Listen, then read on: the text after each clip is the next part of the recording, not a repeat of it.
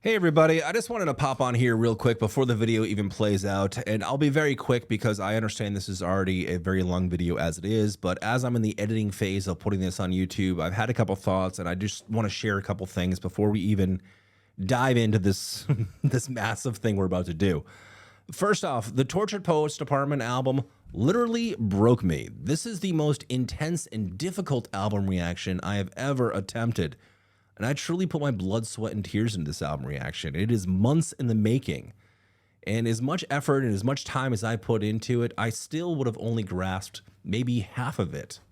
But luckily, we've got a great community around here. A great group of people that took time out of their day to not only leave comments on videos, but to also send me personalized messages, to send me lists, to send me Word documents, to send me actual audio files. A lot of that is highlighted on this video we're about to get into in a second, and you'll see a lot of it. But I just wanted to say thank you. You all know who you are. Thank you so much for taking time out of your day to help me understand the magnitude and the gravity of this album. Because without you, a lot of it would have gone over my head. The second thing I want to say is, even though this is a long-ass video, it's literally only half of the video. This video doesn't even include the anthology. The anthology is another 5 hours, and maybe I'll get around to editing that for YouTube at some point, but who knows how long that'll take. But it is on Patreon if you want to check it out, along with the Eras Tour.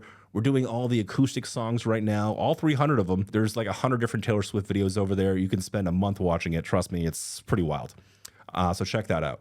Also, if you do enjoy this content, if you do enjoy this video, please do me a favor, like and subscribe. It would mean the world to me. It really helps out the algorithm. I don't post too often on YouTube, so I tend to get buried down in the algorithm pretty often. Like, subscribe, do all that stuff. Share this video with friends or whoever you think might like it. It would mean the world to me. Anyway, what do you say we just get right on into it? And this is the Tortured Poets Department album reaction.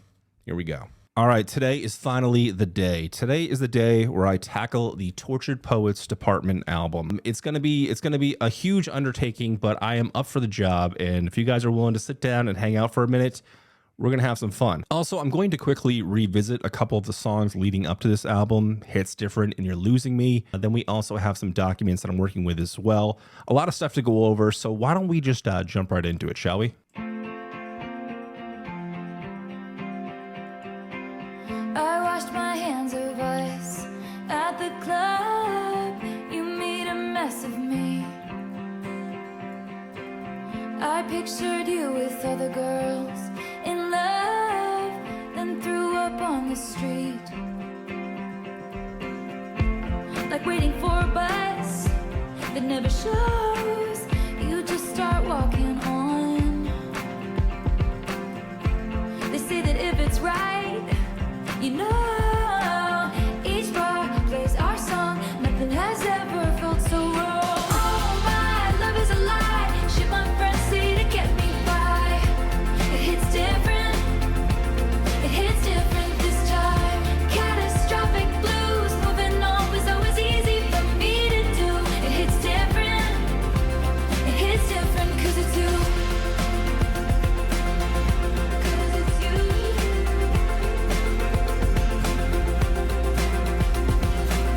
I used to switch out these cans.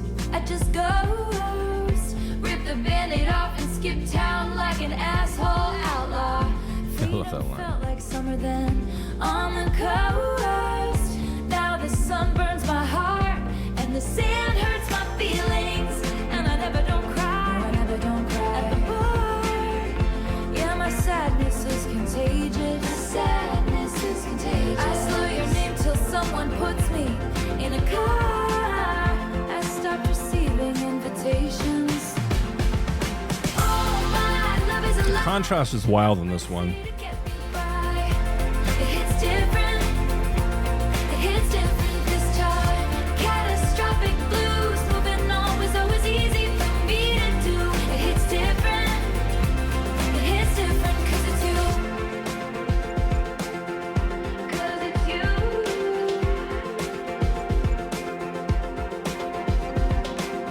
I find the artifacts cried over. I had cursed the space that I needed. I trace the evidence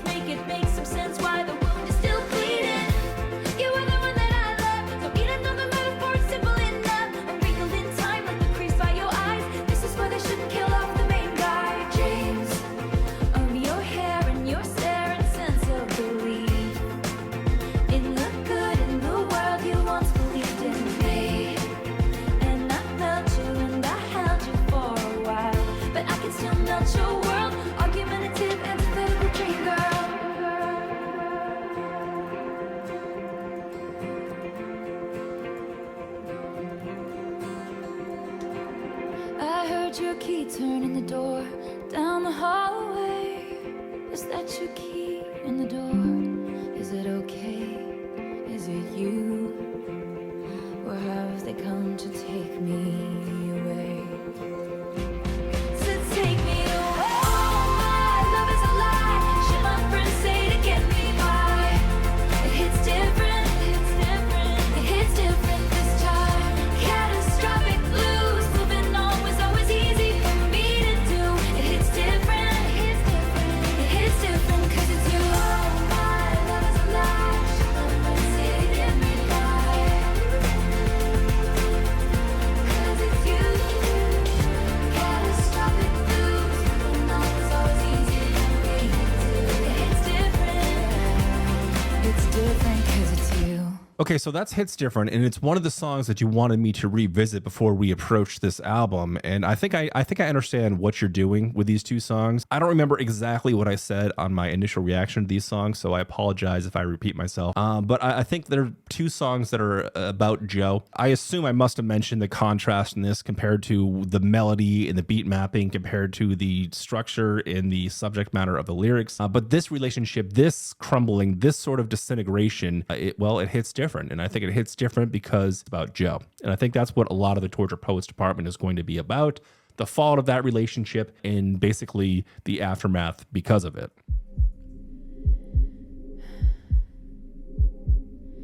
You say I don't understand, and I say I know you don't.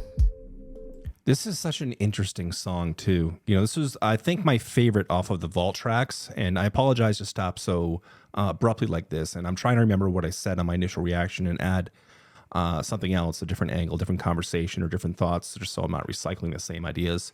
But one thing that definitely immediately comes to mind after hearing this song a couple times, and like I said, one of my favorite tracks off of the extended versions, is the use of space, the use of atmospheric construction. You know, this song starts off and it's such an intimate and private sort of setting, you know. She's no stranger to having minimalistic music that feels larger than life through soundscapes and, creative panning and some interesting sound design. But the way this just starts off with that breath and that almost heartbeat, and just that not only the texture of her voice, but just how it's so...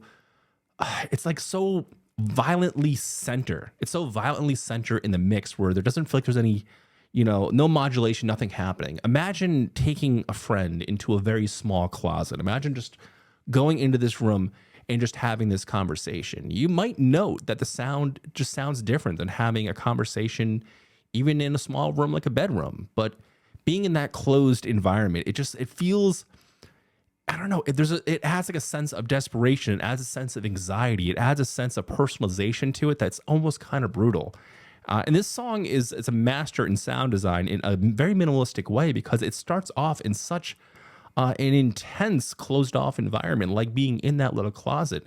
And we're fed like baby birds. We're fed little trinkets and little bits of soundscape and little bits of atmosphere that kind of widens right back up, just for it to stop again, and for that stop, you're losing me, with the undertone of the modulation, the voice kind of layering, which just kind of adds like, I don't know, like it's almost like she's circling in her own mind. I'm going to let it play out and you can just kind of hear it for yourself. But hopefully I didn't say that in the first reaction, because that's like the thing I think about the most from a sound perspective on this song. And then the lyrics are just something else, but we'll get to that in a second. We thought a cure would come through in time, now I fear it won't. See what I mean? Deeply personal, but build us. Remember looking at this room, we loved it 'cause of the light. Now I just sit in the dark and wonder if it's time. And our sense of relief. Do I throw out everything we built or keep it? I'm getting tired even for a phoenix, always rising from the ashes. Yeah, she's done. She's done. You might just have dealt the final blow. In despair. Stop. You're losing me. Everything is dropped. Just that modulation and layering. You're losing me. Stop. can't find a pulse. My heart won't start anymore for you. And when it comes back in, it's almost overwhelming. 'Cause you're losing me.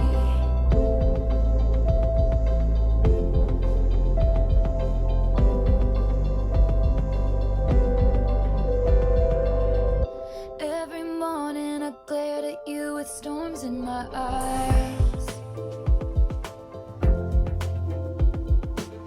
How can you say that you love someone you can't tell is dying? The cinematics are beautiful in this. I sent you signals and bit my nails down to the quick.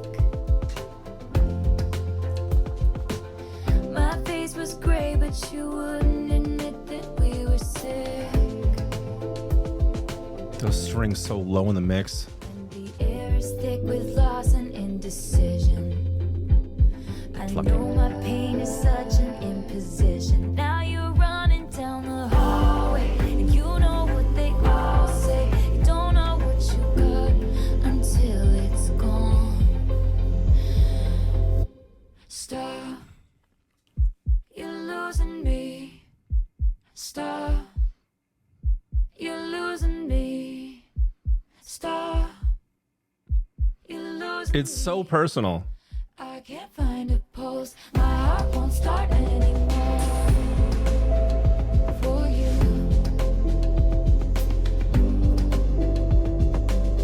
'Cause you're losing me. 'Cause you're losing me. Stop. 'Cause you're losing me. My heart won't start because you're losing me. My heart won't start because you're losing me. How long could we be a sad song till we were too far gone to bring back to life? I gave you all my best beats, my endless empathy, and all I did was bleed as I tried to be the bravest soldier, fighting in only your army. Front lines, don't you ignore me. I'm the best thing at this party. And I wouldn't marry me either.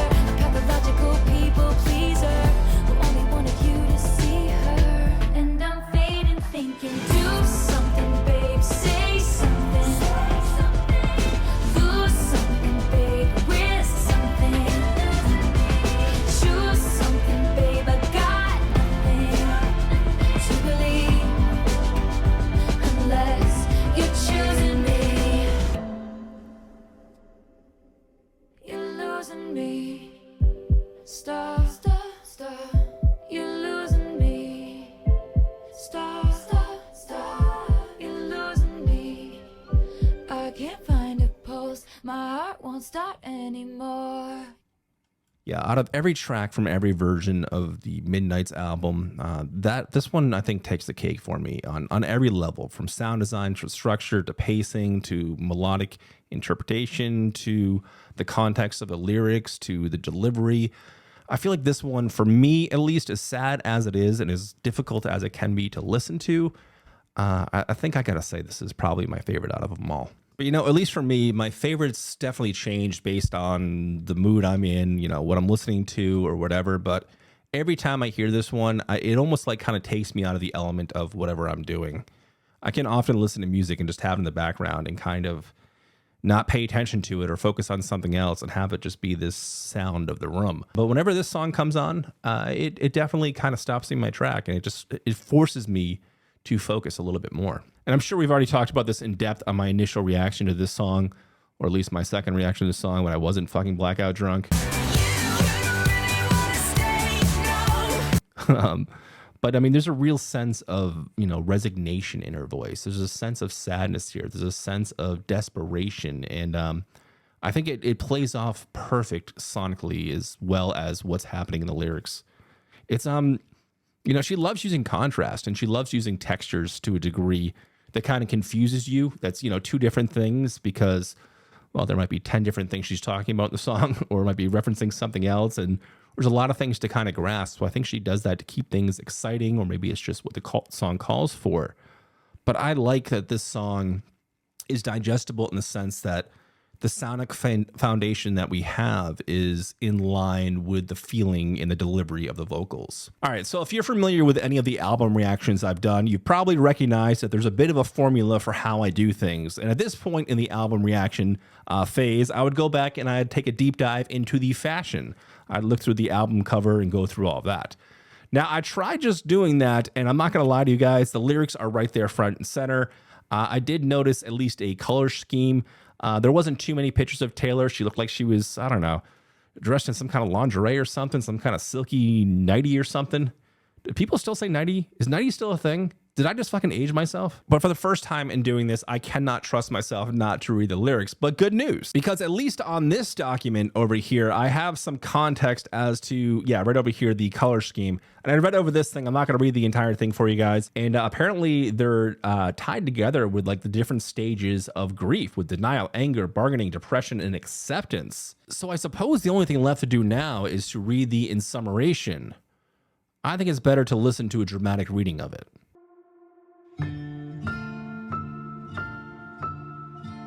In summation, at this hearing, I stand before my fellow members of the Tortured Poets Department with a summary of my findings, a debrief, a detailed rewinding for the purpose of warring for the sake of reminding. As you might all unfortunately recall, I had been struck with a case of a restricted humanity, which explains my plea here today of temporary insanity. You see, the pendulum swings. Oh, the chaos it brings leads the caged beast to do the most curious things. Lovers spend years denying what's ill-fated, resentment rotting away. Galaxies we created, stars placed and glued meticulously by hand next to the ceiling fan, tried wishing on comets, tried dimming the shine, tried to orbit his planet. Some stars never align. And in one conversation, I tore down the whole sky spring, sprung forth with dazzling freedom hues. Then a crash from the skylight bursting through something old, something hallowed, who told me he could be brand new. And so I was out of the oven and into the microwave, out of the slammer and into a tidal wave. How gallant to save the Empress from her gilded tower, swinging a sword he could barely lift. But loneliness struck at that fateful hour, low-hanging fruit on his wine-stained lips. He never even scratched the surface of me. None of them did. In summation, it was not a love affair. I screamed while bringing my fists to my coffee-ringed desk. It was a mutual manic phase. It was self-harm. It was house and then cardiac arrest. A smirk creeps onto this poet's face because it's the worst men that I write best. And so I enter into evidence. My tarnished coat of arms, my muses, acquired like bruises, my talismans and charms, the tick, tick, tick of love bombs, my veins of pitch black ink, all's fair in love and poetry. Sincerely, the chairman of the Tortured Poets Department.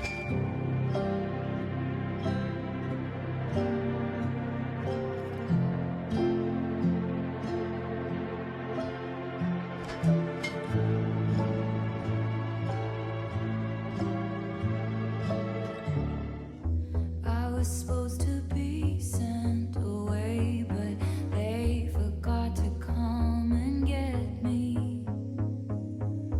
I was a functioning alcoholic till nobody noticed my new aesthetic. All of this to say, I hope you're okay, but you're the reason. And no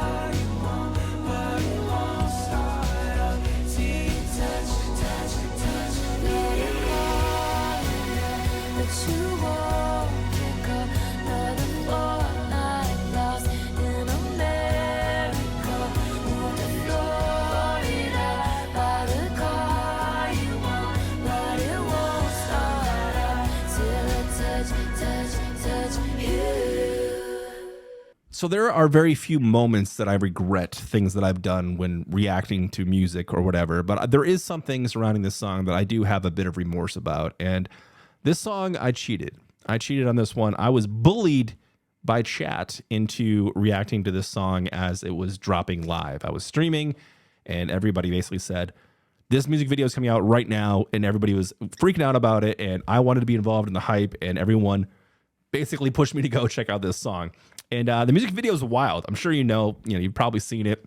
I don't remember exactly what I said about this song. I'm sure there's a couple key lyrics that I probably picked up on, maybe talked about some of the sound design, but I'm sure mostly what I was talking about at the time must have been the aesthetics of the music video and the face tattoos and like the washed out whites and all of those sort of things. I don't remember exactly what I said, but now having had a little bit more time with this song and focusing more on the lyrics and focusing a bit more on the sound and just overall just absorbing it in the way that I like to absorb things by myself, I feel like some of my opinions possibly may have changed. All right, so let's get this out of the way right away. I believe this is probably about her passionate relationship with Matt Healy. And I understand this is a controversial topic, and there's a lot of things that happen around this relationship. And personally, I believe some of the fans took things a little too far by signing petitions to get her to break up with him and all of that. I understand, like, I don't like the guy much either, but I mean, this is her life. She can kind of do whatever the hell she wants. And who knows what their relationship was like behind closed doors? What exactly was it about this guy that was doing it for Taylor? And why was he doing it and Joe wasn't? There must be something else. I'm sure there's deeper context and there's more meaning to all of this. Maybe we'll never know. Maybe it'll be explained on this album. But for whatever reason, she had a connection with Matt. And this song talks about the fiery nature of that, the intensity of it. As brief as this relationship was, fortnight, just a couple weeks, there are some lasting impressions. And to me, it kind of reads like, it kind of reads like coping to a degree. Let's kind of go through some of this. So she talks about being a functioning alcoholic till nobody noticed it was her new aesthetic, and they say it was because of this person.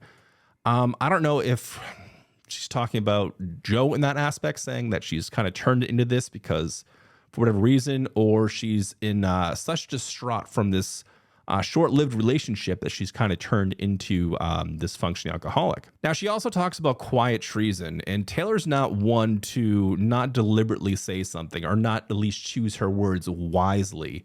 And I wonder what she means by quiet treason. The thing is, too, as short as this relationship was, like just a couple weeks, they were friends for a while, I think. I think they were friends for years before, and they had some sort of at least friendly relationship that developed into what this was for the past couple weeks. That has obviously had a major impact on her. And now that the relationship is over, she's fantasizing about him moving on and, seeing him with a new wife, and her fantasize about just killing his new wife. And so there's like some jealousy, there's some resentment.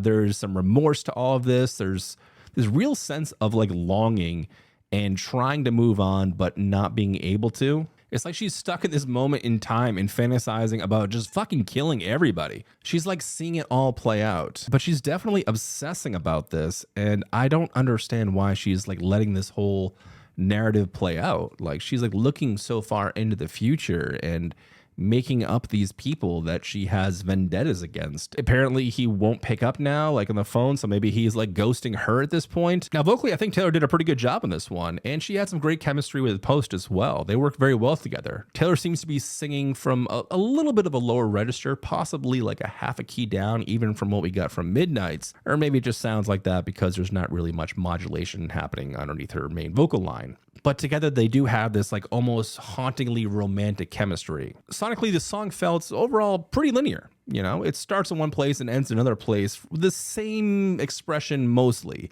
And I gotta wonder if that's by design. Lyrically, it feels like she's stuck in this same place. She's stuck in this circling thought, this building of worlds, this seeing the future play out, in full circle. So I wonder if sonically it follows that tempo for that reason. Overall, I don't know. Honestly, I'm not sure how I feel about this one. And I remember feeling this way when I first heard this song for the first time. It's okay, I suppose. She's telling a story that I don't quite understand just as of yet.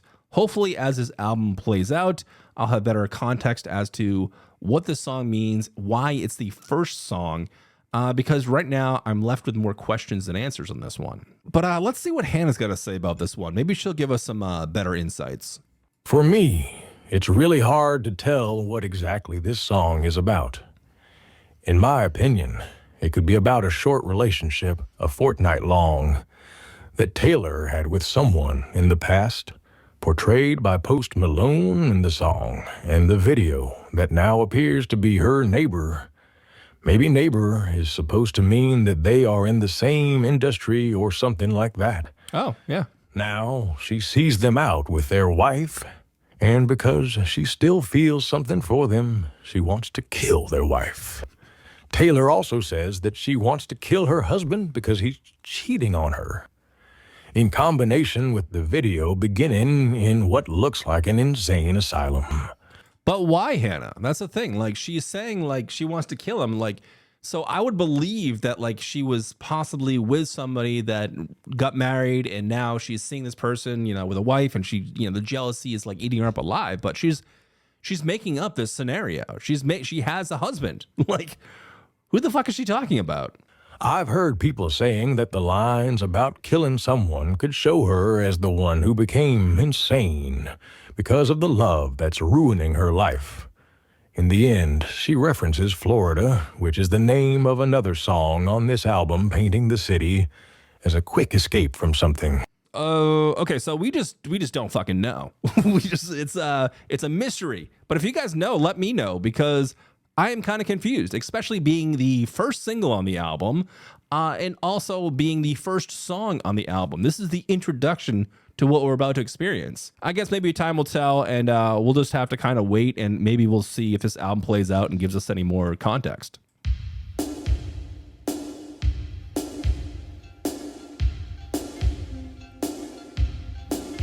First time was a great time. Second time was a blast. Third time I fell in love. Now I hope it lasts. Okay, similar beat structure, but maybe this goes somewhere else.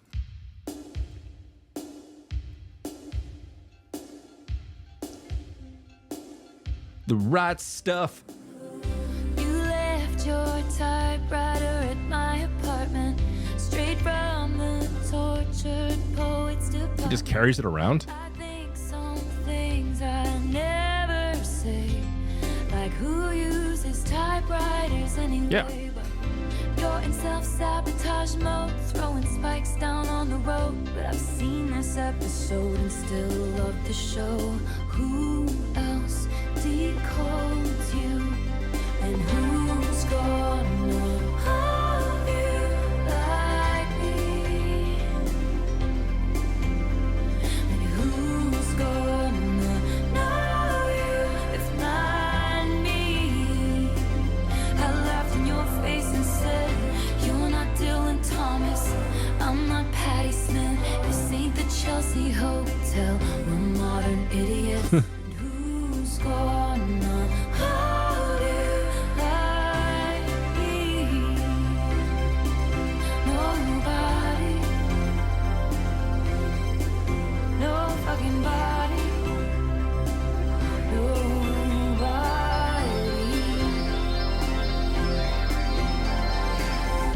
You smoked then, ate 7 bars of chocolate. Relatable. Charlie Puth should be a bigger artist. Debatable. I scratch your head, you fall asleep like a tattooed golden retriever. But you awaken with dread, pounding nails in your head. But I've read this one where you come undone. I chose this cyclone with you. And who's gonna hold you like me? Who's gonna hold you? And who's gonna know you like me? I laughed in your face and said, you're not Dylan Thomas, I'm not Patti Smith, this ain't the Chelsea Chelsea hotel. We're modern idiots, and who's gonna hold you like me? Who's gonna hold your body? Nobody.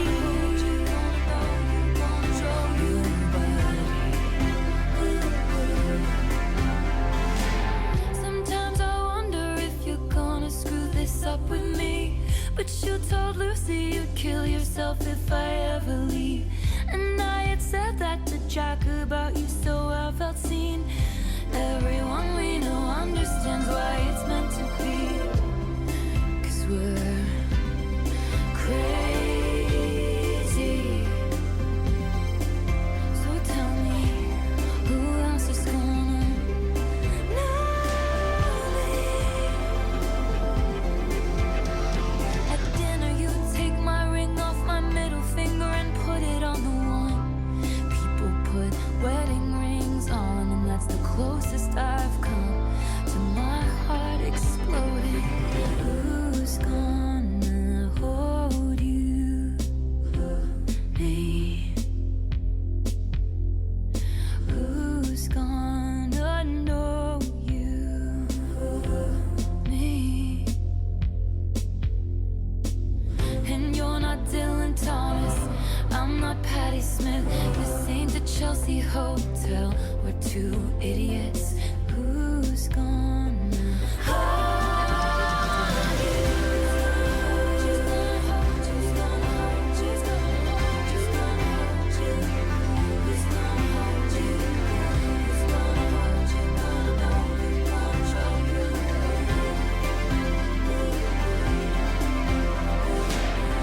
You left your typewriter in my apartment, straight from the tortured poets department. Who else decodes you?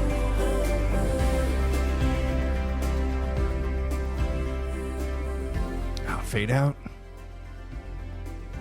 Okay, first off, who just carries around a typewriter with them? What sort of hipster bullshit is that? And then just leaves it at her apartment. I mean, it's kind of an eyesore. Whenever like one thing is out of place in our entire house, like anything, even like my personal bathroom, if it's not set up the exact way that my wife wants it, or something is slightly skewed, it changes. She just fixes it. But I mean, she's in charge of decorating. I'm in charge of nothing. But whatever, I've made peace with that. But I'm just saying, like, if I was to come home with like a gaudy fucking typewriter and put it down on the kitchen table and be like, this is now a thing, it just wouldn't fly. So I don't know. Like, it's kind of it's a weird move, and I can see why Taylor's fixated on it. We all have cell phones. Use your cell phones. Use the Note app. Carrying around a typewriter should be the biggest red flag of her career. And I like that Taylor's thinking the same thing that I'm thinking, but she won't say it. It's a huge red flag. Yeah, I'm definitely leaning towards this being a Joe song and not a Matt song, because she talks about self-sabotage, and she talks about being in this experiencing and even seeing this episode, but still wanting to relive it. So it tells me that this is something that's been going on for a while, and a direct, situation she's just, very familiar with. So as we move on and the foundation is crumbling here, and she sees the writing on the wall, she's wondering, what is the next person going to be that's going to be the next main person in your life? What is that going to be like? I think we've all felt this. I know that I have, after getting out of a long-term relationship and just thinking like, what are your experiences going to be like moving forward? Maybe it's ego, maybe it's something else, but you think that like, who else is going to love you like I ever could have loved you and share these moments with you? And she kind of expresses it right here, in her own special way. Who else is going to decode you? Who else is going to hold you? Who's going to really truly know you? I think these are things that we all, revolve around and think. And then as the song moves on, I'm not really familiar with most of these people. Like there's some names here, and I don't know who the fuck they are. Oh, here we go. Dylan Thomas is a Welsh poet and writer, and he lived in 1914 through 1953. All right, it's a random ass reference. I'm not familiar with any of his work. Patti Smith, an American singer, songwriter, poet, painter, and author, born in 1946. Wait, I know Patti Smith. Because the night belongs to lovers. Love me some Patti Smith. So then she also mentions the Chelsea Hotel, and this is a very famous hotel out in New York, and it's housed some very famous political musicians, artists, like all sorts of very famous people, but it's not without controversy. You know, the lead singer of the Sex Pistols possibly may have killed his girlfriend in that hotel. She like somehow got stabbed in the stomach, and then he OD'd the next day in that hotel. There's been some suicides there. One lady cut off her hand and like jumped out the window, like crazy stuff. It was known as like a no holds bar kind of place, like a place where artists and people could go to, and they'd have like crazy orgies and like do all these drugs. There was like no rules at all at the hotel. So obviously some people died, some crazy stuff happened. And as of right now, it's known as one of the most haunted places in America. And I had to watch this entire video, so I'm going to make you watch at least a clip of it, because if I had to, you have to see some of it too. These are some totally legit ghost hunters, and they're at the Chelsea Hotel. No, we don't have to. I feel what you mean now. Oh, this feels gross. It's creepy as f***. Something happened in here. Hello? Are there any spirits here? Hello? Out there, we believe in you. We just need you to communicate with us. Make yourself known. Did you die in this hotel? Bro. Listen, we hear all the little noises you make, so just give us something big and make yourself apparent. At this point, you're just wasting time. We know you're here. Give me a sign. Yeah, that was a fun rabbit hole. But moving back on topic, I think what she's saying here and reiterating is that she knows this person at a very deep level. She's saying, you're not this famous poet, and I'm not this, you know, inspiring rock star that wrote this awesome song, and we're not in this glamorous place right now. We're just us, which obviously leads me to believe it's somebody that she knows at a fundamental level. She then moves on to talk about some personal details about things that they've done together, and just reminiscing about how, you know, these moments would be different with somebody else. And they're fairly mundane, you know, smoking and eating too much chocolate. I've been there. Talking about Charlie Puth. He's all right, I guess. There's nothing wrong with him. I don't know. But the little things like scratching his head to help him fall asleep and all that stuff. As the song continues, it appears she's becoming a little frustrated. At least that's kind of how I take it. She's not saying like, who's going to do this? But she's like, who's going to do it better than me kind of thing. Like nobody fucking will. Now, as the song continues, it definitely takes a darker turn towards some emotional manipulation. This did not sit well with me. She wonders if this guy is going to finally give into all these self-destructive tendencies, if he's going to do something that is so irredeemable that's going to destroy the relationship. And the next line is the one that got me. But you told Lucy you'd kill yourself if I ever leave. The first question I have is, who the fuck is Lucy? Where did she come from? And how is she involved in all of this? Has Lucy ever been mentioned before? And secondly, this is some evil emotional manipulation. Like, I get this guy is not talking directly to Taylor, but obviously Lucy told Taylor about this situation, so something tells me that it would probably get back to her. It's just like emotionally strangling. Like, how long did she stay in this relationship just because she was worried for this guy's life? This is something like I've read up on and I've seen quite a bit, you know, people threatening to kill themselves if they ever leave or whatever. And it's like, it's such a bullshit thing to do. And it's like, it's evil emotional manipulation on every fucking level. And there also does seem to be some other manipulative things happening as well. Like this line here, at dinner, you take my ring off my middle finger and put it on the one people put wedding rings on. And that's the closest I've come to my heart exploding. So possibly this guy was just teasing the idea of marriage as well to string her along even further. So I gotta believe this is a Joe song and not a Matt song. And if I'm correct on this theory, then it kind of spins Joe in a completely different way for me. In the past, I've had a mostly positive impression from this guy. I mean, Taylor writes some pretty nice songs about the guy, and obviously there is some issues, especially with mental health and whatnot, but he wasn't trying to actively take something from her. He wasn't trying to milk her celebrity status to help upbuild his. He was kind of a shut-in, and I resonate with that. But it appears there's more to this relationship, and I think manipulation has a huge factor in it. Now, vocally, I enjoyed Taylor's delivery. It was fairly measured, but it was definitely witty. It's this contrast of sad and sarcastic, but it's perfectly balanced. Her delivery is almost so balanced no matter what she's saying. I wonder if it's supposed to portray some sort of numbness or fog over the situation. And sonically, the melody and beat mapping feels like it's a mile away. It's all broken apart, and it feels like it's cut into a million pieces, and it's just floating away in the distance. But there is some underlying warmth to all this. Those arpeggiated melodies do create some great atmosphere, and give like this sense of calm, I guess. Let's see what Hannah's got to say about this one. In this song, Taylor talks to someone who seems to be very important to her. They both said to their friends that they would kill themselves if the other one would leave them. She describes their relationship as unique, saying, "And who's gonna hold you like me?" Wait a second. They were both saying that to friends? I didn't get that. I only got that he was saying it. That kind of puts a different spin on it. Vertical bar, nobody. Oh, at least the vertical At the bars are same back. time, she calls them modern idiots, stating that they are not Dylan Thomas and Patti Smith, both significant poets for their times. Taylor also clarifies that this ain't the Chelsea Hotel, potentially meaning that they are not legendary like the hotel is, but modern idiots.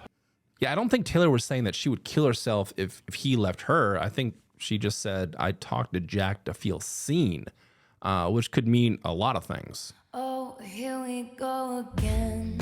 The voices in his head called the rain to end our days of wild. The sickest army doll purchased at the mall. Rivulets to send my plastic smile. But you should have seen him when he first got me. My boy only breaks his favorite toys. Toys. Oh, I'm queen of sand castles he destroys. Oh, 'cause it did too right. Puzzle pieces in the dead of night. Should've known it was a matter of time. My boy only breaks his favorite toys.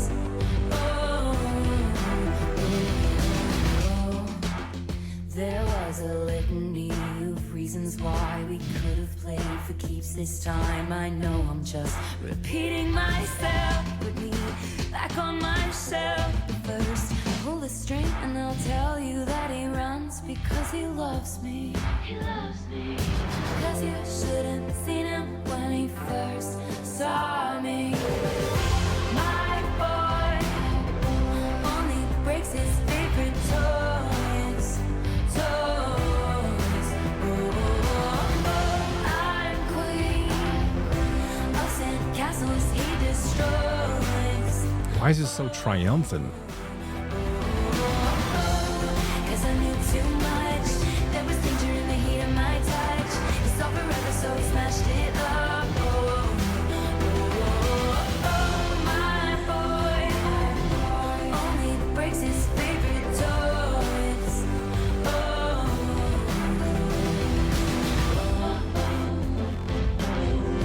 Once I fix me, he's gonna miss me. Once I fix me, he's gonna miss me. Just say when I play again, he was my best friend. Down at the Sandlot, I felt more when we played pretend than with all the cans. 'Cause he took me out of my box, stole my tortured heart, left all these broken parts, told me I'm better off. But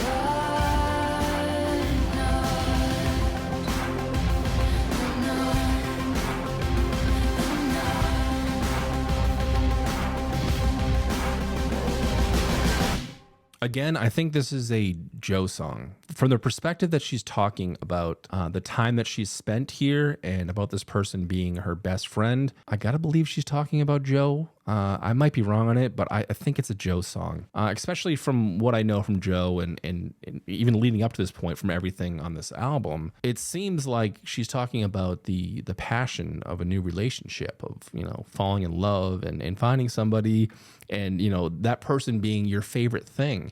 And the metaphor of being a toy and his favorite toy is short-lived because he eventually breaks his favorite things. Again, I'm leaning towards Joe because we know that he does have some self-destructive behaviors, and it seems like he's kind of tearing her down with him. You know, she's kind of coping the entire way through. You know, she's saying like, he still loves me, and she's wondering if she puts herself back together and makes herself, you know, even prettier than before. Can she be this pretty thing in a box that is brand new?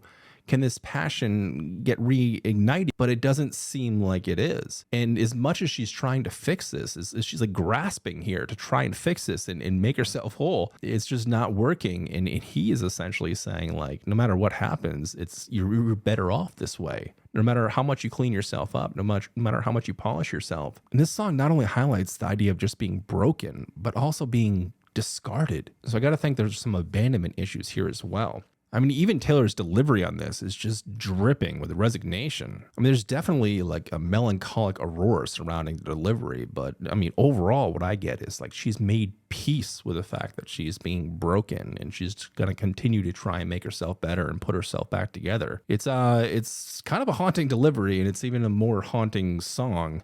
But the layering at least is fantastic. And sonically, at least this one feels a bit snappier. The beat mapping is right there front and center. It feels like there's some real momentum on this track, and the melodies are soaring and everything feels so triumphant. But the bass line is what you got to look for. It is menacing. It's hinting at that greater meaning of the song. So far, I would say this is my favorite track, but let's see what Hannah's got to say. In terms of melody and sound, this is one of my favorite songs on the album. Mine Taylor too. tells the story of being broken by someone after they had been playing with her as if she was a toy. In the beginning, it sounds like she has been through that a couple of times. Here we go again. Right. And like the person she's talking about might suffer from depression or something similar. The voices in his head vertical bar called the rain to end our days of wild. Taylor tells the listener that they should have seen him vertical bar when he first saw me. She also seems to have told the story multiple times now and just repeats herself, explaining that he runs vertical bar because he loves me. The end of the song is even sadder than the whole topic itself. It seems like the guy she had been talking about finally left her and told her she would be better off. But she even says she'd play again. So that it muted there for a second. He said that the guy finally left her and she'd be better off. Summarizes their story by saying he took me out of my box, which reminds me of the next song where she compares her relationship to being abducted by an alien and then dropped off where she was before. What? Yeah, I agree, Hannah. There's a real sense of abandonment on this track.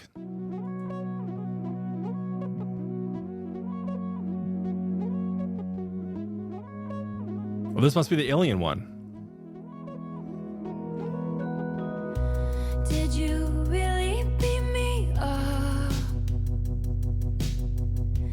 in a cloud of sparkling dust just to do experiments on? Tell me I was the chosen one. Showed me that this world is bigger than us, then sent me back where I came from.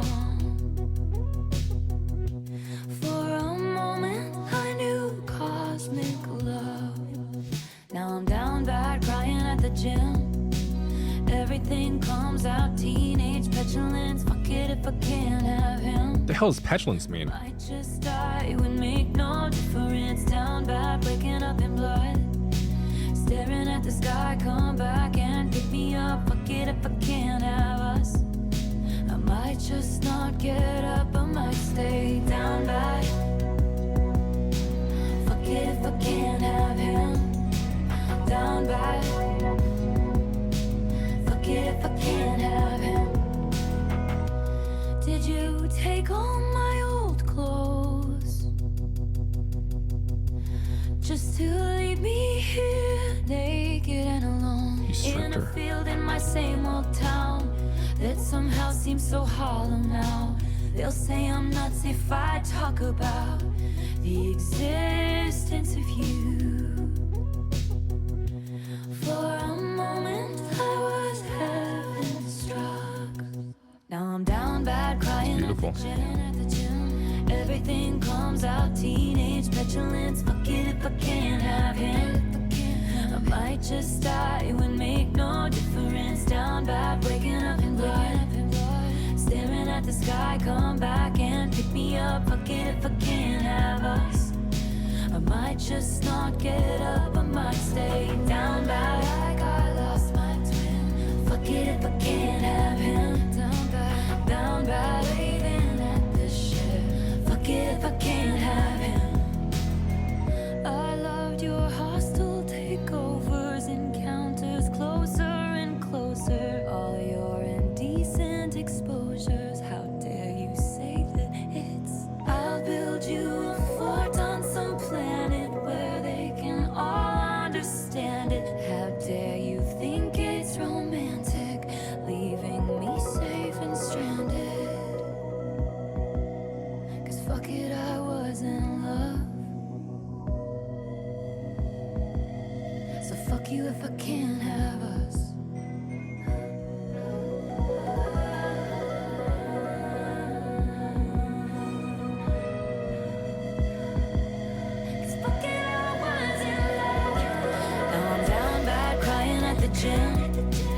Everything comes out, teenage petulance. Fuck it if I can't have him. I might just die, it would make no difference. Down bad, waking up in blood. Staring at the sky, come back and pick me up. Fuck it if I can't have us. I might just not get up, I might stay down bad. Like I lost my twin. Fuck it if I can't have him. Down bad, waving at the ship. Fuck it if I can't have him. Like I lost my twin. Fuck it if I can't have him. Down bad, waving at the ship. Fuck it if I can't have him.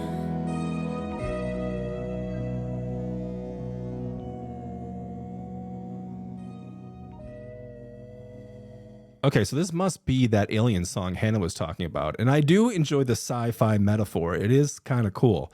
But I guess at its core, it's kind of a sad song, or it is a sad song, because she's talking about somebody that had such a dramatic impact on her and then left her stripped with nothing. Again, leaning into that abandonment angle. So possibly, I might have been wrong about some of the previous songs where I thought they were Joe songs, because abandonment does seem to be a real issue here. Have you guys ever heard the term love bomb? I was kind of new to it. I don't know I think it's always been a thing, but we now have a term for it. And I was talking to somebody, and they were telling me about how they were love bombed and almost joined a cult. It's kind of crazy. And I didn't understand what love bomb meant. And I asked him, I said, well, what does this mean? And it's just kind of exactly what it sounds like. You know, they give you all these compliments. They make you feel so welcome, and they make you feel so invited. They make it seem like you should have always been there. And they make it seem like they have such a grasp on who you are. And you just, I don't know, like psychologically, our brains just kind of go with it because so much positive things are coming our way. And at the end of the day, if they do abandon you, or if they do change directions or whatever, it's incredibly painful. Long story short, he got out because apparently it was a church, but he described it like as like a cult kind of church, which is kind of wild because it's pretty close to me. I might go check it out. I'm not gonna join a cult or anything. I don't think. Maybe I will. But yeah, I do enjoy the sci-fi angle of this, and it makes sense because when I was checking out her merch store, she had like this shirt with a UFO on it. I'm like, why is there a UFO in there? What the hell is going on there? I should have bought that one. Lyrically, there also seems to be some real determination here. Like she's so convinced that like this person might be the right person that she's willing to fight for this person. And if she can't have him, she's just going to give everything up, and she might just never leave a room again. She's really she's down bad. She's in a really bad place. And it almost even hints at some angles of self-harm. And again, she shares some very personal details of her crying at the gym. I can't imagine that. Can you imagine crying at the gym? That's just like it's such an odd thing. I can't imagine just like pumping iron, you know, getting swollen shit and then just like busting out crying. But it's so telling because it's probably the last thing you think about doing at a gym. And it's probably the last thing you want to do, especially if there's other people around, and being vulnerable and like just being in that state when you're already in a vulnerable state. It's It says so much with saying so little, and I think it's a great, little pivot in a metaphorically driven song. And I think Taylor's delivery was overall raw. She has these inflections that are layered upon her voice that just really convey this sense of like destruction. It really just feels like natural heartbreak. And sonically, it's dreamy, but it's also disorientating. That modulating synth that's going in and out of pitch, it definitely lies in with the sci-fi themes, and it just feels almost kind of eerie. According to the charts, this song seems to be a fan favorite. Taylor compares a relationship to an alien abduction. I could see how this one would be a favorite, even from like a sonic point of view. Like, she's very rhythmic in her vocal approach, and it's like more of a bop than everything I've heard so far. It feels less linear, as in like one faded kind of fog over everything, which I think is what she's trying to accomplish here, that like she's like coming out of a fog, or I'm sure it kind of comes to fruition at some point in the album. So I probably shouldn't speculate too much on that. But everything so far has seemed kind of like monotoned down. It seems like it's been just brought down a little bit. And I think this one at least has more rhythmic elements to it. So I could see why people would like it, at least from that perspective. But let's let her finish. The alien showed her how big the world actually is and what beautiful things are out there before putting her back where she came from. She continues to wish for them to pick her up again, but they don't. And so she stays down bad and decides that now that she can't have him, she might as well just never get up again. It's funny that like she mentions this as a metaphor as well. There's some of my favorite abduction stories is like when people say they were abducted and it was almost like a religious experience and they felt no fear and it was just like euphoria, and they knew that they should have been scared. They knew that they should have like, at least been like more aware of what was happening around them, but they couldn't help but get out of like this like euphoric feeling. It comes up a lot in abduction stories. So it's kind of cool that she incorporated that, because I think like a lot of times like the modern alien stories you hear about, it's like somebody being abducted and somebody shoving something up their butt and being probed and whatnot. And like, that's that. But like, there's so many like beautiful alien abduction stories. She also says that this experience was so crazy that no one even believes her when she talks about their existence. They'll say, which kind of leads me to believe that like, again, more of a Matt thing, because there was a lot of pushback with Matt, It was like the people stuff I was reading online with the petitions and like people saying, no, Taylor, he's wrong for you and all that stuff. And you're crazy to think that this could work. And I'm nuts if I talk about the existence of you. Her lyric, how dare you to think it's romantic vertical bar leaving me safe and stranded, contradicts her song, New Romantics, from 1,989 inches, where she says, please leave me stranded, vertical bar, it's so romantic. This song also ends with waving at the ship, which here probably means a fictional spaceship. But it also connects this song to the next. Maybe not. Maybe Taylor had an experience. Maybe she's an abductee. In So Long, London, she references a sinking ship in the bridge representing a breaking relationship. Oh, okay. All right. So there is some thematic things tying together. And I guess I would tend to, agree. Like, it started off very confusing with Fortnite, and I'm still a little confused as to who she's talking about or what relationship is starting or what one's ending, and if she's going back in time or if this whole thing is linear. But it does seem to be at least connected, which is kind of cool. The waving off, the saying goodbye after and everything, I don't know. I guess maybe it will tie to the next one. We'll have to wait and see. But we'll, I think it was more of her like accepting the fact that it was gone, like it was her acceptance. And if it goes back into that color scheme that you were sharing with me, Hannah, with, regret, denial, and acceptance and all that stuff, it might be part of that. Oh, the next one is track 5. Wait, hold on a second. Let me really check here and make sure. Yeah, So Long London is actually track 5. Oh man, that was embarrassing, the Midnight's album reaction. Okay, So Long London. She's got that song London Boy. Okay, it's got to connect. London Boy and So Long London have definitely better. They have to connect. What was that? What was that? No, let's find the song. I gotta watch this ridiculous video. Okay, so this is not my first rodeo. The next song is track 5. I know what that means. All right, I've been around the block a couple times. Also, the song is called So Long London, which well, leads me to believe that it ties to London Boy. So maybe I'm a masochist. Maybe I just want to see how it fits together, but we're going to listen to London Boy.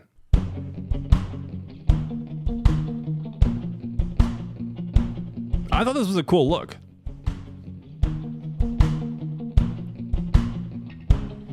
I love my hometown as much as Motown. I love SoCal. And you know I love Springsteen, faded blue jeans, Tennessee whiskey. But something happened, I heard him laughing. I saw the dimples first and then I heard the accent. They say home is where the heart is, but that's not where mine lives. You know I love a London boy. I enjoy walking Camden Market in the afternoon. He likes my American smile like a child when I eyes me. Darling, I fancy you. Took me back to Highgate, met all of his best mates. So I guess all the rumors are true. You know I love a London boy. Boy, I fancy you. Ooh. And now I love high tea, stories from uni and the West End.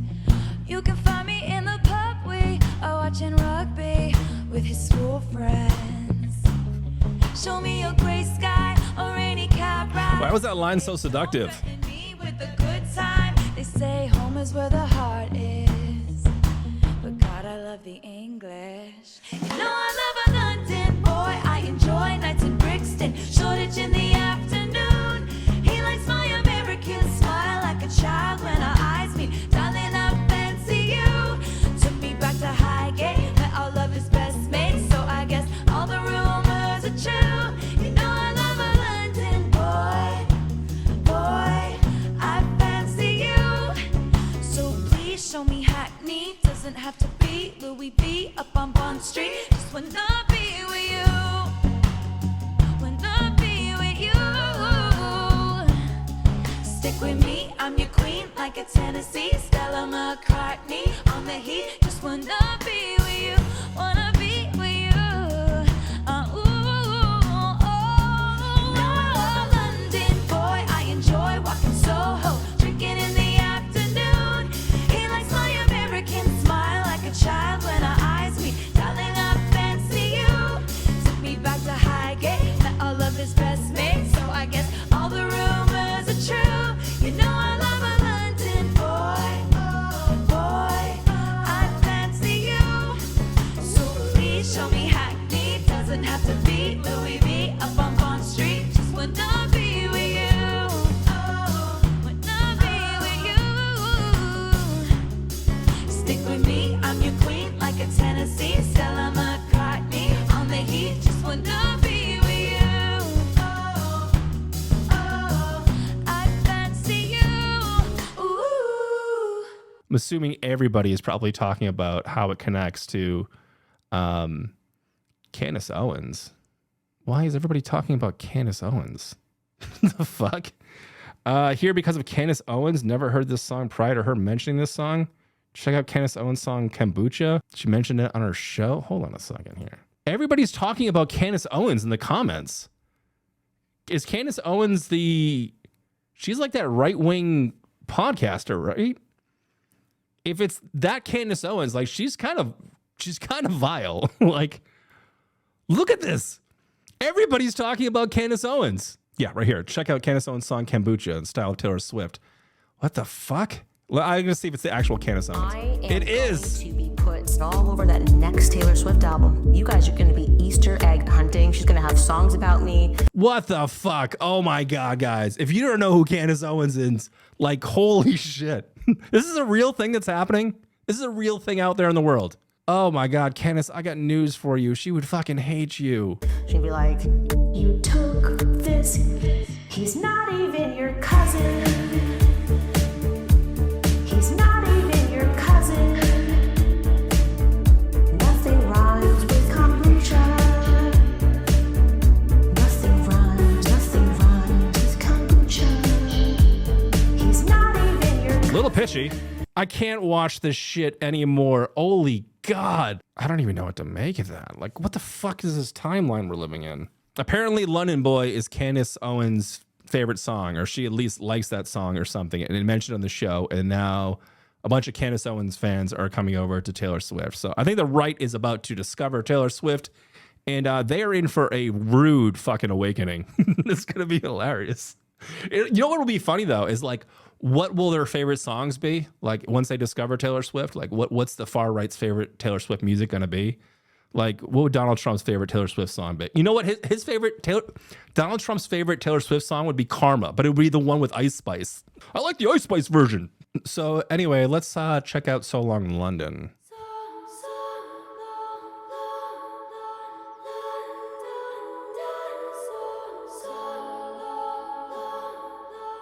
It's operatic.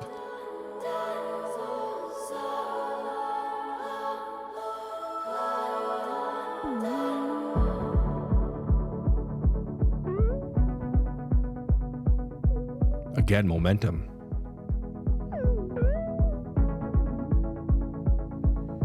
I saw in my mind fairy lights through the mist. I kept calm and carried the weight of the rift. Pulled him in tighter each time he was drifting away. My spine split from carrying us up the hill. Wet through my clothes, weary bones caught the chill. I stopped trying to make him laugh, stopped trying to drill the safe. Thinking, how much sad did you think I had? Did you think I had in me? Oh, the tragedy. So long, London. You find someone.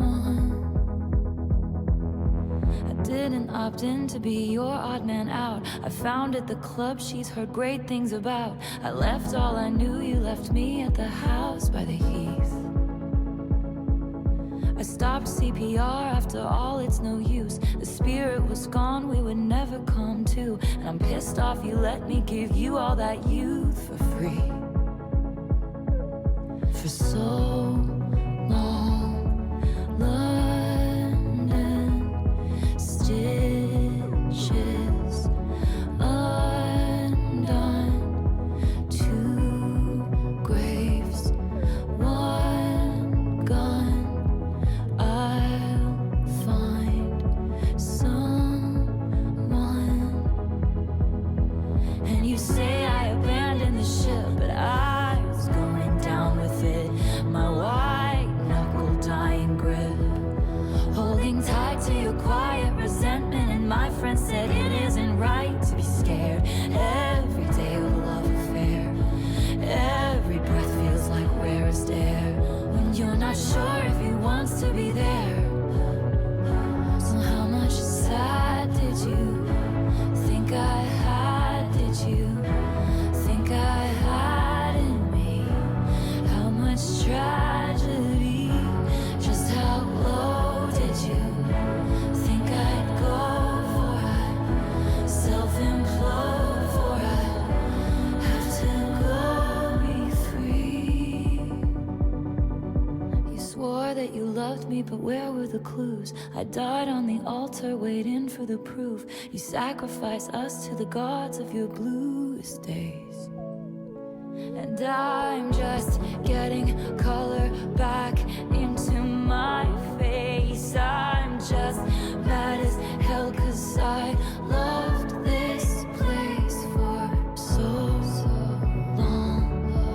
London had a good run, a moment of war size, but I'm not the one. So long, London, stitches undone, 2 graves, 1 gun. You'll find someone.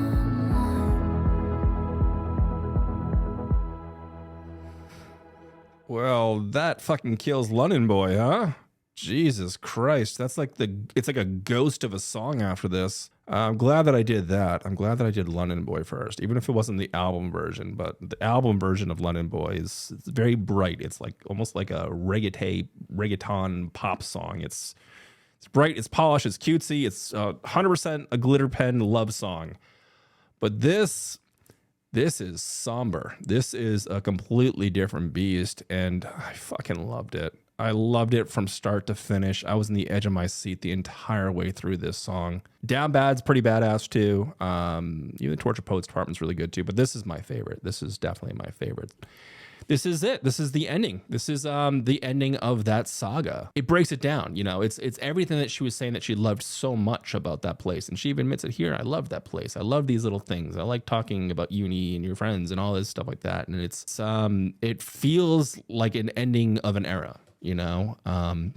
But it doesn't just feel like sad for the sake of being sad and a relationship being over. It kind of explains where we've led up to, you know, why we're here. You know, it's 2 graves, it's 1 gun. You would have fucking taken her down. But this is it, man. She's spent, and this is a goodbye love letter to everything that she loved so much. And as much as I think she'd love to continue this relationship and continue, you know, where they were. This glass that used to hold water, there's too many cracks, it's leaking. There's nothing left. They've stopped trying to care. This line here, I stopped CPR after all, it's no use. You know, it's not denial.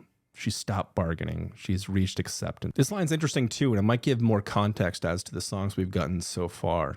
And it says, and you say, I abandoned the ship, but I was going down with it. My white knuckles dying grip, holding tight to your quiet resentment. Yeah, so I mean, there's been themes of abandonment through some of these songs. I've mentioned it several times. So I think Taylor, supposedly the relationship ended, you know, on good terms for the most part. Like they both decided it was a bad thing. There's no point in doing CPR in the relationship anymore. It has just reached the ending of its life cycle because I don't think either of them want to give up on each other. Maybe there's just a certain level of comfortability, but I think that they both realize that it's too far. It's too far beyond repair. You know, resentment is seeped in. You know, and once you get resentment, there's just no fixing it. You know, once you start resenting your partner, fuck, man, I don't think I've ever or know anybody that's ever been in a relationship with somebody that they have resented and it's survived. Do you? Do you know anybody? Has that ever happened to you? Like true resentment, resenting them, and somehow it's surviving. I think that's just something it lives within you. You know, you don't come back from that. How much sad did you think I had? Did you think I had it in me? How much tragedy? Just how low did you think I could go before I would self-implode? You know, this has always been like the thing that's kind of rocked me. You know, it's one of those things like with people with depression. We're worried that our depression is going to rub off on somebody, and it is a choice that people make to when they're dating or married to somebody with this thing. That, you know, some of it does rub off on them. You know, everybody's empathetic to a certain degree, and it like your mood just like, you know, just rubs off on other people. And everybody I know with depression, myself included, our biggest fear is that we're going to drag somebody down with us. Nobody with depression wants to take anybody down with us. Like we don't wish that upon anybody. And this is the thing you often worry about is like eventually like your partner is just going to be like, I can't do it anymore. I can't, your cloud has been following me for too long and I need to get out of the rain. You know, that moment that like so many of us are terrified about. I think it was more than that. I think that she made peace with being with somebody that was like that. I think she made peace with standing in the rain with him. I think there was too many other things. There were too many outside factors and resentment and things like that it just pushed it over the edge.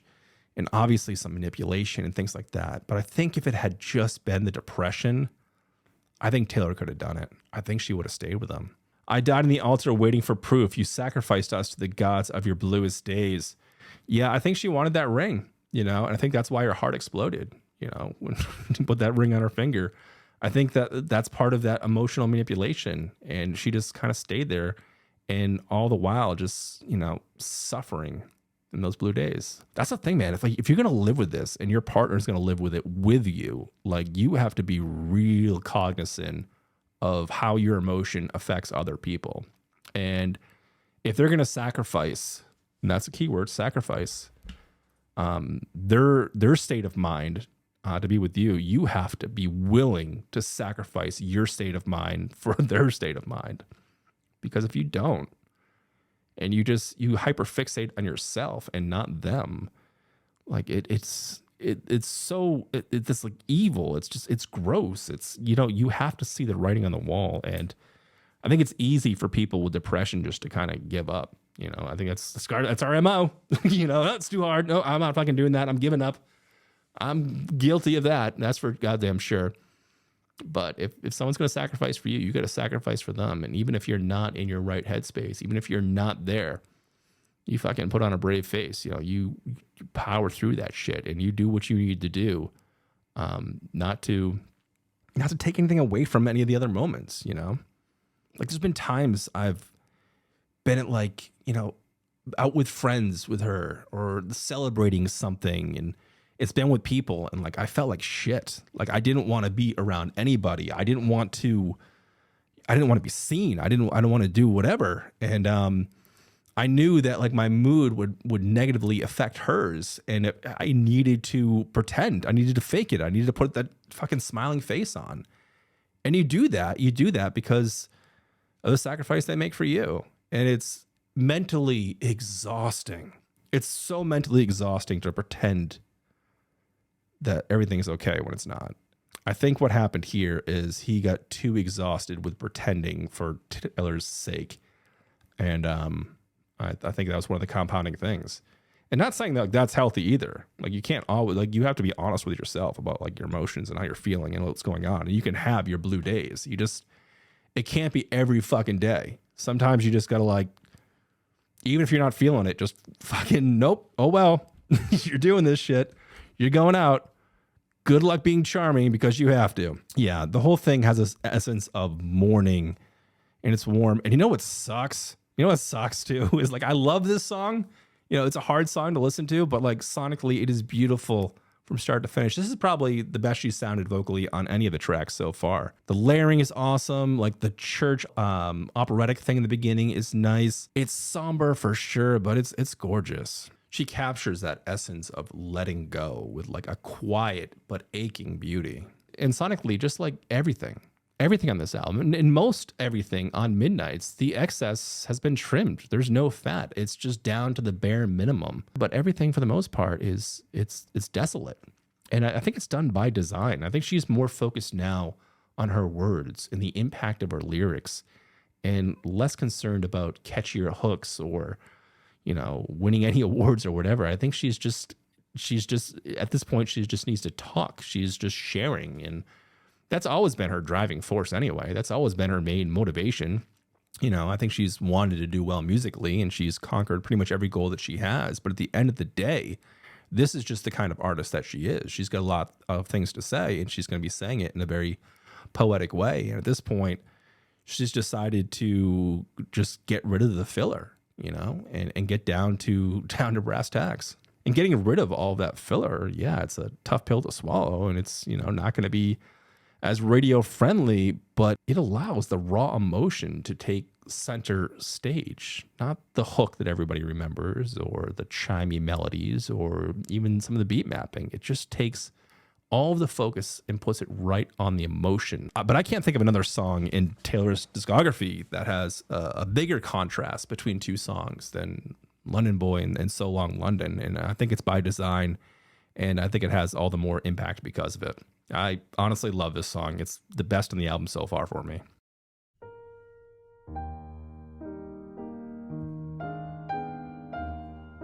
What you just said is one of the most insanely idiotic things I have ever heard. At no point in your rambling, incoherent response were you even close to anything that could be considered a rational thought. Everyone in this room is now dumber for having listened to it. I award you no points, and may God have mercy on your soul. Man, I was so cocky coming into this album reaction. I thought, I got my finger on the pulse. I know what's going on. I understand the lore. I've reacted to all the albums. I've seen the Eras tour. I know the history.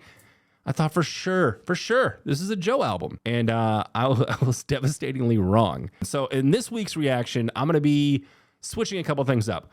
First thing on the docket is no more AI, at least for this week. I thought it was kind of funny for a bit, but now it's becoming a little annoying. But the good news is we have some people in the community that actually recorded some audio files for me, and they're just going to tell me in their own voice what they think of each song, and we'll go that way. Now, the second thing I'm changing is, since this is such a dense album and there's a lot of lore to this and a lot of underlying themes and references that go back and forth, I've asked the community to share some other songs that might correlate to the song I'm about to react to.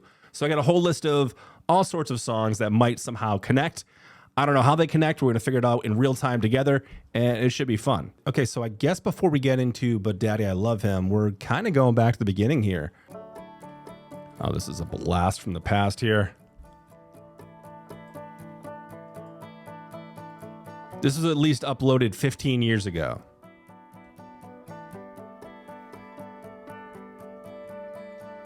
We were both young when I first saw you. I close my eyes and the flashback starts. I'm standing there It started off so innocent.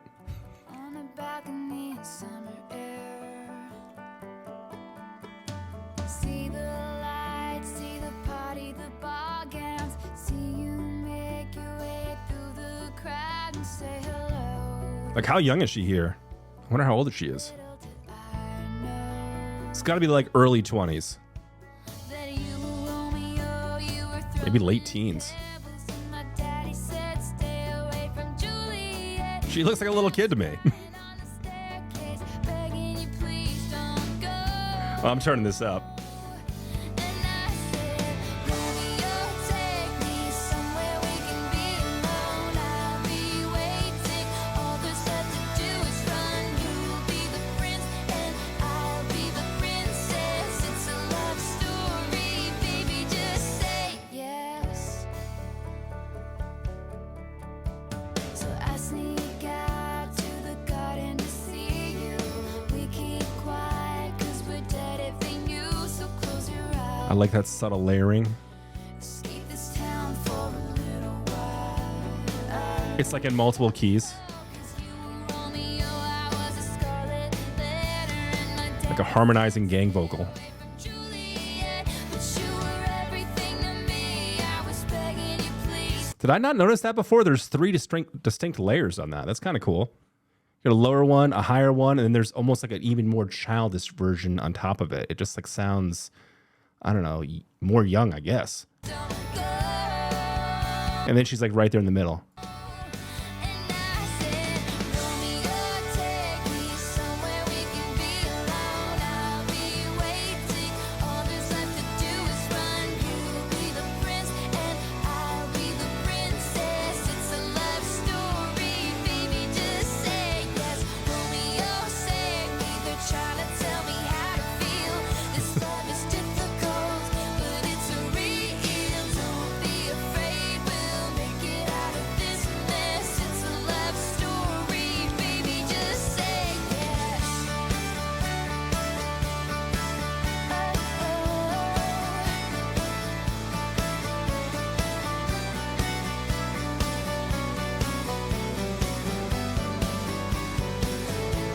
Beautiful run. Wondering if you were ever coming around. My faith in you was fading. When I met you on the outskirts of town, and I said, Romeo, That is a deep V. I've been feeling so alone. I keep waiting. You don't get much deeper than that. You never come. Is this in Start the showing belly button.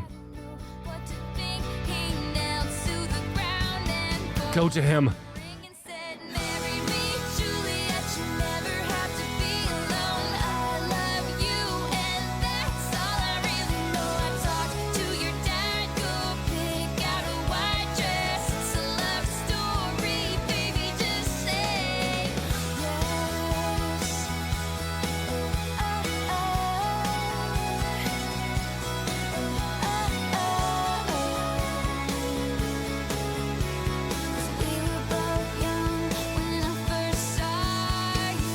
Okay, so this is interesting, going into previous work without having any idea about how they connect or whatever. But yeah, I think charming is the best way to kind of describe her performance in this.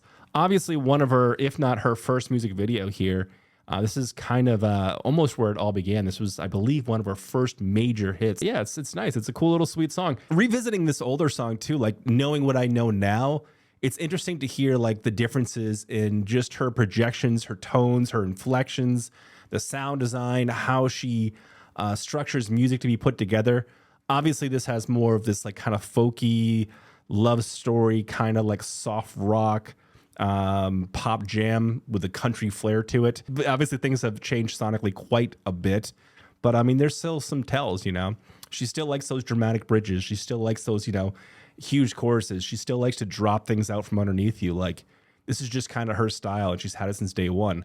Yeah, the sound design has changed and some of the structures changed, but some of those basic elements of what excites her about music are still obviously evident in her music that she's releasing today. All right, get ready for a bit of a sonic shift here, because we're switching gears with the next song that somehow connects together with Book Daddy I Love Him. And it's kind of making me a little confused. Let's check it out.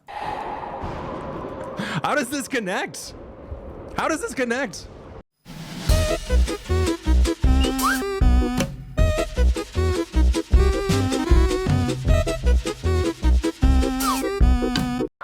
It is such a badass music video. The Reputation era is just so goddamn fun. From sound design to the visuals, to the themes, to how everything all connects, especially like in a video like this with so many Easter eggs and everything. But how these songs are going to connect to the 6th track on this album, I don't know, because in my mind, these two songs couldn't be further apart. Sonically, visually, lyrically, like they are complete abstract ideas. So how it fits in with the next one, I guess we're gonna find out right now. Let's check out the 6th track on the Torture Pose Department, But Daddy I Love Him. I forget how the West was won. I forget if this was ever fun. I just learned these people only raise you to cage you. Sarah's and Hannah's in the Sunday best, clutching their pearls, sighing what a mess. I just learned these people try and save you, cause they hate you. What is she saying? To hire a horse for a simple girl to rise above it. They slammed the door on my whole world, the one thing I wanted. Now I'm running with my dress unbuttoned, screaming, but daddy I love him. I'm having his baby. No, I'm not, but you should. What the fuck? See your faces. I'm turning to Flora through the fences. No, I'm not coming to my senses. I know he's crazy, but he's the one I want. Dutiful daughter, all my plans were laid. Tendrils tucked into a woven braid. Growing Tendrils? up precocious sometimes means not growing up at all. He was chaos, he was revelry. Bedroom eyes like a remedy. Soon enough, the elders had convened down at the city hall. Stay away from her. The saboteurs protested too much. Lord knows the words we never heard. Just screeching tires of true love. And I'm running with my dress unbuttoned, screaming, but daddy I love him. I'm having his baby. No, I'm not, but you should see your faces. I'm telling it to Flora through the fences. No, I'm not coming to my senses. I know he's crazy, but he's the one I want. I'll tell you something right now. I'd rather burn my whole life down than listen to one more second of all this bitching and moaning. I'll tell you something about my good name. It's mine alone to disgrace. Okay. Cater to all these vipers dressed in empire Oh. God save the most judgmental creeps who say they want what's best for me. Sanctimoniously Oh, the layering. I love the background. I'll never see. Thinking it can change the beat. It's almost religious. When he touches me and counteract the chemistry and undo the destiny. You ain't gotta pray for me. In my wild part and on this wild joy.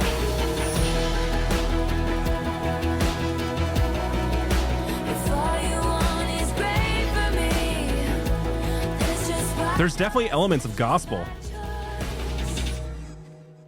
There's a lot of people in town that I bestow upon my fakest smiles. Scandal does funny things to pride, but brings lovers closer. We came back when the heat died down. Went to my parents and they came around. All the wine moms are still holding out, but fuck 'em, it's over. Now I'm dancing in my dress in the sun, and even my daddy just loves him. I'm his lady, and oh my God, you should see her face this time. Doesn't it give some perspective? I know you can't come to the wedding. I know he's crazy, but he's the one I want. I'll tell you something right now. You ain't gotta pray for me. In my wild bar and on this wild joy. Can't see what's revelry. If all you want is great for me, then it's just white noise. It's my choice. What does reveille mean? But daddy, I love him. I'm having his baby. No, I'm not. It's you. Should see your faces. But oh my God, you should see your faces.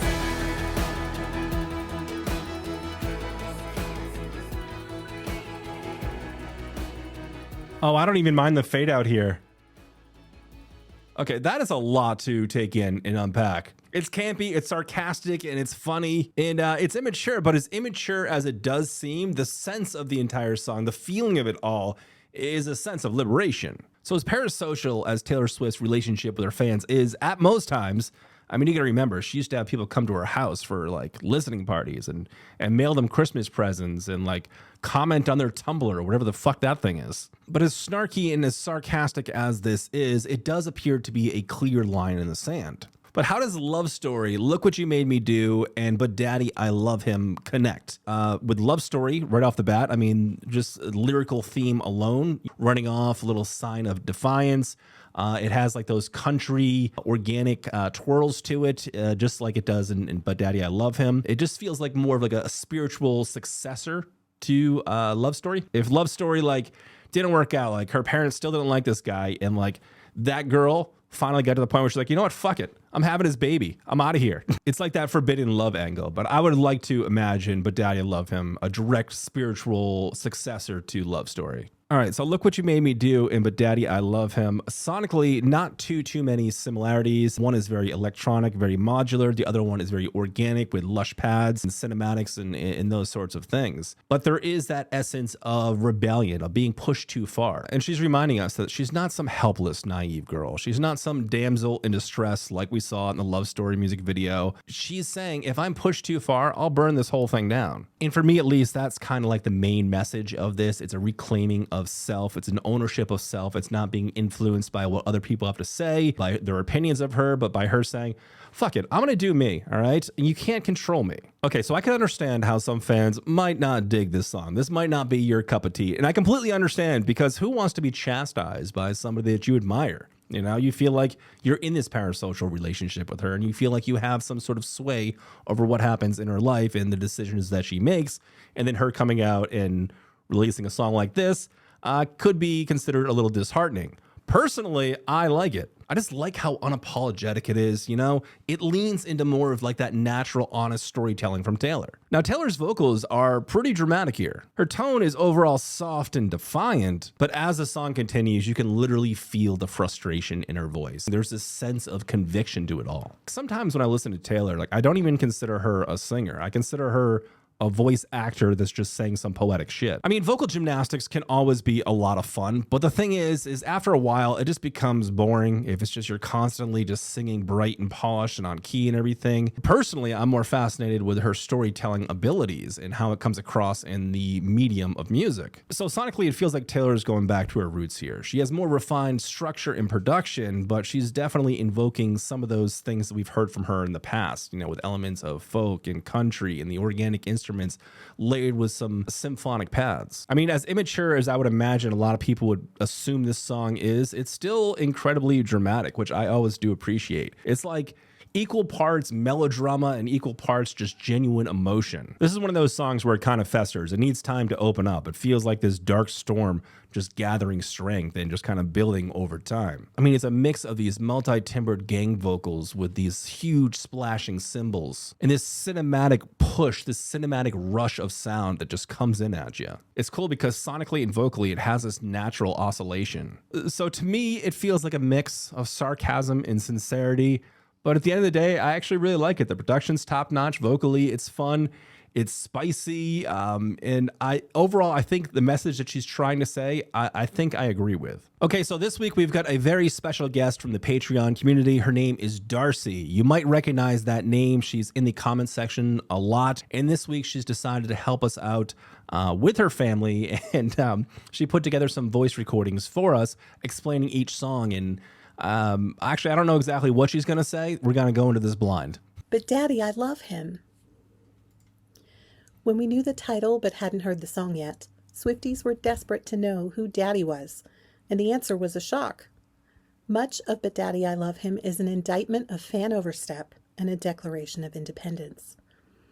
Many fans hated Matty Healy. Some created a petition to pressure her to dump him using phrases such as demonstrate genuine remorse and make amends and contribute positively to society. What? They titled this the Speak Up Now movement. Her use of the word saboteurs here is crucial, as it's speculated that Matty left her in part because of the damage their relationship was doing to her reputation. Lyrically, this song is a grown-up hours from Speak Now, a callback to Taylor's Us Against the World roots. In Love Story, she sings, "My daddy said stay away from Juliet." And more personally in Dear John, "My mother accused me of losing my mind." But in this song, Taylor refutes the idea that the Sarahs and Hannahs in their Sunday best have any right to criticize her choices. Parental concern is to be expected. Fan censure will not be tolerated. Taylor's lyrical subtlety shines in her fury throughout. Lord Knows the Words We Never Heard and Sanctimoniously Performing Soliloquies I'll Never See are just amazing lyrics in parallel because we know she pays attention to her most loyal fans. It's a cutting snub, particularly in relation to the "I'm having his baby" line. I feel that's a nod to the rest of her fans, particularly the reaction people. You may recognize the title as a line from the 1989 film The Little Mermaid, a theme she repeats throughout the album. I did not. Sonically, this feels influenced by her re-recording journey, with hints of her country roots in her debut album. Good point. Unlike her more electronic pop songs, you can picture nearly every element of this song being physically laid down in the studio, from the drums to the various joyful guitar tones. I love the way the chorus soars, especially at the end. You can really feel all of that wild joy. Favorite lyric: "Let me tell you something about my good name. It's mine alone to disgrace." I agree 100%. That's a great lyric. All right, an open letter to Swift from her fans, the hashtag Speak Now. I've heard about this, and Darcy just explained a little bit of it to me, but I don't think I've ever read it, so I'm just going to check it out now. There's an actual hashtag for it. Dear Taylor, as concerned fans, we are writing to express our disappointment regarding recent events. You've been recently seen and have welcomed to your stage Matt Healy, the frontman of the 1975s. He has been involved in acts of controversies that have deeply troubled us. From engaging in racist remarks, making offensive jokes, and admitting to watching degrading porno in which people of color are being humiliated and assaulted. His actions contribute to the perpetration of hate, stereotypes, and objectification, which targets and hurts some people from the Jewish, Black, Chinese, Hawaiian, Inuit, LGBTQ communities, as well as women. All right. While individuals have the right to make their own choices, and from relationships, we believe that it is essential for those in the public eye to take a stand against discrimination and hold themselves and their associates accountable. Okay. Why the fuck are you writing Taylor? Write Matt. Your voice holds tremendous power, and right now your silence is palpable. Racism and anti-Semitism and any form of discrimination have no place in our society. As fans, we believe in the power to inspire positive change, promote inclusivity, and educate others. Staying silent about actions that perpetrate hatred and contribute to systematic oppression undermines the progress that we have made towards equality and understanding. We urge you to reflect on the impact of your own associates' behavior and engage in genuine self-reflection. What? You're telling Taylor Swift to self-reflect? Yeah, that's all she fucking does. She's a goddamn mirror ball. True change requires more than a simple apology. Oh my God. It necessitates a commitment to education, unlearning harmful beliefs, and actively dismantling systems of oppression and that perpetrate racism and discrimination. Open dialogue with communities affected by these actions is crucial. Listen to their experiences, learn from their perspectives, and amplify their voices. Seek guidance from organizations and individuals who have dedicated their lives to contributing or to combating racism and anti-Semitism and other forms of bigotry. We believe in the capacity of growth and transformation by acknowledging this letter, demonstrating genuine remorse, and committing to personal growth and education. You have the opportunity to make amends and contribute positively to society.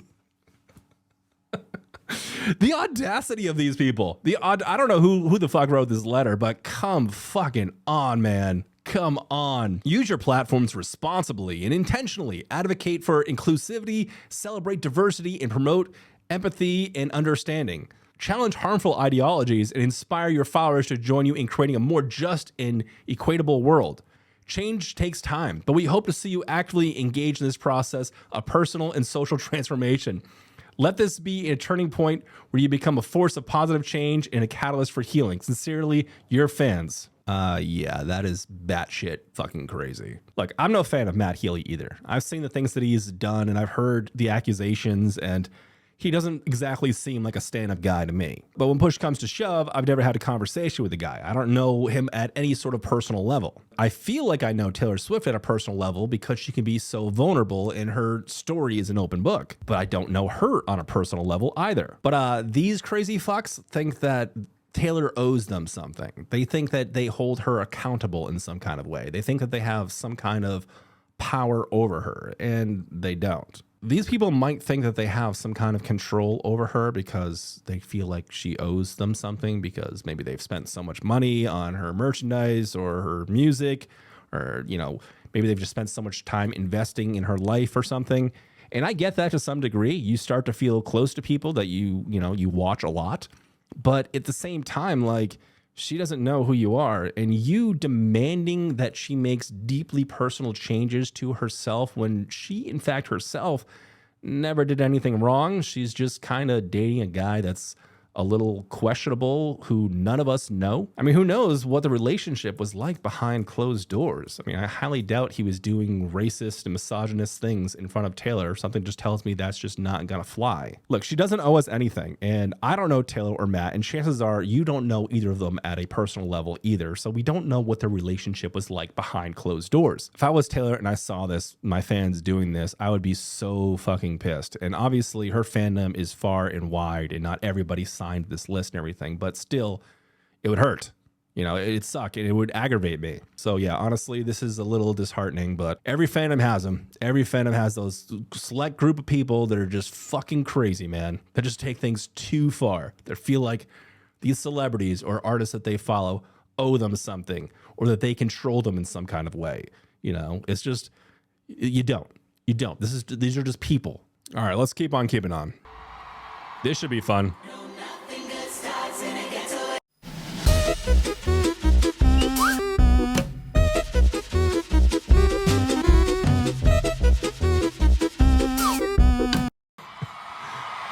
Incredible. I don't know what was wrong with me. I'm sorry. I don't know why I didn't like that song at first. Maybe I think I was reacting to the entire album in one sitting, and I think I did it live. Yeah, sometimes I do things live, like little things will sway my emotions. Like if somebody comes in and starts telling me to do something, if somebody comes in and starts telling me to do something when I'm like super focused on something else, that can put me in a sour mood, and maybe something like that happened when Getaway Car came on, and I was just my palate, my mental palate was just tainted in some kind of way.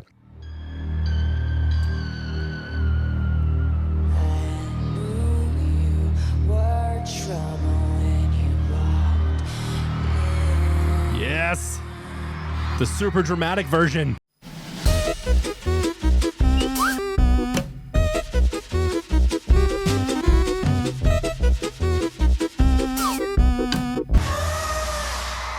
What a fucking era that was. The thing is I've like reacted to I think 300 different Taylor Swift songs at this point, multiple times over, different versions of everything.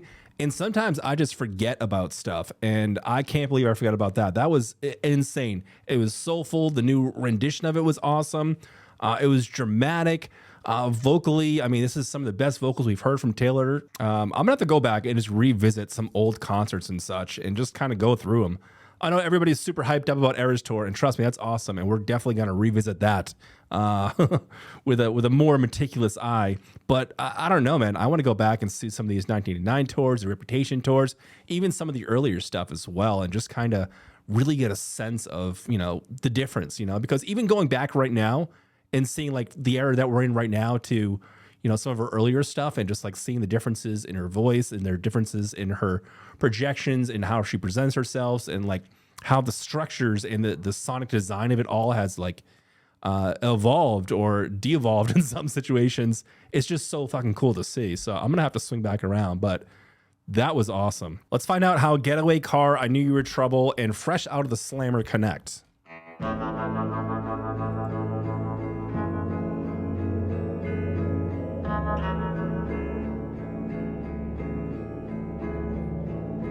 Now, pretty baby, I'm running back home to you.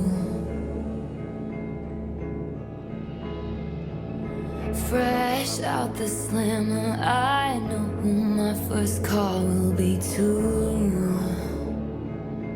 Fresh out the slammer, another summer taking cover, burning thunder. He don't understand me.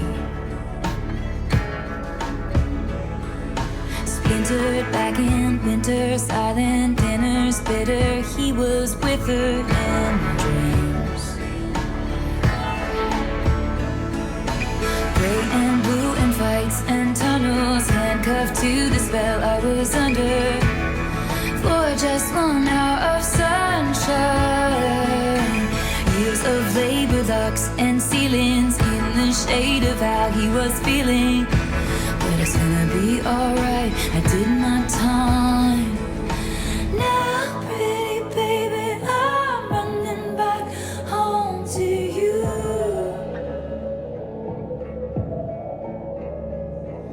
Fresh out the slammer, I know who my first call will be too. Fresh out the slammer, camera flashes, welcome bashes, get the matches, toss the ashes off the ledge. She needed that.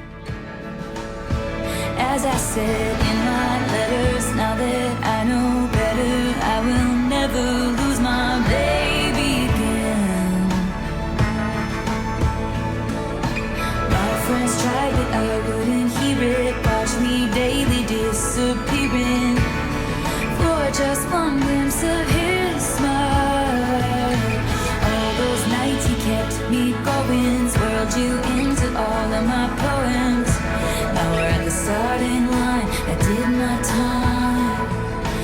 Now, pretty baby, I'm running to the house. We still wait up in that porch like leaves. To the one who says I'm the girl of his American dreams. And no matter what I've done, it wouldn't matter anyway. Ain't no way I'm gonna screw up now that I know what's at stake here. At the park where we used to sit on children's swings, wearing imaginary rings. But it's gonna be alright, I did my time.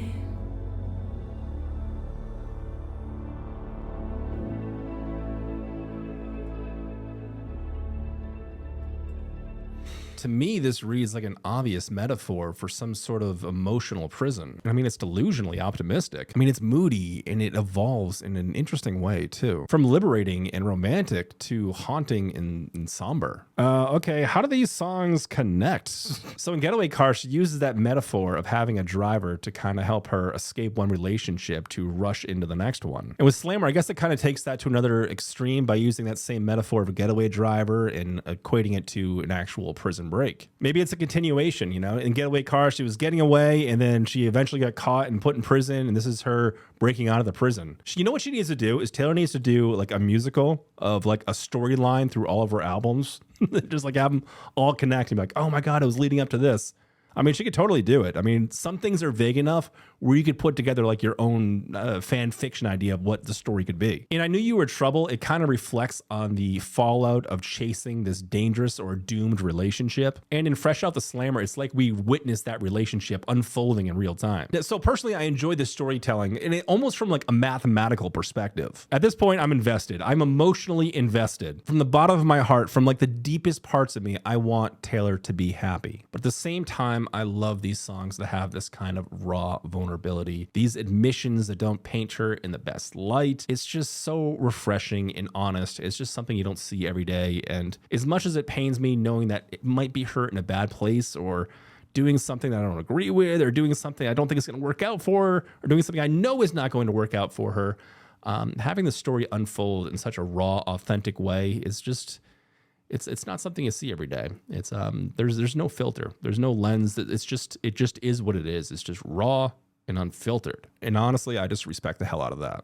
So vocally so far, at least in my opinion, this is one of her more expressive tracks. Taylor's got that moody country twang thing happening, especially in the beginning of this song. And she slowly slips into like this sultry, almost flirty falsetto. It's so sweet and alluring, and it's just showing how intoxicated she is by this whole idea of a new romance. However, as the song progresses, there are subtle cracks of uncertainty. Taylor's voice begins to descend into this hesitant lower register. I mean, you can hear the doubt and realization creeping into her delivery. By the time we get to the end, that flirty, sultry falsetto is just gone. We've reached despair and pain, and it's just fully apparent in her voice. It's fantastic vocally, and again, it's just a great example of some fantastic voice acting. And sonically, this one was fun. It kind of started off with like this country spaghetti western vibe. It even had like these pads underneath that sounded somewhat mechanical or at least digital in some kind of way. So it had like a sci-fi meets spaghetti western kind of thing, which I thought was kind of cool. I'd say it's minimal for the most part, but it's a full-on sonic storybook with changes in tempo and key. Totally aligns with the lyrics and this kind of storytelling nature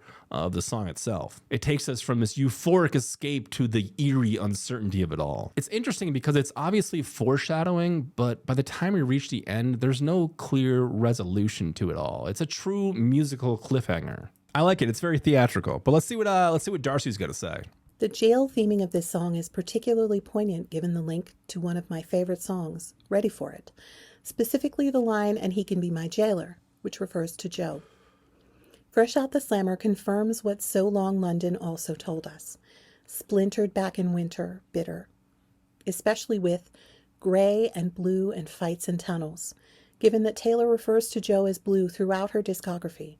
And she told us, "My face was gray, and you're losing me." Oh. Lyrically, this song speaks on her confinement, newfound freedom, and recklessness in a perfect mix. Yeah.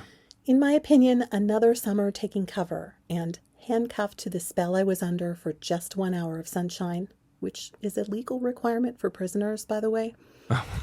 They really highlight their irreconcilable differences. Camera flashes, welcome bashes, get the matches, toss the ashes off the ledge is a thesis statement. And it even hints at the poor choices she alludes to in the prologue. Because don't people who are fresh out the slammer make terrible impulsive decisions? After she did her time, Taylor runs straight into the excitement of wearing imaginary rings. I want to highlight the sad, treacherous slope between the newfound joy of Paris. I'm so in love that I might stop breathing. Drew a map on your bedroom ceiling. To the status quo of Lavender Haze. Staring at the ceiling with you, oh, you never say too much. Ending in the slammer with years of labor, locks and ceilings, in the shade of how he was feeling. Sonically, this song maintains the theme by throwing open the door to a new sound that is both fun and familiar. The incomparable Ali Sheehan says this makes her think of a saloon. Put a pin in that for another listening session. And I have to agree.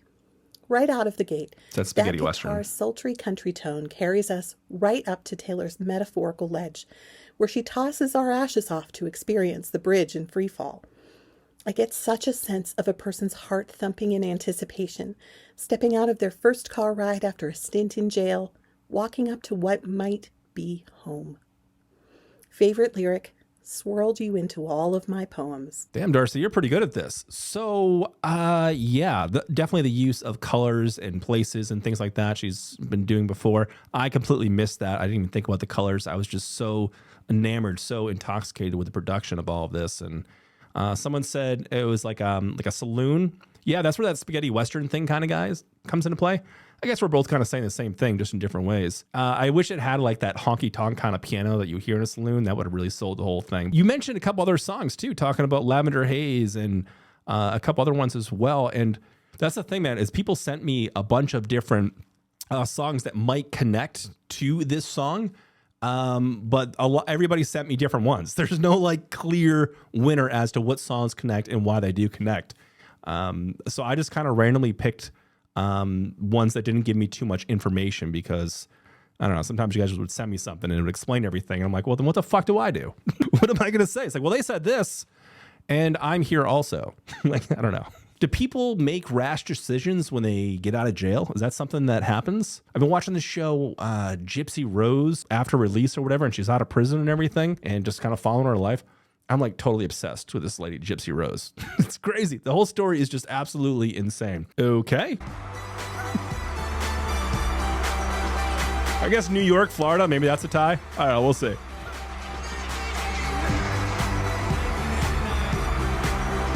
This is from the 1989 World Tour. Okay.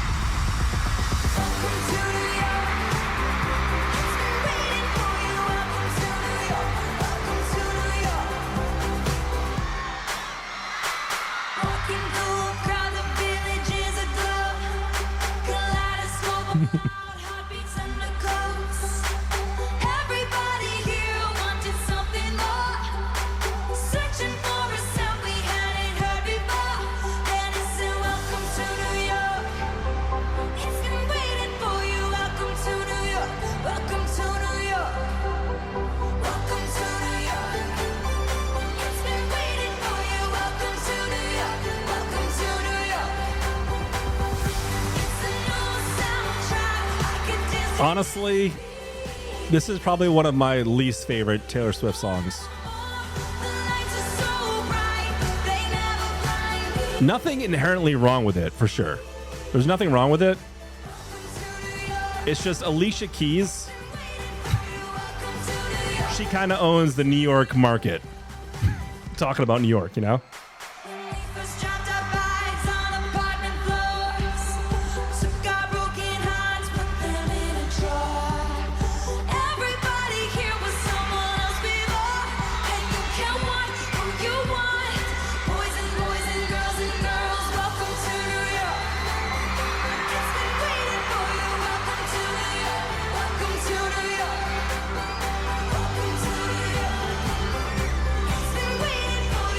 Welcome to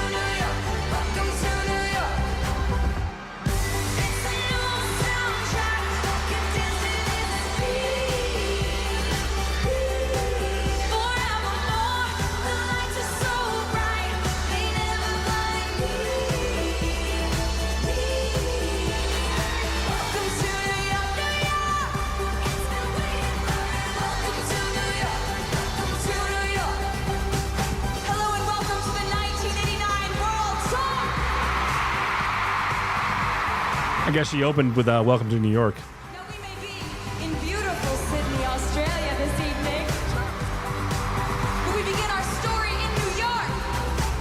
Like any great love that keeps you guessing, like any real love, it's ever changing. Like any true love, it drives you crazy, but you know you wouldn't change anything, anything, anything. Welcome to New York. It's been waiting for you. Welcome to New York. Welcome Like, I get it. It's fun. It's poppy and everything. It's just, I don't know, it's just not my thing. It's been waiting for you. Welcome to New York. Welcome to New York. It's a new soundtrack. I can dance to this beat. The lights are so bright, they never buy me. Your soundtrack. It's been waiting for you. Welcome to New York. They're so bright, they never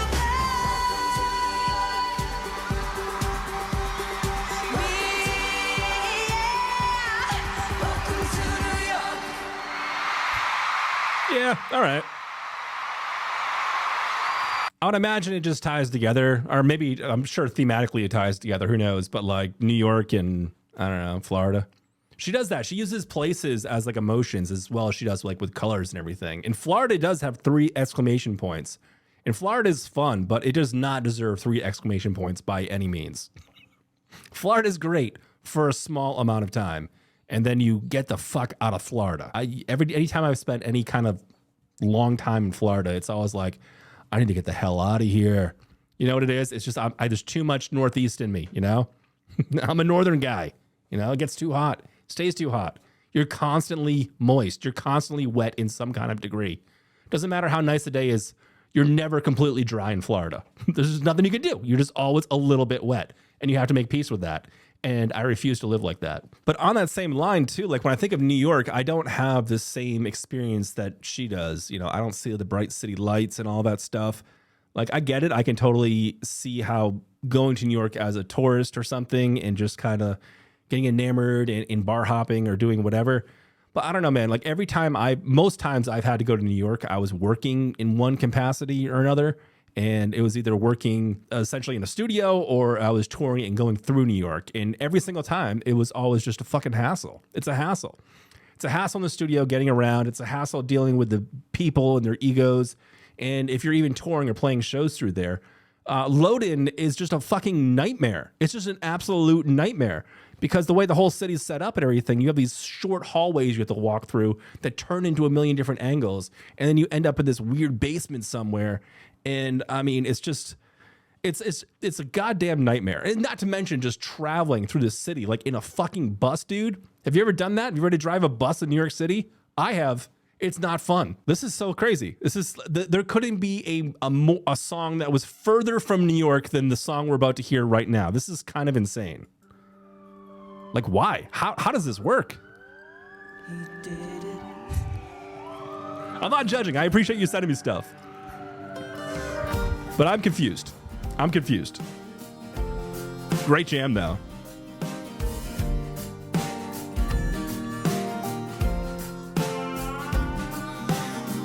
Estes, a friend of mine. We meet up every Tuesday night for dinner and a glass of wine. Estes been losing sleep. Her husband's acting different and it smells like infidelity. She says that ain't my Merlot on his mouth. That ain't my jewelry on our joint account. No, there ain't no doubt. I think I'm gonna call him out. She says, I think he did it, but I just can't prove it. I think he did it, but See, this one I love. can't prove it. I think he did it, but I just can't prove it. No, nobody, no crime, but I ain't letting up until the day I die. I think he did it. No, he did it.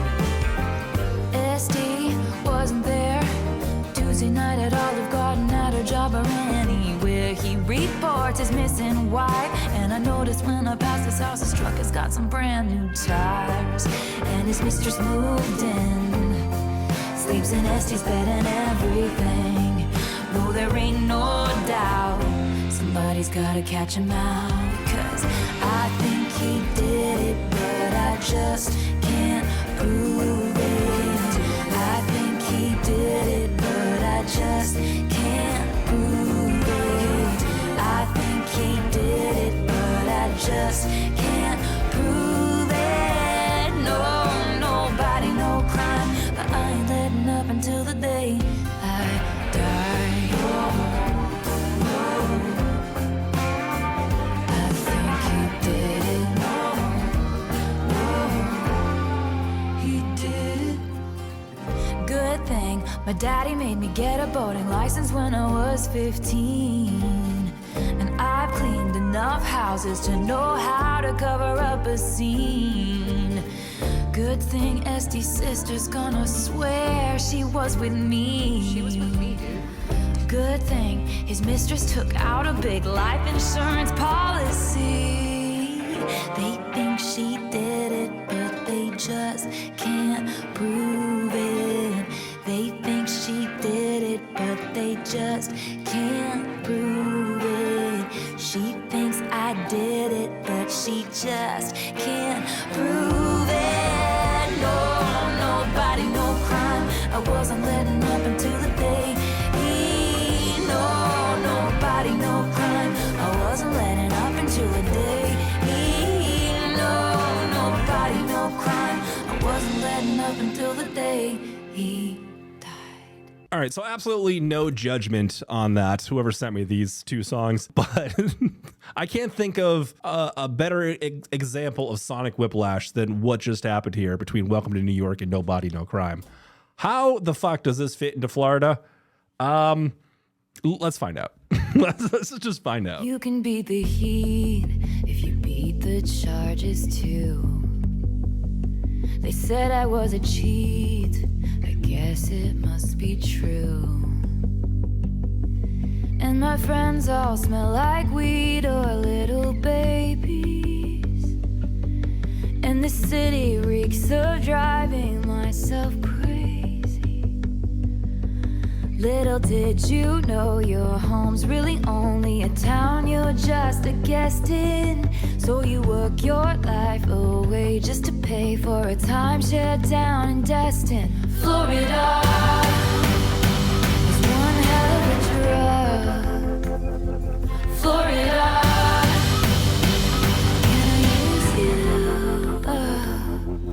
The hurricane with my name when it came. I got drunk and I dared it to wash me away. Barricaded in the bathroom with a bottle of wine. Well, me and my ghost, we had a hell of a time. Yes, I'm haunted, but I'm feeling just fine. All my girls got their lace and their crimes, and your cheating husband disappeared. Well, no one asks. Florence is so fucking good. So I did my best to lay to rest all of the bodies that have ever been on my body, and in my mind they sink into the swamp. Is that a bad thing to say in a song? Little did you know you're hungry, only the time you'll get arrested. So you pack your life away just to wait out the shitstorm back in Texas, Florida. Is one hell of a draw. Yes, it is. Florida.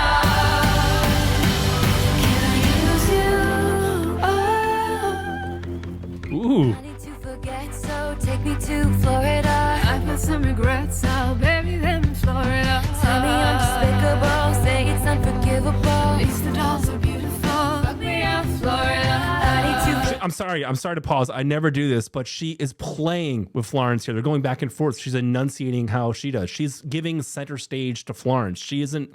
This isn't a snow on the beach type of scenario where it just blends perfectly together. She's playing off of Florence's natural ability by enunciating and use of melody through her voice.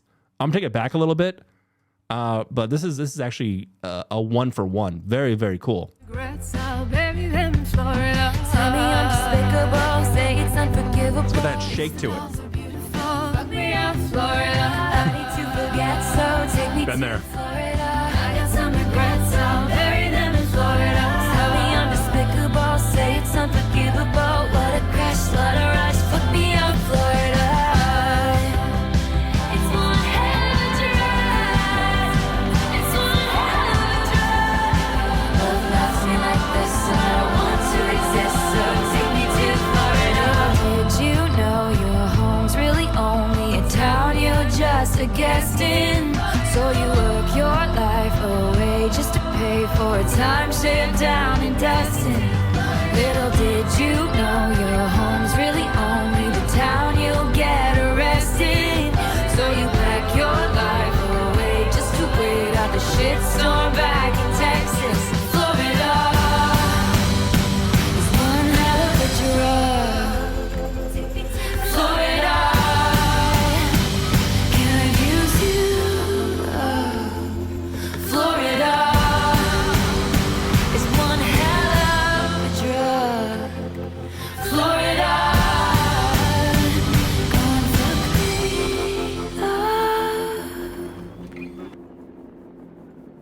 up. Okay, that was different. So I guess they use Florida as like this sense of escapism or excess in some kind of way. Taylor talks about running off to Florida to drown her problems in like these beaches and neon lights. She portrays Florida as like this cartoony refuge. And you know what? I kind of agree. As to be expected, it's a lot to unpack, but while these songs are still fresh in my memory, I want to make an educated guess to see how they all might connect. And I get where you're going with connecting Welcome to New York to Florida. Florida feels like Welcome to New York's more sinister sister. Welcome to New York is like sipping fancy champagne in celebration. And Florida is just like pounding tequila to forget about your problems. And there also is this essence of overstimulation from New York to Florida, from the neon lights to the big lights in the sky. They are definitely two very different but similar extremes. The parallels between No Body, No Crime and Florida are a little bit more similar, especially from that narrative storytelling angle. But Florida just feels like a fever dream compared to the slow-moving moodiness of No Body, No Crime. The standout for me on this track is the vocals. She adjusts her vocal approach to fit the bold character of the song. Her delivery is cheeky and has some great enunciation. And I could be wrong on this, but I almost sense like a touch of like Southern draw. Florence is a fascinating artist, and from time to time, she gets recommended to me through various live shows that I do. And I've heard maybe, I don't know, a handful, a half dozen songs from her, and they're all very unique and very interesting. She's got a very interesting timbre to her voice. She has a very cool tone. She enunciates things in a very unique way. Her approach to melody and rhythm and harmony is not something you hear every day. So she's always fascinated me. And since I've been talking a lot about Taylor Swift as a voice actor and not so much as a singer in this part of the reaction, I think it fits, and I think it's really showing here because she completely adjusts her style. She completely adjusts how she enunciates things and her approach to melody. The structure feels odd vocally at times because it's, I don't know, man. It just feels like a strobe light coming at you sometimes, you know. We'll talk about the sonic aspect of it in a minute, but it just feels like a rush. It feels overwhelming. It feels excessive. But there's a certain like sense of soul to Florence. There's a certain way that she draws out the ending of a bar or keeps the melody going or harmonizes off the tail end of an accent melody. And the way that Taylor picked up on those subtle nuances that Florence is known for and didn't overshadow in any kind of way, and also didn't put herself in the back seat, just let her be front and center, I thought was cool and it was admirable. You know, it's coming from the perspective of somebody that clearly understands music and clearly understands melody and how to work with different vocal stylings.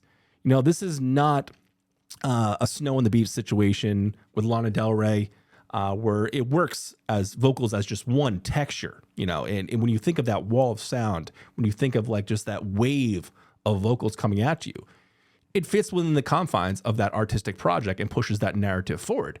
But in something like this, I find it to be very exciting because it has a different melodic punch to it that you don't often see when you have artists working together. And in order to execute on this kind of level and have this kind of back and forth, to have these kind of accent harmonies, to have this kind of melodic structure, which feels totally chaotic, but still has some, you know, anchor points to it, you need to fundamentally understand that artist and what they're doing and be willing to adapt your own vocal styles to it. And I think Taylor does a fantastic job of that without overstepping and also without just being in the back seat. It's a true 1-for-1, and it's easily the most exciting part about this song. So yeah, sonically, this one is definitely different. It has a certain almost like live quality to it. It feels like you're almost experiencing a live track. And it really comes down to the beat mapping on this one. And I'll get into that in a second. But it's just, it's all about excess. It's all about extremes. It's that flashing light in your face that kind of like wakes you up a little bit, especially fitting within this album that has been, for the most part, kind of slow moving, kind of moody. It's been dramatic in certain angles of it, but we haven't had this kind of fidelity yet so far, this kind of crunch, this kind of like live amphitheater kind of environment. But the beat mapping is really cool. And it reminds me of some of the Florence the Machine songs that I've heard in the past, where things are somewhat polyrhythmic and they kind of like will have massive snares. And this song is no different. You know, it starts off with warm textures from at least a beat perspective. It has these nice warm kind of generic 808s that are the underline of the melody, almost like what you'd imagine bongos would be playing in the background. They just use 808s for that. And then they mix that up with this militaristic, almost like machine gun-esque style snare that is just loud, abrasive, it is sharp, there's almost no decay to it. And then you compound that with these cymbals that are like, the only way to describe them are like these stadium crash cymbals. And just like how the snare has almost no resonance to it, or decay to it, I should say, the cymbals actually are on the reverse of that, and they just shimmer out forever, which is awesome because it adds some more atmosphere to what's going on. Because the only other atmosphere we're getting from a sonic perspective is slight pads, some really muted bass, but really the atmosphere we're getting is the vocal layering, the harmony, and then these accent harmonies that are happening in the background that comes across as almost this wall of sound of like a choir. And it goes back between Florence and Taylor quite beautifully, honestly. It's the interweaving of their vocals together is actually pretty impressive on this track. In my opinion, it's pure controlled chaos, and I fucking love it. But let's see what Darcy's going to say about this one. Song genealogy can be controversial, but I think knowing that Taylor got the idea for this song from a Dateline episode really helps with the symbolism. What? Tampa was the first Eras Tour performance after her breakup with Joe went public. So Florida as an escapist place of forgetting is quite apt. Oh! Some have pointed out that there were 3 shows in Tampa and 3 exclamation points in the song name. Lyrically, this song evokes the frustrated exhaustion of getting out of a bad situation while other things stay the same. The first line goes straight to the heart of the song. You can beat the heat if you beat the charges too can refer to Florida's famous hot, humid temperature, the paparazzi and fan questions, and even the explosive supernova at the end of a relationship. I had to share the highway enforcement of aggressive traffic. I found it looking up the use of heat to refer to law enforcement. The concept really reminds me of flooring it through the fences. The first iteration of "your home's really only a town you're just a guest in" Yes. is heartbreaking when lined up with So Long London's "you left me at the house at the Heath." Oh, yeah. The second one, "your home's really just the town you'll get arrested," is powerful given that arrested is also a halt of momentum. I think "work your life away for a timeshare" is a more poetic "and I'm pissed off you let me give you all that youth for free." Interesting. Now, I've heard many people say, "and my friends all smell like weed and little babies," is a perfect way to describe that weird dichotomy of your friends having kids or getting stoned when you're not doing either. But it seems to be pretty generational. Yeah. Sonically, this song does a great job of making the listener feel just a bit uneasy, with Florence Welch's haunting vocals and the driving beat on the chorus. The first few iterations of the drums after Florida has 7 hits, which feels like the soundscape version of Taylor taking a familiar phrase and subtly twisting it to make you think. There's a lot more bass audible in this one, and I love it. Florence's verse, in particular, makes me picture a furious, jilted lover stalking around in a humid swamp. Is that a bad thing to say in a song? It's just a great thesis statement for this one. Favorite lyric: "Yes, I'm haunted, but I'm feeling just fine." All right. Some new context for me. Some lore nuggets for me. So she was inspired by Dateline, huh? I didn't know that. That's kind of funny. People in Florida, you've probably heard the term Florida man. You know, why do people do crazy shit in Florida? It's got to be the heat. You know, the heat has to be the reason behind some of that insanity. Unless just insane people decide to live in Florida. I don't know.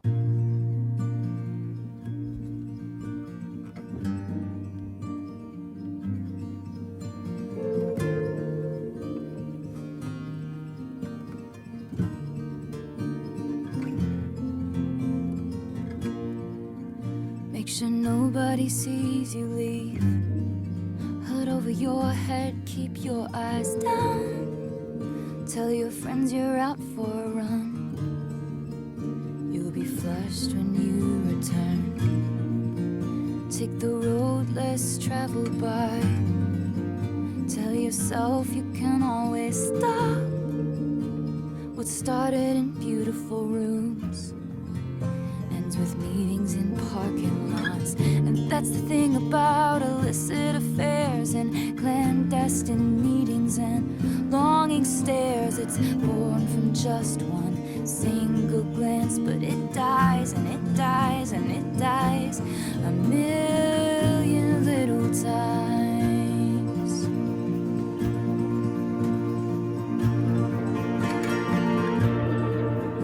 Leave the perfume on the shelf that you picked out just for him, so you leave no trace behind, like you don't even exist. Take the words for what they are, a dwindling mercurial high, a drug that only worked the first few hundred times. And that's the thing about illicit affairs and clandestine meetings and stolen stares. They show their truth one single time, but they lie and they lie and they lie a million little times.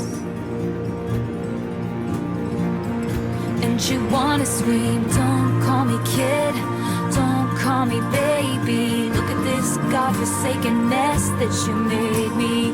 You showed me colors you know I can't see with anyone else.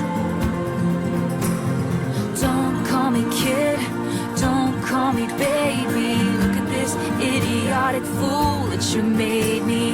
You taught me a secret language I can't speak with anyone else. And you know damn well, for you I would ruin myself a million little times.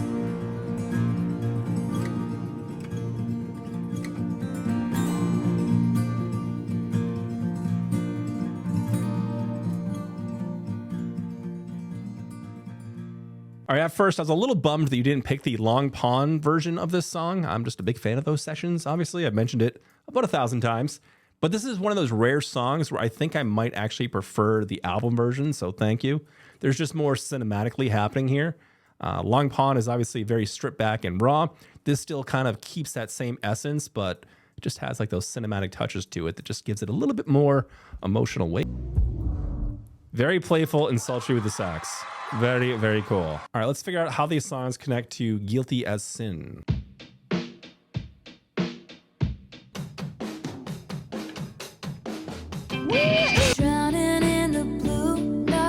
Who's got the remix for me?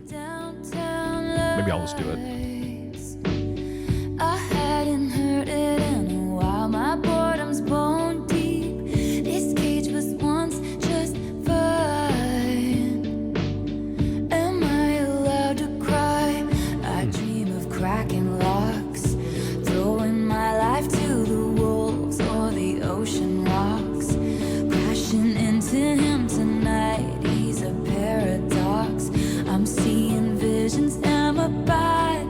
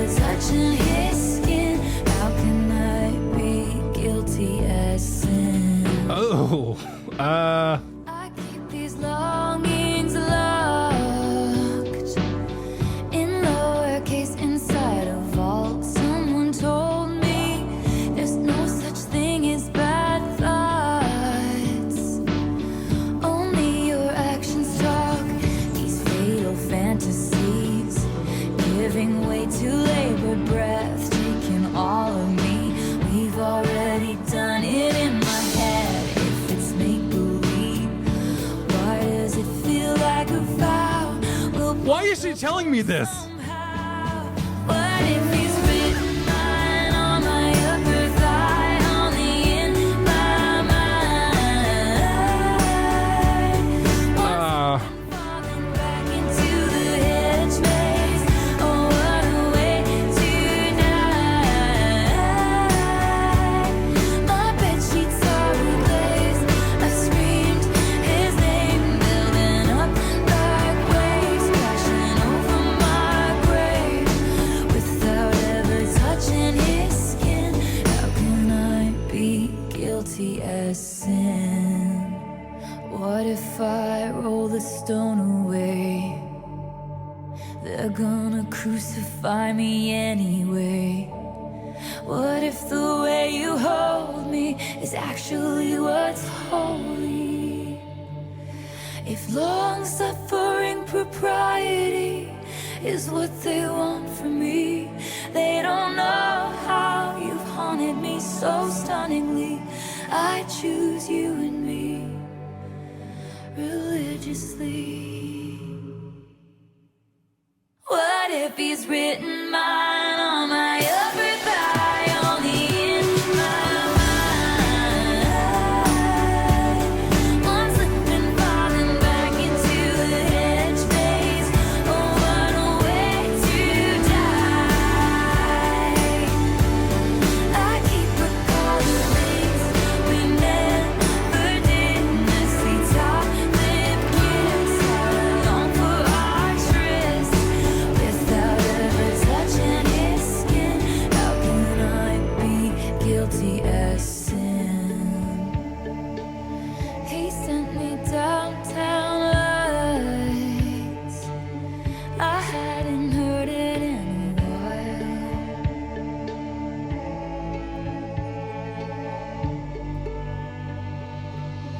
Am I allowed to cry?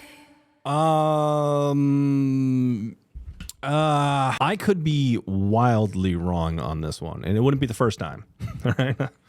Sometimes my assessments aren't exactly 100% accurate on first listens, and I get more context later on, and that's why I'm almost a little worried to even mention this, because this could be this could be one of those moments where people decide, you know what? I don't think I want to subscribe to Jim Games anymore. We've taken things a little too far, and I'll understand. I'll get it, because I think this is Taylor deeply fantasizing about somebody and conflicted with the thoughts that she's having, with having these very intense experiences alone, to completion, if you know what I mean. Is it cheating, and am I guilty as sin, or are any thoughts okay, and am I even allowed to cry? Like, are these feelings and emotions valid? And the thing is like, it's like sexy as I want to like make this song seem, and like, you know, as risque as it is, it doesn't read like it at all. It feels poetic, it feels mournful, it feels like I know that she did this thing, and, you know, I want to be excited by that, but at the same time, the general sense of it is, it's coming from a perception of like, she doesn't know if she's okay, or if this is even allowed, or if her emotions are valid. That, which definitely spins things and it takes all of the sexiness out, I suppose. But that's just my interpretation of it, and I think that's what's going on. And I think at the end of the day too, she's choosing to stay with the person that she's with. So I'm assuming she's having like these deep sexual fantasies about some other guy, possibly Matt, I don't know. But she's with somebody else, possibly Joe, I don't know. And she's choosing not to act on them. She's choosing to never touch his skin.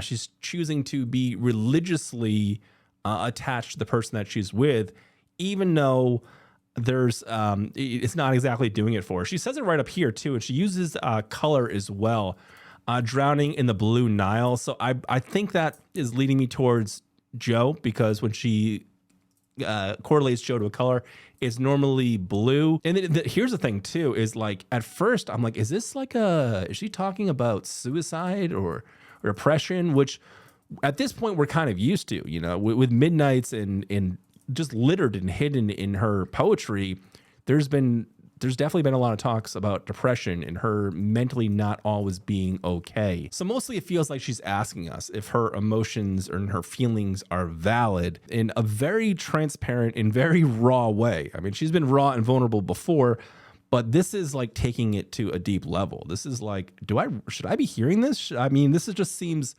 so deeply personal. We've taken things to a different level with this song. And, I wasn't sure where it was going at first because she talked about some things that could be taken as self-harm, and she's no stranger to this. She occasionally will talk about some mental issues that she struggles with herself, and depression, and possibly drinking too much, and just using ways to cope and escape and everything. And she's all very, very vulnerable and very open about all of this, about all the things that she does to try and escape certain situations or mask certain feelings or whatever. So I thought this was going in a different way because she asked, am I allowed to cry? And then she talks about throwing her life to the wolves or the ocean rocks. So I was like, oh shit, things are getting kind of dark here.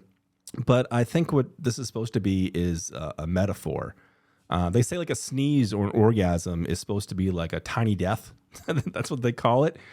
So I think that's what she's using it as. I think that's the imagery that's supposed to be painted here because the next line is he's a paradox. So, you know what I mean? So I think that's there's a little nod and a wink there. This so far this album is unexpected. Unexpected is the best way to describe it. I was so cocky going into this. I'm like, I know what she's up to. I know what she's doing. But I expected a few twists and turns, but I was not expecting this. So illicit affair, she talks about, obviously this affair that leads to heartbreak. Guilty as Sin could possibly be a prelude to that situation or an alternate reality in a different timeline or something. I don't know. Because both songs examine the nuances of infidelity. It's just emotional versus physical. I've always viewed emotional affairs as just as bad, if not worse than a physical affair. A physical affair could just be like, oh, I made a stupid mistake and it was a one-time thing. But like an emotional affair is like, it's at a different level. You're emotionally invested in that person. You're emotionally connected to them. And there's actual senses and actual feelings and not just like this primal gratification to it. So in that aspect, I kind of understand what Taylor's saying, but the question is this guy that she's fantasizing about, like also fantasizing about her in that way? And are they also having this emotional thing? Or is this just all in her head, all in her mind? She's just obsessed and she's just into it, But then in False God, she uses this religious metaphor to grapple with unconventional aspects of relationships. In False God, she's talking about other people not accepting their relationship and wondering what they're going to say and do. But with Guilty as Sin, she's asking us, and then she's also asking herself, like, is this okay? Am I crossing that line? Am I going too far? And honestly, I think the only one that can really answer that question is Taylor. I don't think we can help out, because we don't know what's going on in her head, how emotionally attached she is. If I don't know. It's just one of those things. Like you have to know the situation, I suppose. I can't really give advice one way or another. It just depends on like how deeply you were involved. And the fact that she released this song is talking about this song.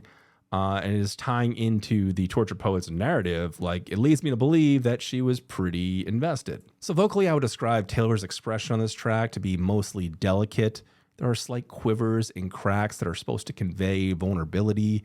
And it really does read. It bleeds through, not only with just the straightforward messaging, but again, as a singer and voice actor. Her vocals kind of slide in and out of the production as well. She uses a lot of sighs or almost moans, and it's just, I think it has like an essence of sultry to it, but you think it would be sexy, but it's not. It comes across as like mournfully poetic. I mean, she's not belting off high notes or going on these crazy runs. Instead, she shows more control and nuance with this one. But it just goes to show you that you don't always need that. Sometimes the quiet approach has the most dramatic impact. So yeah, sonically, it's seductive, but in my eyes, it comes across as more of like this sad dream. It's actually kind of bluesy. You have this nice, warm, inviting guitar. The beat is easy to follow. But you know what my favorite part is, honestly, sonically, through this whole thing? I would sound crazy, but it's a tambourine. Because just like on Taylor's vocals, how it's soft, but it sometimes cracks a little bit or has like this sense of quiver, it's letting the listener in and letting us know, hey, there's something happening here. There's a shift. There's there's actually a dramatic point in a very inviting song here. The tambourine plays that to the sonic aspect of it. It's sharp. There's almost no decay. It's just this click. It's just, I don't know. It's a cool little addition to a groove forward bass melody without adding too much to it. It also, in a weird way, adds to the atmosphere as well, without having too much reverb or having really any decay to it whatsoever. It just adds like a hard thud. It reminds me almost of like that pounding we got from Florida. It fits there within the beat. It fits there sonically and texturally within the music, but it adds a sense of sharpness and just like a crunch that you just almost wouldn't expect. You don't really think about it too much, but it's showing that there are cracks that are starting to open up in this song. It's just cool because the pads and the cinematics, they help elevate her voice because she's singing in such a thin way. And it's such almost like a meek way where she's like almost ashamed, which again is kind of crazy. So they help kind of elevate what's going on there. So having that contrast of just like that intense tambourine hit, right? And it's just right there on top of the claps. It's just right. It's nothing crazy or anything. It's just such a creative way to add even more tension to what's building. I know it's just one every once in a while, but to me, it's just like that perfect little cherry on top that kind of tells the whole story with something so little. But let's see what Darcy's going to say. Guilty as sin. Oh, guilty as sin, my beloved. In keeping with Taylor's hat tips to her birth year, the song Downtown Lights is from the Blue Nile's album Hats, which came out in 1989. Oh. Healy mentions loving the album in an interview. He sent me Downtown Lights. I hadn't heard it in a while. Feels like Taylor's way of saying she needs to get out of the basement, a la Bejeweled. Lyrically, this song is a rich celebration of desire, weaving religious references in with taboo secrets, moving in intensity from the confessional to the pulpit. My boredom's bone deep, this cage was once just fine, carries a complacency to it that hurts almost as much as her songs where the neglected partner shares her own loneliness. The chorus is catchy and poetic in the best of ways, emphasizing the intimacy of the way to die that she's imagining, which is then highlighted by the building waves of the verses. Dress walked, so guilty as sin could run, is what I'm saying. The bridge is a tone shift, a manifesto of sorts, maybe even a climax. Taylor is as explicit with her religious motifs as she was with her daydreams. She compares hiding the truth about her feelings for Healy as a sacrifice, something she knows she'd be attacked for being honest about. If long-suffering propriety is what they want from me, they don't know how you haunted me so stunningly. As a line that takes what we learned from Fresh Out the Slammer and brings it out of the tomb. I think I choose you and me religiously is underrated as a statement of just how many times she pictures him writing mine. Sonically, this song is a masterpiece to me. Her vocal tones are gorgeous. It's sexy as hell, and it feels like the beat is meant to set a rhythm almost, especially as it stays consistent right up to the bridge. The aural shift on the bridge to synth pad and choral harmonies really pays off when they all drop out for that last triumphant refrain. By the end of the song, the return to the beginning and mournful last line reminds us that fantasies just aren't enough. Favorite lyric: I keep these longings locked in a lower case inside a vault. Interesting. Okay. So yeah, Dress would have been another cool one. It's cool, man. It's cool hearing different perspectives as to songs and what you enjoyed for them. You know, like you enjoying the way that like the structure and the pads and how that was heightening the tension and building and how you found her voice to be a little bit more seductive and sexy than I did. It's just, it just goes to show you, man, we all have different opinions and we all experience the medium of this art differently.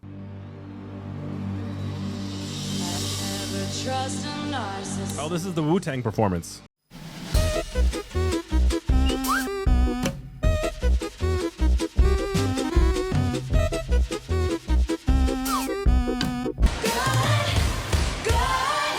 I am still in awe. I am still in awe. All this time later, we need to revisit the Reputation era. We need to. Oh my God, I need to see the whole tour again, the whole album. We got the new, supposedly there's new re-recordings of Reputation too, right? Once that comes out, we'll have some fun. Drive a cat eye shopping not to kill a man. We did some bad things, but I'm the worst of them. Sometimes I wonder which one will be your last lie. People say looks can kill, and I might try. I don't just for women, I don't just for men. Lately I've been dressing for revenge. I don't start shit, but I can tell you how it ends. Don't get sad, get even. So on the weekends, I don't dress for friends. Lately I've been dressing for revenge. She needed cold hard proof, so I gave her some. She had the envelope, where you think she got it from? Now she gets the house, gets the kids, gets the pride. She eat 50 C's with your ex-wife, and she looks so pretty, driving in your Benz. Lately she's been dressing for revenge. She don't start shit, but she can tell you how it ends. Don't get sad, get even. So on the weekends, she don't dress for friends. Lately she's been dressing for revenge. Ladies always rise above. Ladies know people want someone sweet and kind and fun. The ladies simply high enough. What he was doing lies and crossing all of mine. Someone told his white collar crimes to the FBI. And I don't just for villains, or for innocence. On my vigilante shit again.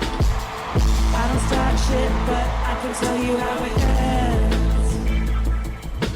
Don't get sad, get even. So on the weekends, I don't just for friends. Lately I've been dressing for revenge. Okay, I'm going to be honest here. There was quite a few submissions of songs I should have checked out before we checked out the song Who's Afraid of Little Old Me. But one person, there was only one person that shared this song, and I'm like, that's the one. All right, I got to stop living in the past. I have to get back to my Tortured Poets era.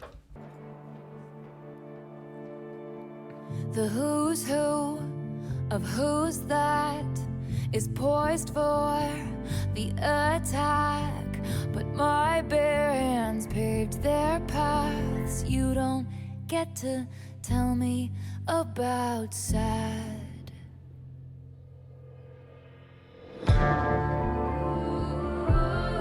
Ooh. If you wanted me dead, you should have just said nothing. Love the makes xylophone. me feel more alive.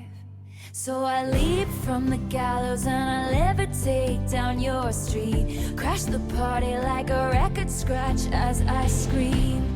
Who's afraid of little old me? You should be. She's not wrong. The reverse? It's so magical.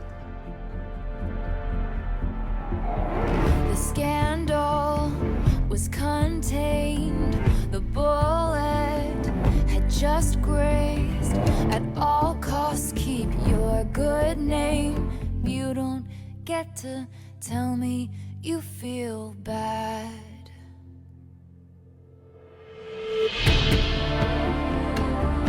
I love these bridges. Wonder I broke. Let's hear one more joke. Then we could all just laugh until I cry. So I leap from the gallows and I levitate down your street. Crash the party like a record scratch as I scream.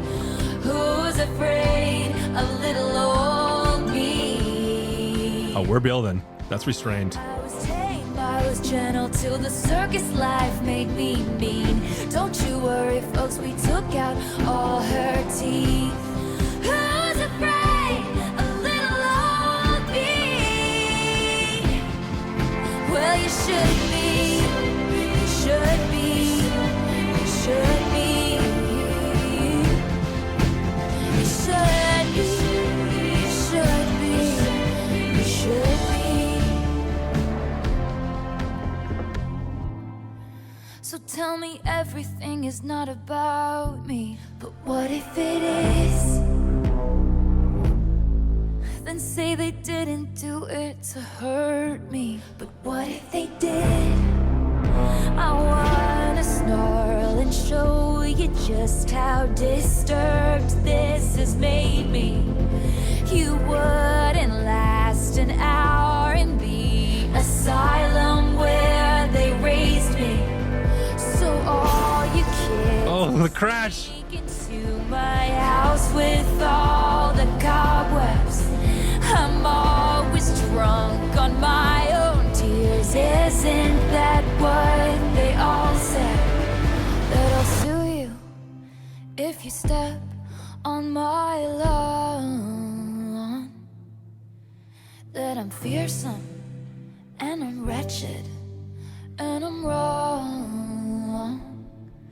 Put narcotics into all of my songs. Oh my God.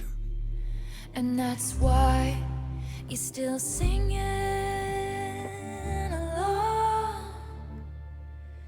So I leap from the gallows and I levitate down your street. Crash the party like a record scratch as I scream. Who's afraid of little old me? I was tame, I was gentle till the circus life made me mean. Don't you worry, folks, we took out Is that the all industry her racing her? teeth. Who's afraid of little old me? Well, you should be, you should be, you should be. 'Cause you lured me, you hurt me, and you taught me. Caged me, and then you called me crazy. I am what I am 'cause you trained me. So who's afraid of me? Who's afraid of little old me? Who's afraid of little old me? It's defiant, it's cathartic, it is vengeful, it is triumphant. This is Taylor in full fight mode, and I'm here for it. She's been labeled as overly dramatic and dangerous, and you know what? She fucking is. I mean, the media, management, labels, even people in the industry have all tried to tame her. They tried to declaw this girl. They tried to defang her. And it's not even about control, about muting her expressions or painting her as some kind of man-eater. No, as aggravating and annoying as those things are, she's legitimately been sexually assaulted. And not only by that parasite DJ, but also in Kanye West's bullshit music video. I mean, it's honestly just a bad song. It uses horrible looping motifs. The beat feels dissonant. The vocals aren't doing anything to it. It feels overly dramatic and moody. It just feels like it's coming from like a, this is me, I'm 15, I'm edgy kind of thing. And the only reason I can get any kind of attention in this song on a much more global platform stage is to have all these celebrities naked in my bed without any of their consent. Like I said, it's just a bad song, you know? If you're gonna do something completely tasteless, if you're gonna do something completely disgusting and just invasive like this, at least have the balls to actually back it up with good music, you fucking asshole. And then just recently, the world's richest man, arguably one of the most powerful people on this planet, offered to impregnate her. which kind of flew under the radar by the way I consider it. I think that is absolutely disgusting. I think that's horrible. I think that there should definitely be repercussions for saying things like that. But don't you worry, Karma is not just a cat purring on our lap because it loves her. Karma is an actual real thing. And Tesla's stock over the last 6 months or so has lost close to 50% of its value.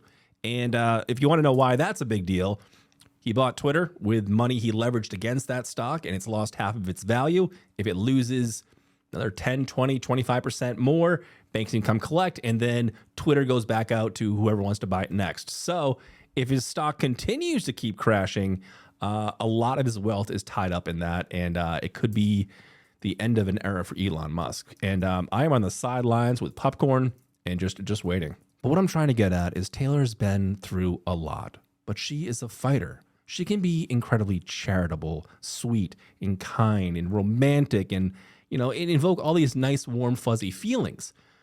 But if you go after the people that she loves, or you go after her, she's gonna fuck you up. I mean, she's fucked me up, and I'm a fan. All right, so how does vigilante shit, and I did something bad, and who's afraid of little old me, how do they all connect? And one correlation I find is sonically they do share some similarities. It's mostly sound design and similar textures, and they all come across as pretty confident and bold. All of these songs are definitely self-aware, and they have this over-the-top theatrical approach. I could think of a couple other songs that could be considered sister songs. The first one that comes to mind is Anti-Hero. I think there's some continuation on some of the ideas in Anti-Hero that are just a little bit bolder on this track. And vocally, Taylor is incredibly expressive on this track. She is explosive. She uses her voice like a weapon. And it all starts off so deceptively sweet. But when that chorus comes in, things get much more raw. The expression in her voice when she says, "Who's afraid of little old me?" There's like a natural crack to her voice. There's a sense of restraint. Her projection can be felt. It almost feels like a live show. This track does not concern itself with making itself pretty. She is going for raw passion and power here. At times, it can feel like a wall of sound. There's lots of great layering, all in different keys, which kind of gives this gang vocals kind of effect. It almost feels like different versions of herself, all screaming out the same thing. It's like giving all of her personas one voice and it all coming together. At least that's kind of how it reads to me. And sonically, just like vocally, it starts off in a very deceptive way. But very quickly, that gets undercut by this surge of dark instrumentation. So with all that layering on her vocals, this dark storm that is brewing, that is the sonic foundation of this song, you have this wall of sound coming at you. And it can be easy to get lost in the mix. But the craftsmanship on this track makes it so none of that happens. You don't get lost in the mix. You don't get lost in a way that you feel like you're flying off the rails. There's actual still anchor points there. There's beautiful instrumentation when it needs to be there. There's driving beats and effective anger and emotion when there needs to be that as well. But it slips in and out. It goes back and forth. It weaves in a way that just like, it feels like you're flying. It's soft and sweet to a degree where it feels warm and inviting, but at the same time, they're using production techniques that is such a sharp contrast that still fits within the confines of the song, but it makes your ear like question, like, is this a crack in the song? What is she saying here? Why is this such a shift right here? But at the same time, it doesn't pull you out of the immersion of it. That's so difficult to do, to implement these tiny little production techniques from album to album. And I understand she works with a lot of the same producers and everything, but what I do applaud is that even though she's staying within the same vein and same general texture style, she's switching things up for every album, for every song really, and just still continuing to try new and exciting things like we've seen from everything from her point up to this place. She's not just phoning it in, is what I'm trying to say. This is going to be a fun song to revisit and just dissect the layers and analyze the sound design. And hopefully we have some video of her performing this live, because I can only imagine the energy, not only from Taylor, but from the fans screaming back at her. Like, I feel like this is going to be like a massive anthem. Let's see what Darcy's gonna say. Who's afraid of little old me? The who's who of who's that feels like it's referring to the industry power brokers, the people who trained and raised Taylor in multiple ways. She's mentioned many times how precarious stardom feels as a female artist, and how she has to reinvent herself, referenced in Look What You Made Me Do, where she rose up from the dead. Honey, I do it all the time. Lyrically, this had to be so cathartic for her. Taylor said more than any other album, she needed to write TTPD. I think in many ways this song is to remind studio execs and fans alike that she not only had to reinvent her image to survive in the industry, she had to reinvent her attitude too. Who's Afraid of Little Old Me? You Should Be has a direct through line to I was tame, I was gentle, till the circus life made me mean. It's a transition from the dutiful daughter to the caged performance animal, and while this song is part of her leap from the gallows, her handlers seek to reassure us that they took out all her teeth. I Want to Snarl and Show You Just How Disturbed This Has Made Me is one of Taylor's more subtle doubles. Her whole life's trajectory has been disturbed by the way the industry chews up its protégés. But she's also acutely disturbed by the way everyone, even her fans, believe they have a right to alter her life's trajectory. I could quote the whole bridge, but you lured me, you hurt me, and you taught me is so heartbreaking, given how young Taylor was when she started sending in her demo tapes. Sonically, the drums and the arpeggiated trills at the end give me chills every time.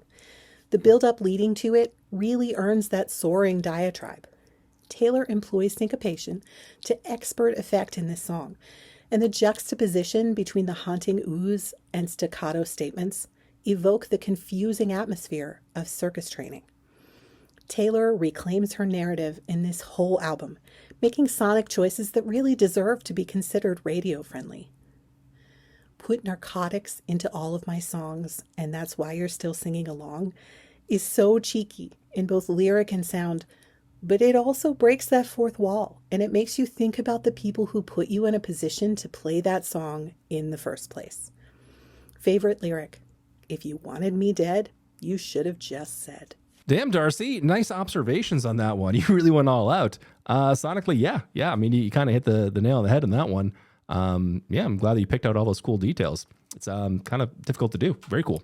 But so you talked a little bit about her talking about, the circus making her mean and her being defanged in some kind of way. I don't think I touched on this, and I think you had some interesting points that you have to understand, like the industry that she wasn't exactly raised in, but she was groomed to be a successful star. And like, you just if you can remember back, or if you don't know, like there was like this little Taylor Swift, this little girl, like going to record executives with like copies of her CD, like basically as a little kid, and I'm sure you all know it. You've heard all the stories. It's difficult in this industry to be a child and trying to be groomed for something and trying to do the perfect thing and just be the good girl and be liked. And, she talked a lot about this in the documentary Miss Americana, which is actually a great documentary.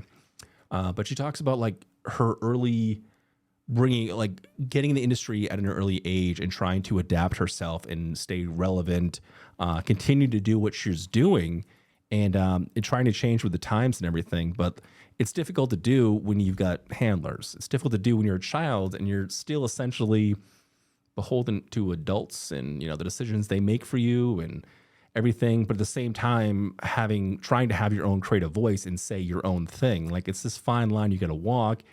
And, she's trying to be like this little princess, this little perfect little nice thing. But the industry changed her. They took out too many teeth, and eventually she got some platinum dentures and started biting down. And that's kind of where we're at right now, because there's very few people in this sphere, that have been around as long as she has and has been successful as she has for this long. This industry tends to chew people up and spit them out, and we move on to the next brightest, prettiest little thing. And then that's that. And we kind of forget about it. And it's more evident now than ever with just how fast things move and the industry that the entertainment complex can literally be. It happens so quickly. So having somebody that's even in this position that's willing to be this open about these sort of things it's going to be huge for up and coming people that are just getting in the industry or just starting to see some success or just starting to have some kind of handlers or any of that. Like, I can just imagine like the next era of, fans coming up.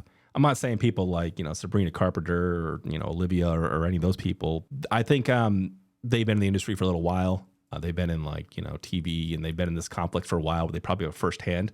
I'm talking about like a new up and coming artist that's releasing their first album at the ripe old age of 17, 18, 19, 20, that manufactured kind of thing that the industry kind of puts out, though, that young girl, I can imagine them being like a fan of Taylor, and if they really take her advice and really, you know, pay attention to her journey going through this, it's going to be so helpful for them in their career, because she talks a lot about, you know, ownership of self, not through just, you know, the records that she wants to reclaim and own, but like really not letting people push her in directions that's going to compromise her art. Because at the end of the day, Taylor's compulsive. There's no doubt about it. She's compulsive. And it's not a bad thing, and it works out very well in her favor. She compulsively needs to create. It's just who she is. She's an artist. I believe in the bottom of my heart that if she was never successful, she would be working at the Applebee's down the street, and then on the weekends going out to open mic nights and creating and sharing her art until the day she died, even if she never saw a dime from her money. There are certain people that are like that do that I admire dearly. And even though Taylor Swift is arguably one of the biggest artists in the world, I think that's just a factor of what happened. You know, I think she's that rare person that would be creating music and doing this, even if it wasn't just a massive paycheck. Previously on the Tortured Poets Department album reaction.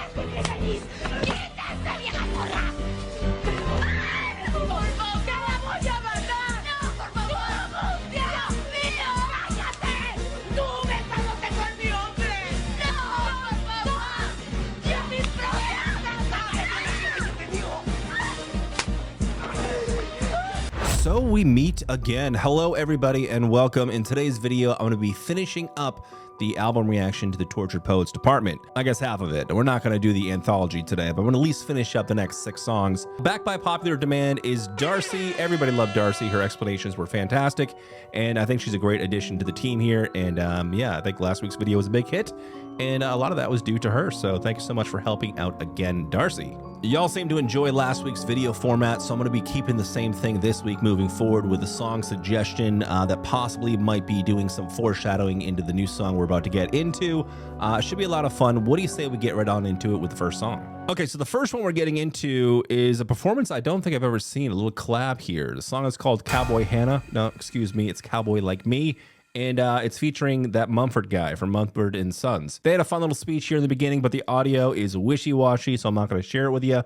It was a nice, cool little moment. Apparently, it's this guy's favorite song, and it was very sweet. They shared studio space and so forth. But let's hear the song, shall we?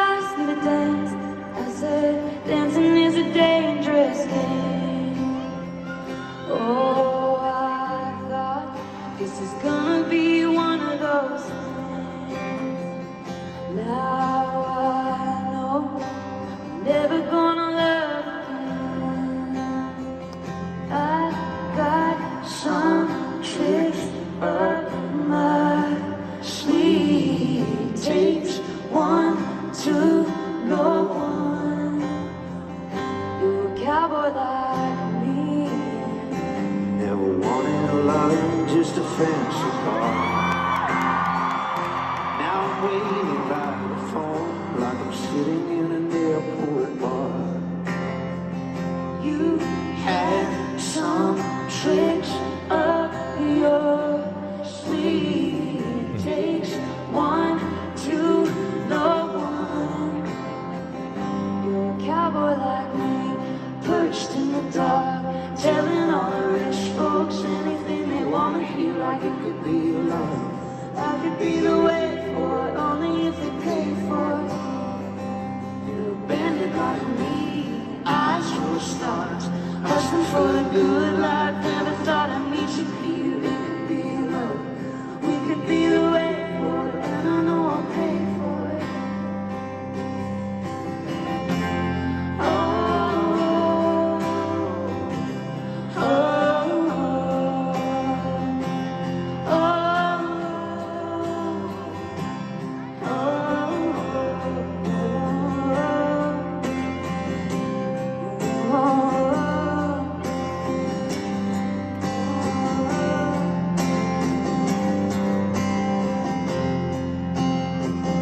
You're a cowboy like me, perched in the dark, telling all the rich folks anything they want to hear. Like it could be love, I could be the way for it, only if they pay for it. She's reeling him back in. He's going too fast. Eyes full of stars, hustling for the good life. Never thought I'd meet you here. It could be love, we could be the way for it, and I know I'll pay for it. And the skeletons in both our closets fought it hard to forget up.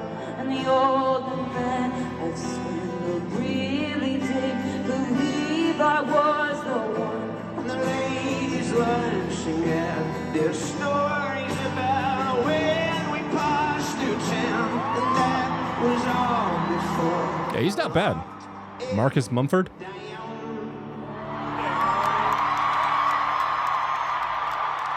All right. I locked it down. That's Whoa. the new way to pronounce it in the song. For There's the an ice record. cube in my water. Now you hang around It's pretty cool. like the gardens of Babylon. With your boots beneath my bed, forever is the sweetest calm. I had some tricks up my sleeve. Takes one to know one. You're a cowboy like me. I'm never gonna love again. Never gonna love again.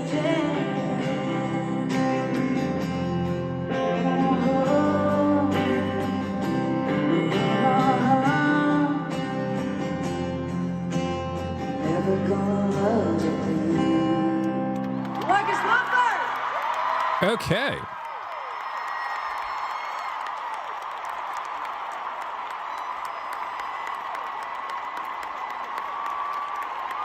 He has a really long way back to get to that lift. So can you scream the whole time he's walking?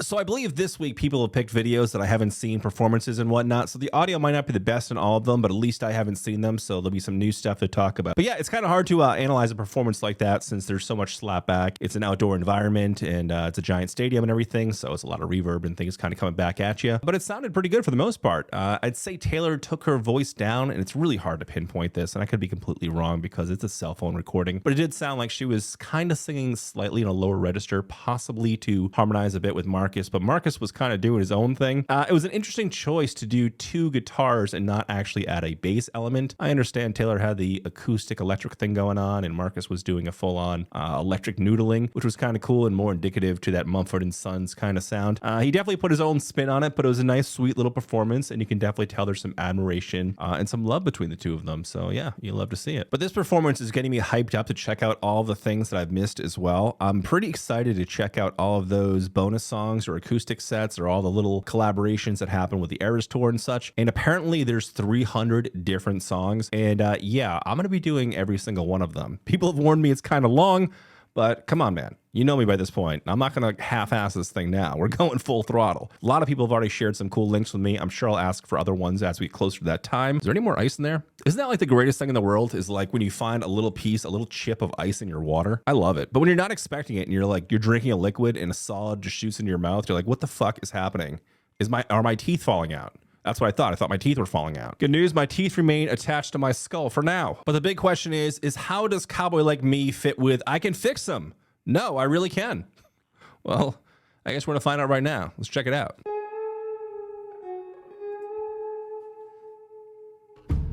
The smoke cloud billows out his mouth like a freight train through a small town. Okay. The jokes that he told across the bar were revolting and far too loud.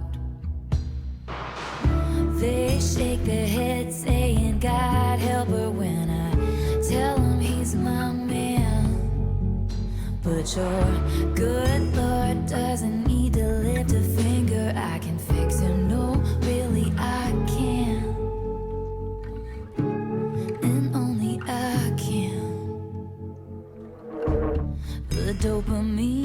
races through his brain on a 6-lane Texas highway. His hand so callous from his pistol softly traces hearts on my face.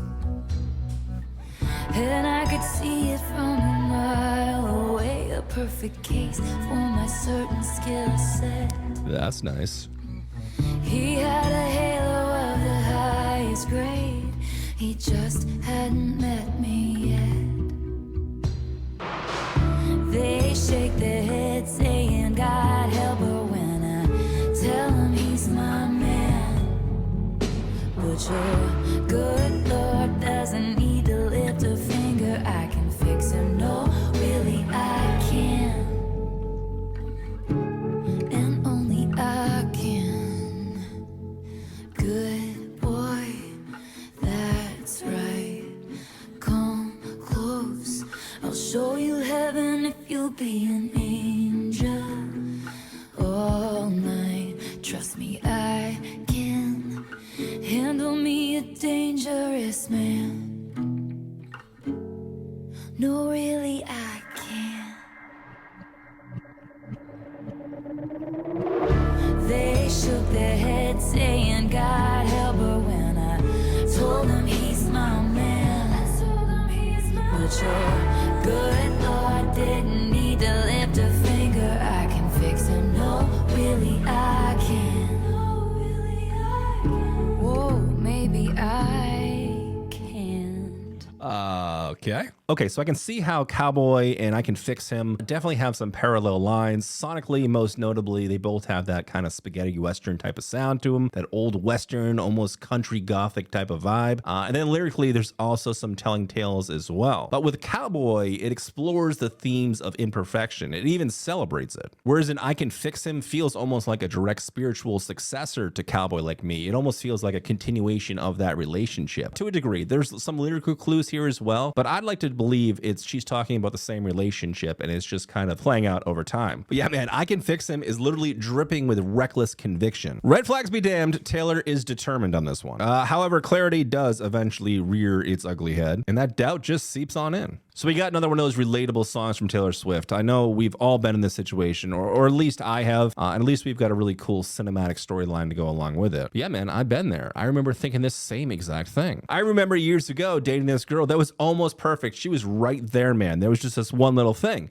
That one little thing is that she was fucking insane. Her emotions were just all over the place. It was 0 to 100. It was just, it felt nuts to me. But looking back at this relationship now, some things are starting to make a lot of sense. Chances are it was probably me driving her crazy. So that relationship was just doomed from start to finish. But we've all been there. We've all had these relationships we've been in that we thought if we could just change that one thing, it'd almost be perfect. I can just fix them. But if it's a core part of their personality, if it's a core part of who they are, if they're just not mature enough to move forward with that thing, you know, to take that kind of criticism and really to work on it for the sake of the relationship, it just sometimes it's just not meant to be. But I can see where you're going with this because I Can Fix Him does feel a little bit more gothic and a little bit more mournful than Cowboy. Cowboy to some degree seems exciting. It seems fun, you know, like they're going on this adventure together. And, you know, as I stressed before, I feel like this is that story kind of playing out here, both sonically and lyrically, which is very clever. And vocally, Taylor does this interesting thing. When she goes into this lower register, I almost want to say it's kind of sultry. It almost kind of has like a sexy type of feel to it, but that's not the vibe. It's supposed to be overall mournful. In fact, it's mostly mournful the entire way through.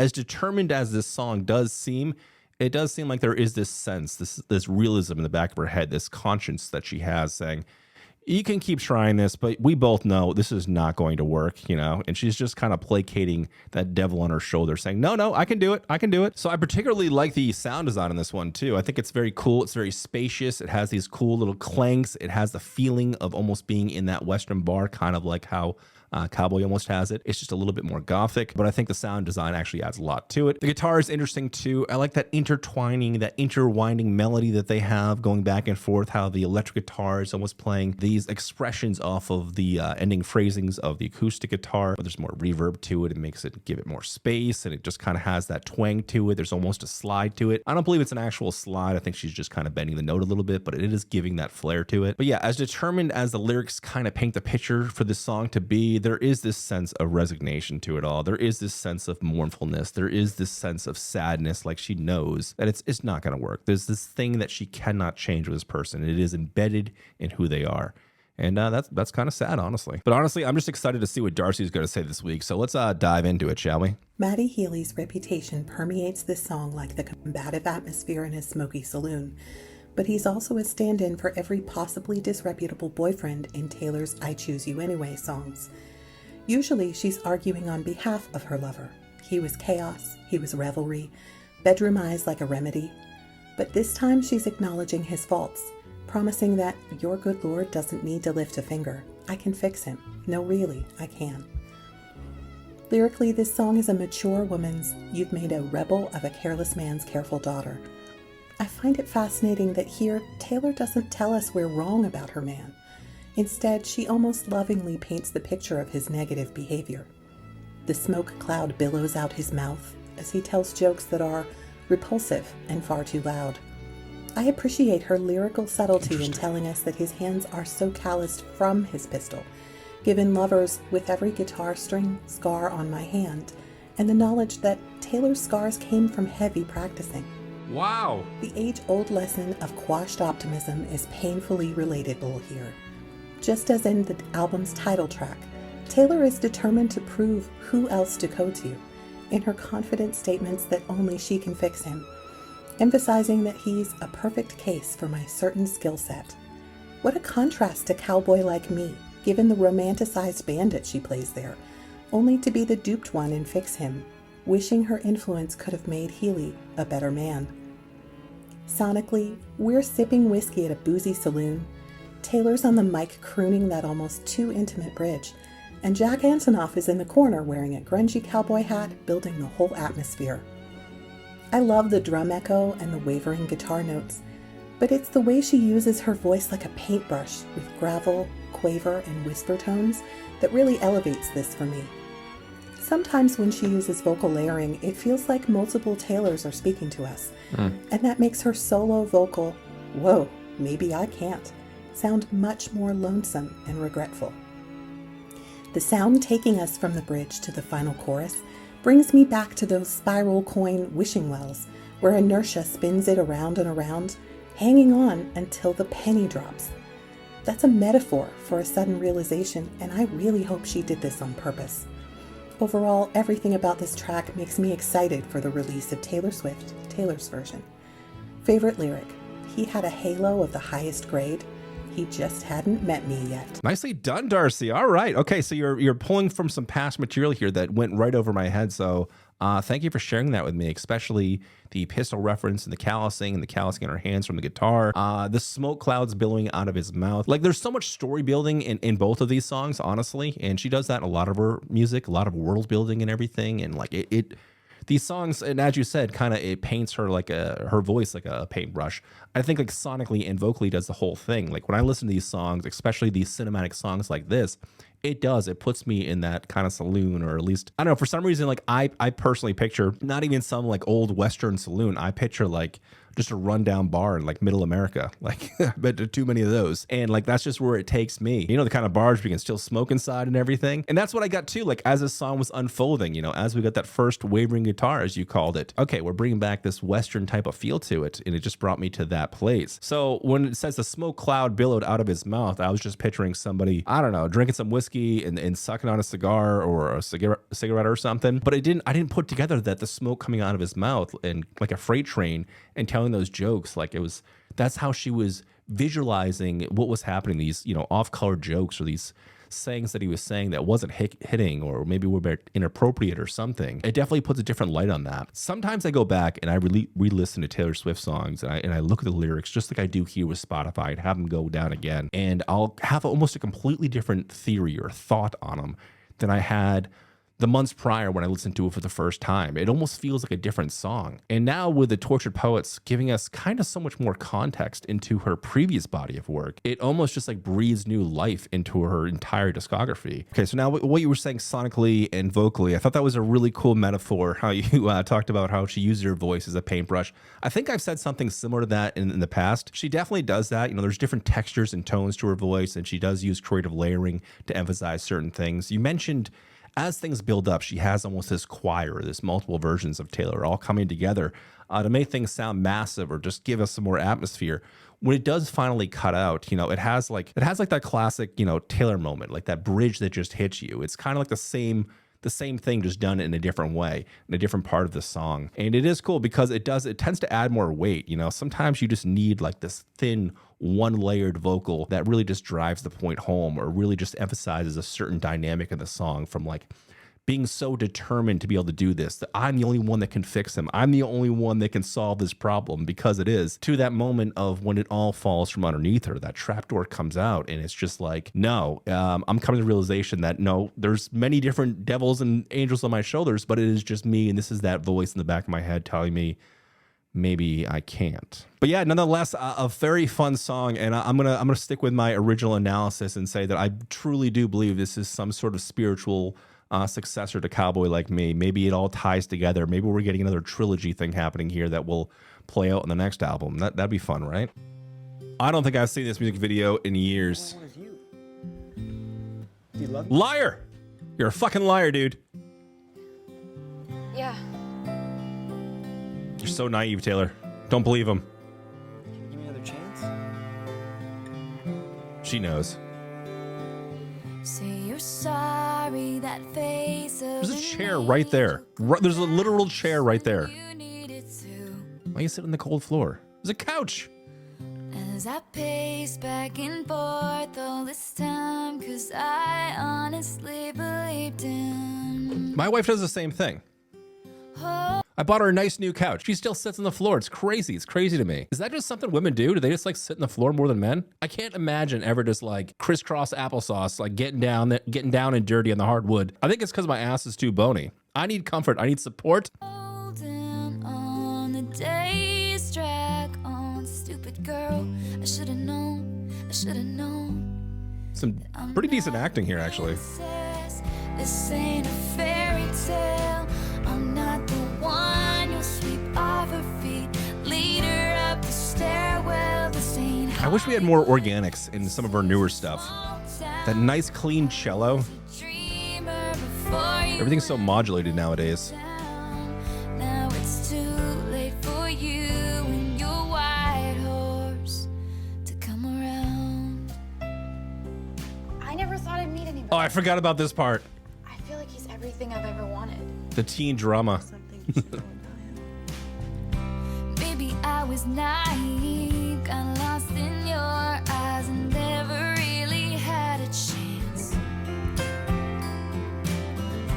My mistake, I didn't know to be in love. You had to fight to have the upper hand. I had so many dreams about you and me, happy endings. Now I know I'm not a princess. This ain't a fairy tale. I'm not the one you'll sweep off her feet, lead her up the stairwell. This ain't Hollywood. This is a small town. I was a dreamer before you and it let me down. Now it's too late for you and your white horse to come around.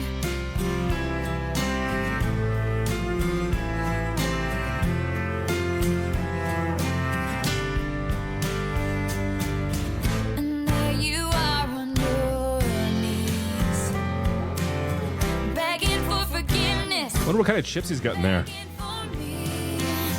Just like I Looks like a classic Lay's. Nothing fancy like Doritos or anything.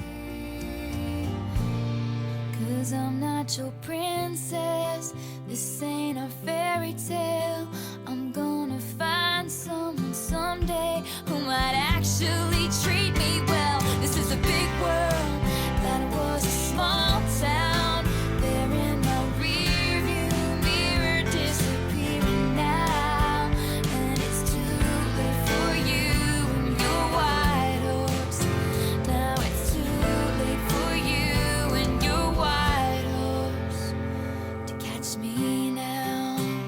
love me?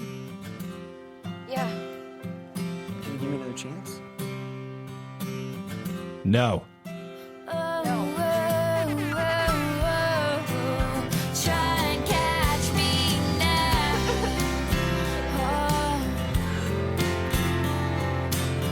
It's too late to catch me now.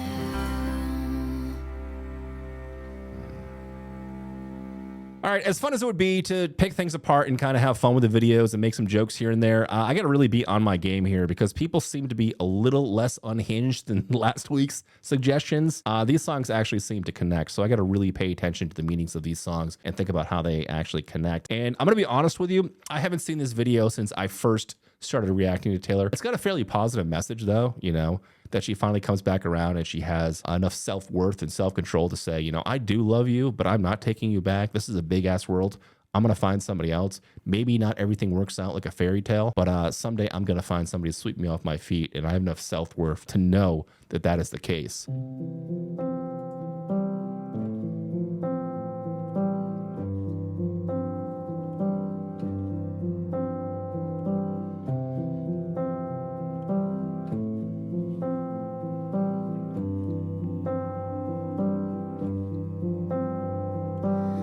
Who's gonna stop us from waltzing back into rekindled flames? If we know the steps anyway, we embroidered the memories of the time I was away. Stitching, we were just kids, babe. I said I don't mind, it takes time. I thought I was better safe than starry-eyed. I felt a glow like this, never before and never since. If you know it in one glimpse, it's legendary.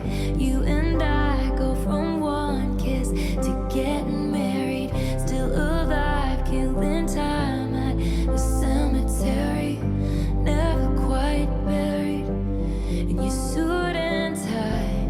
In the nick of time, you low down boy, you stand up guy, you Holy Ghost, you told me I'm the love of your life.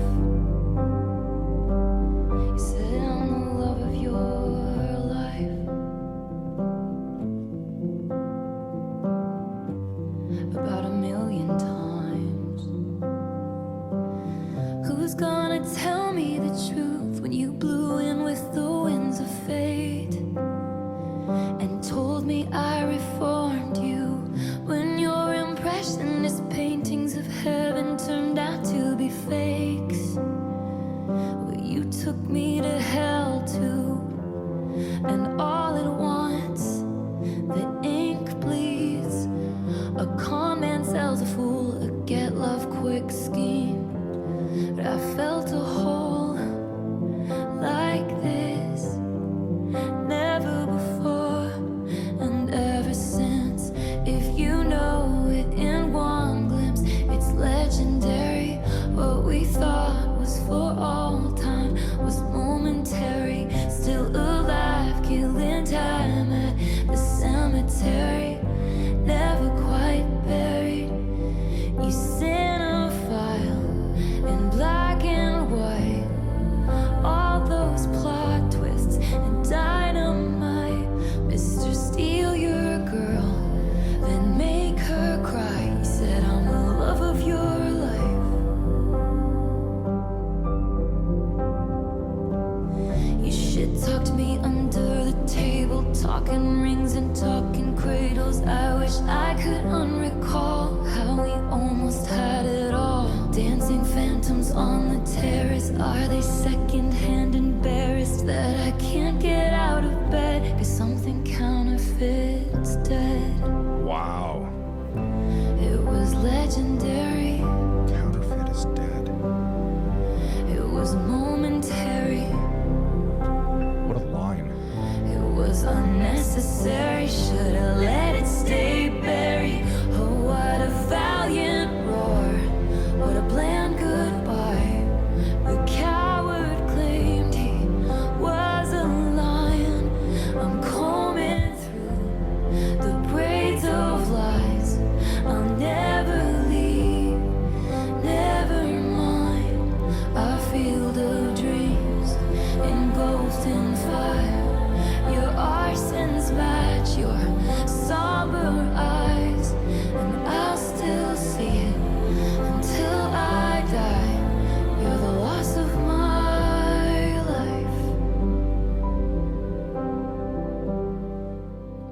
Okay, so I knew the track list going into this album. I knew the track names at least, and this one kind of confused me. I didn't know what LOML meant. You know, I didn't know if it was some kind of play off of LOL, if it was a tribute to LMAFO, that, you know, that party band. I didn't know what it was, honestly, but I think it's quite obvious, The Loss of My Life. So I want to talk about White Horse and Loss of My Life, just while both of these songs are still fresh in my mind before I break this one down. And I guess both of them have like this disillusionment of what love can be, the things we're willing to overlook because we want something to be so perfect. And I think both songs, at least at their core, are telling the story, the consequences of idolizing your partner. Now look, we can love each other and that's all grand and beautiful and everything, but the problem is once we start to idolize this person, that they can do no wrong, and that's when we start to overlook things that we can only quite see in hindsight or years later or whatever. The problem is new love is it's intoxicating, it's hypnotizing. It can feel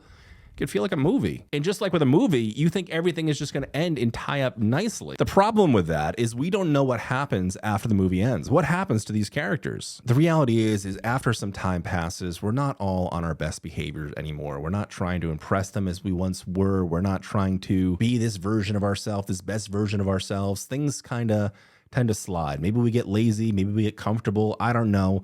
But the real you starts to show up. There's cracks in the relationship, and that's when you have to decide whether you're going to stick it out with this person, or you're going to try and fix them, or whether you can just deal with it. But immediately with new love, it's an illusion we all fall for. And here's the thing, man, I don't think it's a mistake, and I don't think Taylor thinks it's a mistake either. I mean, expecting the worst and hoping for the best is a very cynical way to look at love anyway. With that kind of attitude, you are never going to let down your walls. You're never going to truly let anybody in. And yes, maybe things won't work out. Maybe your heart is going to be broken. Maybe it's going to destroy you for years. But what is that saying? It is better to have loved and lost than to have never loved at all. I think she truly believes that. In fact, I can almost say with 100% sincerity that she believes that, and I believe it too. Okay, so let's talk about Lost My Life, because I immediately loved this song. That doesn't always happen with every Taylor Swift song that I listen to, but this one is checking off all of those boxes for me. In fact, I hold it in such high regard after just listening to it now that I even compare it to some of my favorites, like The Lakes. I mean, the writing, the simplicity, the rawness of it all, it's all right there, and it all has a pretty big impact for me. These are some of my favorite songs that Taylor writes about. I mean, she's open and honest and vulnerable and truthful with almost everything she shares with us. And, you know,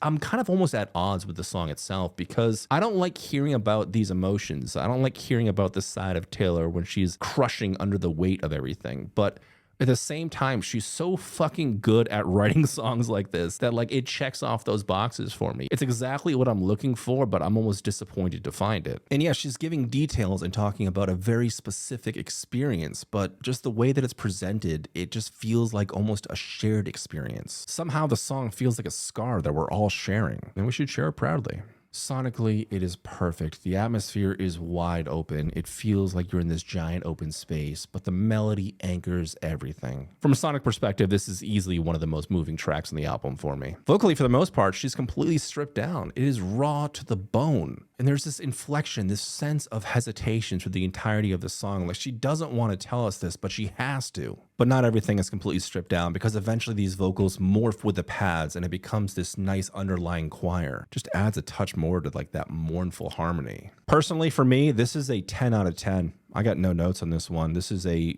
unexpected, pleasant, heartbreaking surprise. But let's see what Darcy's got to say about this one. This song is full of gorgeous, dense lyricism, and I'm going to focus solely on that this time.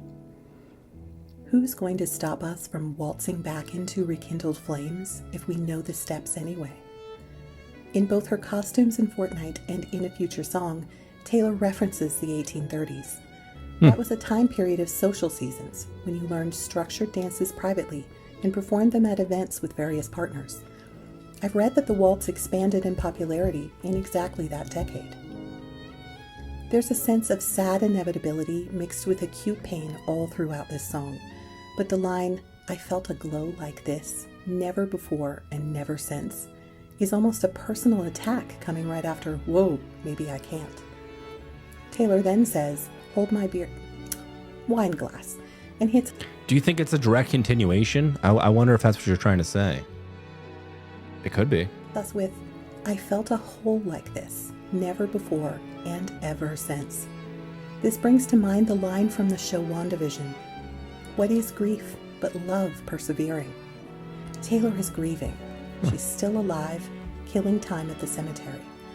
I could write an essay about her ghost references, but the line, dancing phantoms on the terrace, are they secondhand embarrassed that I can't get out of bed because something counterfeit said, is magnified by my beloved ghost and me sitting in a tree, DYING.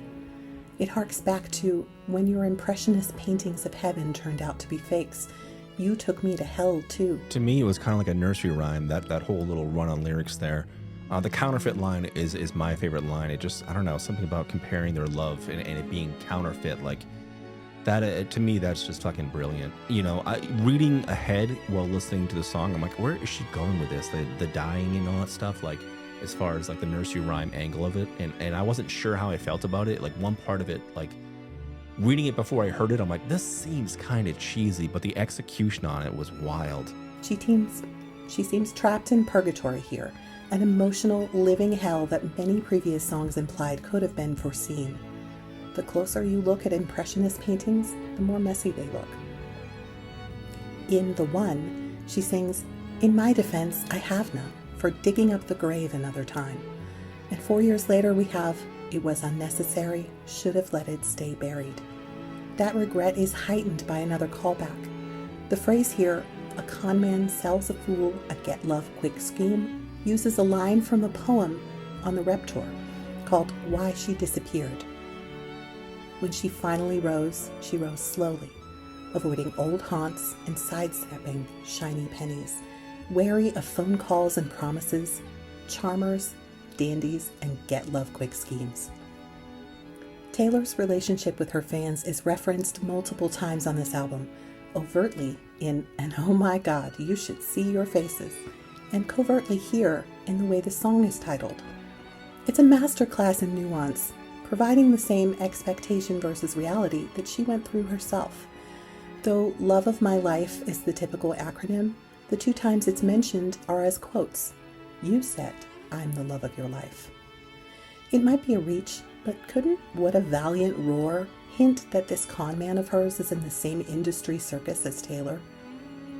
In another nod to a 1989 ghost-related film, she sings, "Our field of dreams engulfed in fire, your arsons match, your somber eyes," is so illustrative. She's telling us he's pretending that he's sad, even as he destroys what they had together.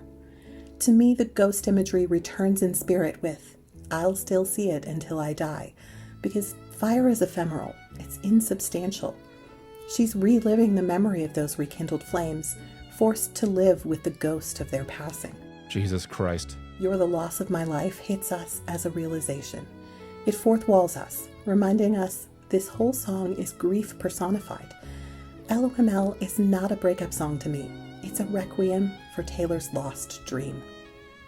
Favorite lyric? Can I pick the whole thing? No? Okay. "We embroidered the memories of the time I was away." This is one of those songs you can really sink your teeth into and, you know, pull up metaphors and past references and the use of roar and fire and the illustration that it paints. I didn't even get that right off the bat. So thank you for sharing that with me, Darcy, but it makes perfect sense. It just adds another layer to what this is. I have a feeling this one is going to grow into one of my favorite Taylor Swift songs of all time. It's just beautifully poetic. It's checking off all the right boxes for me. Like what I visualized and what you visualize could be the same scenario, could be the same emotion, but we're seeing it in 2 different ways. Listening to a Taylor Swift album is like 2 people reading the same book and like just vastly imagining different worlds and different, you know, encounters and how they took certain things and everything. And you don't always get that with music. You don't always get that, especially nowadays where everything seems so cut and dry. Everything seems so, I always say this, manufactured, but it just seems like so perfect and so like it ties up nicely like a movie does. With Taylor, it's like there's not always a clear resolution to it all. The feelings aren't always validated. They're not always presented in a way where it's like, well, I felt like this, but now I feel like this, so fucking yay. You know, it's like this happened. I'm confused. I'm just sitting and dwelling in this, and there's no exit here. There's no exit from this emotion, from this scenario. It's just now something that lives with me. And it's so it's so telling to just how we all live our lives anyway. You know, we just shove and push things down and just power through it in a way that, like, just to survive the next day, you know, just to do whatever we can to cope, do whatever we can to live and be happy with the situation that we're in, you know, even if that situation was years ago. You know, sometimes it just takes years of hindsight to look back at it and be like, oh shit, like this really fucked me up. This put me in a position that really changed the trajectory of how I view the world. And I just think that's something that's just not often discussed amongst people in general, unless like you're in a therapy type scenario. But oftentimes it's years later that you think about it and you're like, oh my God, and it kind of blows your mind. Like even with this album, you know, I was so convinced that it was a Joe album. You know, it's like, of course it is. It's been 6 years together. Like they had like the super secret, like quiet, you know, relationship. And I didn't even begin to think that she mourned that relationship before it was over. Cause that's what we do. You know, once we see the ending creeping up, you know, very rarely is it like this moment of like, oh shit, it's done. It's over. Unless you have like some traumatic thing that happened, like a partner cheating on you or something like that, where it just immediately severs ties.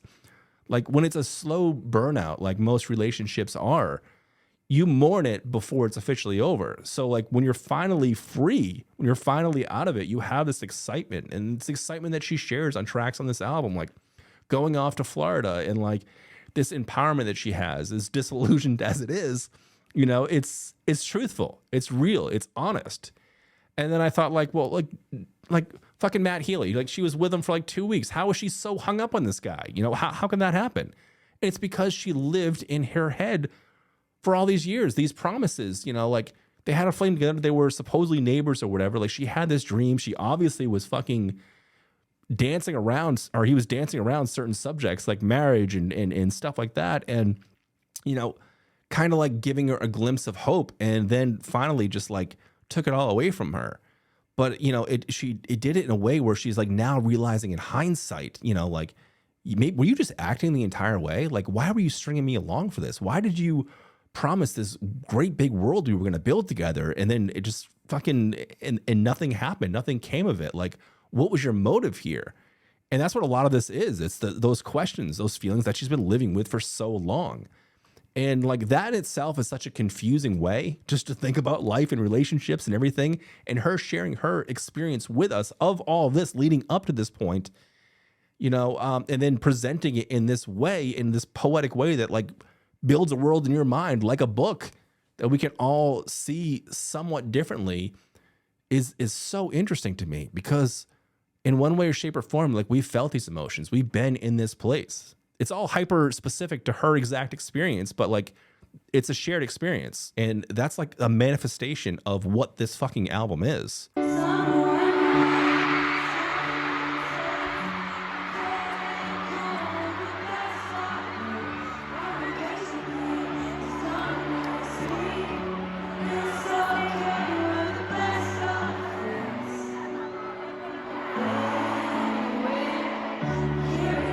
Wait a second. Is that like an apartment complex back there? Do people just live back there? Those look like little patios. Oh my God. Can you imagine living back there and just going in the patio and watching this? I wonder what the rent's like there. They got like a front row seat.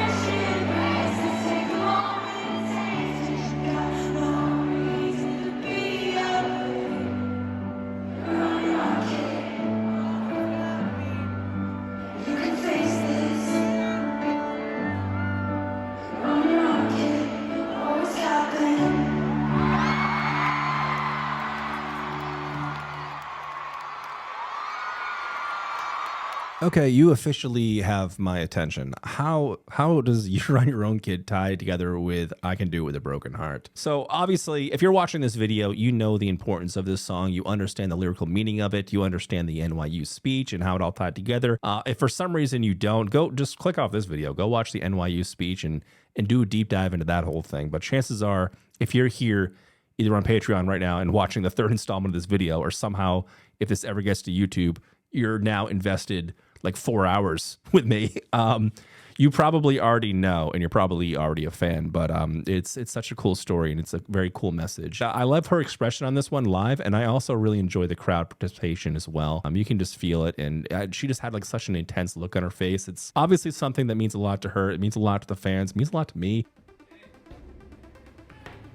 Oh my God, dude. I hate when they do that. I don't like it. There's like voices in the background. I'm like hearing it in my headphones. And I'm like, is somebody walking by? Is somebody talking to me? Like, I don't know, man.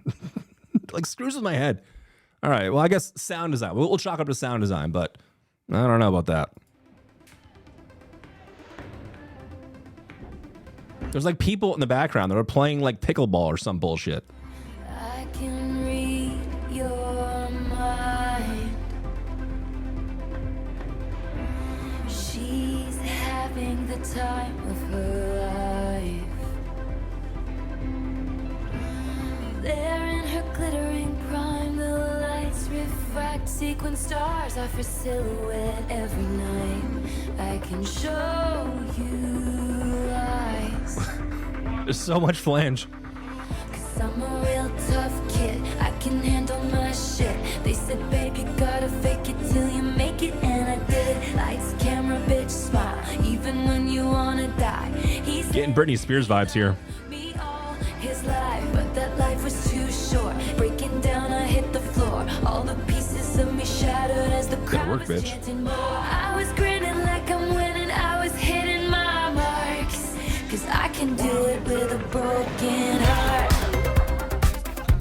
I'm so depressed, I act like it's my birthday. I'm so obsessed with him, but he avoids me like a plague. I cry a lot, but I am so productive. It's an art. It's an art, huh? You know you're good when you can't even do it with a broken heart. I can hold my breath. I've been doing it since he left. I keep finding his things in drawers, crucial evidence I didn't imagine. The whole thing, I'm sure I can pass this test. Why is there talking? Kid, I can handle my shit. They said, baby, gotta fake it till you make it, and I did. Is that Bit Crush? Smile in stilettos for miles. He said he loved me for all time, but that time was quite short. Breaking down, I hit the floor. All the pieces of me shattered as the crowd was chanting more. I was grinning like I'm winning, I was hitting my marks. Cause I can do it with a broken heart. I'm so depressed, I act like it's my birthday every day. I'm so obsessed with him, but he avoids me like a plague. I cry a lot, but I am so productive. It's an art. You know you're good when you can't even do it with a broken heart. You know you're good when you can't even do it with a broken heart. You know you're good. I'm good. 'Cause I'm miserable. And nobody even knows. Trying to cover my dog. What? Try and cover my job. Okay. All right. Well, we've got a wild contrast on this one. Probably the biggest contrast I've ever heard in a Taylor Swift song, as opposed to the lyrical message, what she's saying, the sonic fidelity, and the expression vocally. This is dripping and oozing almost with what sounds like sarcasm because of how she expressed this song. But I don't think that's the point of the song. And let's talk about how these songs connect. And I guess it is a continuation of You're on Your Own, Kid. But instead of just like being, you know, in the mindset of like, oh, you're working your way into the world and, you know, everything seems so big and you're just starting out and you're like finding yourself in a position where it feels like there's so many things against you and there's so many hurdles and it's going to take forever to get to where you want to be. There's so many blocks in your way. And the idea of being out there in this ocean by yourself on a life raft can seem scary until you realize like you've been out there for your entire life. You've always been on your own and you can do it. And I tend to like that approach a little bit more than what we got on this one, but it is continuing things in a much more personal way to her exact scenario. And it feels like, you know, she's celebrating it. And obviously I believe it should be celebrated with balances and checks in place. But I think that she's touched on those other balances and checks in other songs where you can kind of look at this and be like, oh shit, you were just fucking miserable out there. You were just like going out there and performing and you felt like you wanted to fucking die, but you've got a sea of people you're performing for. So you need to be like on your mark. All right, but like I Can Do With a Broken Heart, we got ourselves a full-on glitter pen song here. This is definitely a delicate dance between her public perception and her own very private struggles. And then sonically, in the tone of this, comes across as a celebration of, you know, overcoming and being strong and you know, just doing what you need to do, pulling yourself up by your bootstraps. But lyrically, it tells a very different story. You know, sonically, you've got these bright arpeggiated melodies and you've got this fast, almost schizophrenic bass drum. And like, it feels like it's moving at a fast pace when it doesn't need to be. And like, even the thing that stood out to me the most besides the lyrics, honestly, is Taylor's expression, because it comes across cutesy. It comes across like fun and like bouncy and happy. And like, she's like cheering. And it's like, what she's saying is like, it's like so devastating. Like, she's like, I'm so fucking depressed. Yay. It's a crazy contrast to have there. And I guess that's just like how she was living night after night of being in this bad place and going out there and performing. And we all perform on our own levels. Sometimes like I feel like we're all constantly performing until the second we're alone. You have to be different versions of yourself and you have to be on point and on mark. And like, that's just a necessity of life. We all put on these faces and it can be exhausting, or at least it's exhausting for me. Maybe that's the point. It's supposed to make you feel like a rush. It's supposed to be a fever dream. It's supposed to be like disorientating. It's supposed to be like, what the hell is going on here? Like, what is happening? Because she's like, all right, you want my job? You want this? You want to put yourself out there in this kind of way? Yeah, okay, glitz and glamour. You can be famous, you can be rich, you can be all this stuff, but like, you want to relive in your trauma every fucking night for 3 hours? There's a real toll it takes on people. Vocalists that I have worked with and the lyrics that I have written, I've seen what that does to the performers that I've worked with on a night by night perspective. And we were performing for 45 minutes, an hour and a half max, you know, not 3 hour fucking megathons and not in stadiums, you know, a couple thousand people max were at our shows. And I was seeing what it was doing to those people that were reliving those emotions, bringing it back up and talking about it and revisiting that trauma every night to try and get the best expression, the best inflections off of the performance of that song. And even hearing the lyrics that I helped them write, like hearing it night after night, like it wears on your soul, man. And you have to like get to a certain point where you callous your soul. That's the only way to describe it. You callous your soul to a point where like you disassociate yourself from the thing that had such a dramatic impact on you. And then that in itself is dangerous. So yeah, you want that? You want this job? You want to come and take it? You want the glitz and glamour? Good fucking luck. I think that's what she's saying here. And I think that's what the contrast is trying to say. And it should be interesting to see what Darcy's got to say about this one. So let's check it out. Taylor hints at her affection for the Eras Tour with the placement of this song. It's the 13th song on the album. While I argue that heartbreak and the fury it can create is the beating heart of this album, there's a strong undercurrent of industry triumph and tribulation on TTPD too, and both are represented here. Lyrically, this song shows that classic dichotomy between painful lyrics and an upbeat arrangement. Yeah. Mirror Ball was about her tour being canceled due to a large tragedy, and this song is about touring during a personal one. Both They Watch My Shattered Edges Glisten and Breaking Down I Hit the Floor, all the pieces of me shattered as the crowd was chanting more, feel connected to Taylor's emotional resonance as she performs, but also that weight of fan expectation and excitement. At every Eras concert, there were dozens of people streaming for tens of thousands of us watching at home. I keep finding his things in drawers, mirrors hits difference. I find artifacts, cried over a hat, and reminds us that she had to reckon with this breakup while on tour, away from a place that may no longer have even felt like home. She could go all over the world, just not home. I want to highlight a tentative connection between this song and Epiphany when it comes to the concept of just a single glimpse of relief to make sense of what you've seen.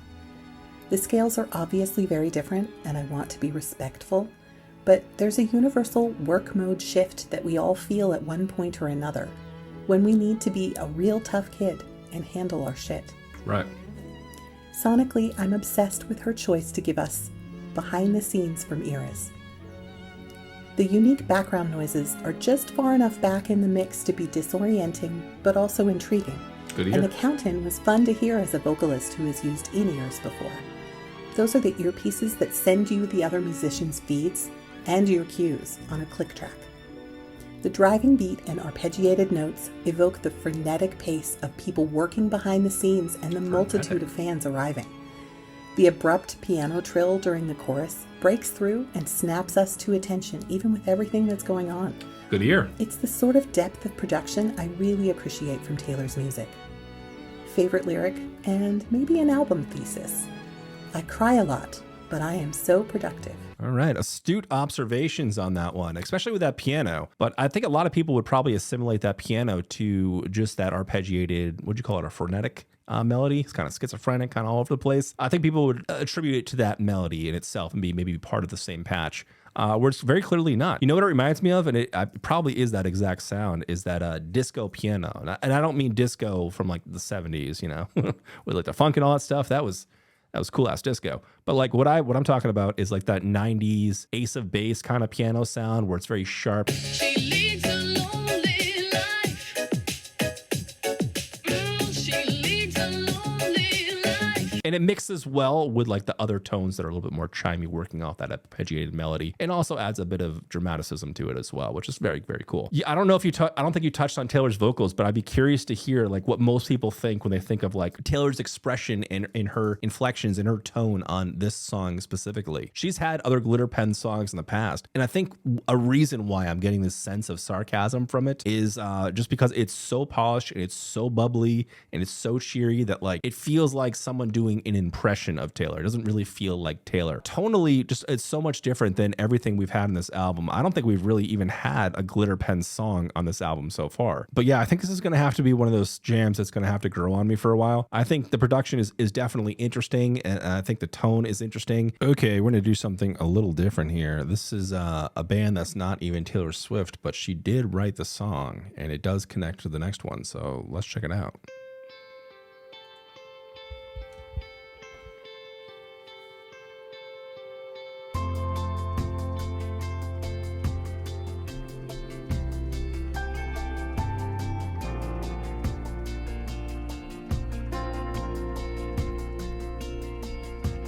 I know I'm probably better off on my own than loving a man who didn't know what he had when he had it.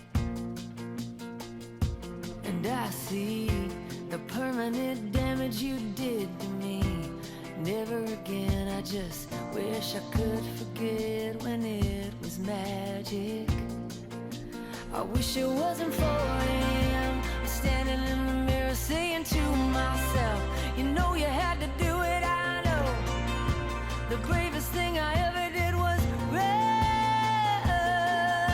Sometimes in the middle of the night I can feel you again, but I just miss you and I just wish you were a better man. And I know we had to say goodbye like the back of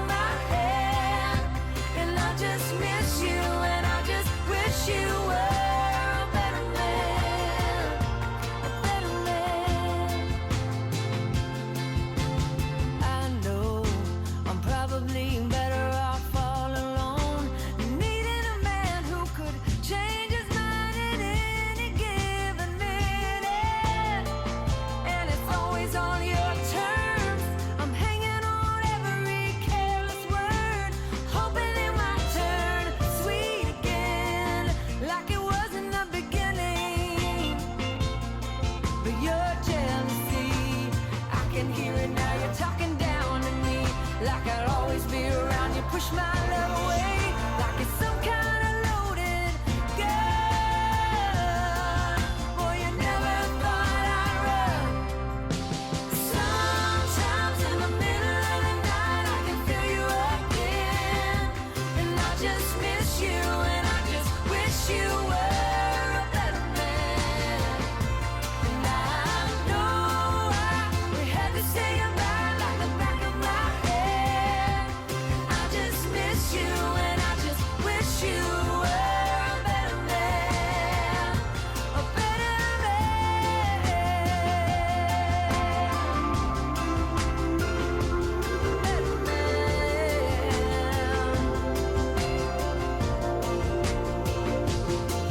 I hold on to this pride because these days it's all I have, and I gave to you my best, and we both know you can't say that.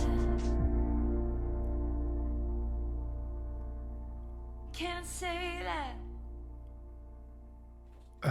Is it over? Wish No. you were a better man.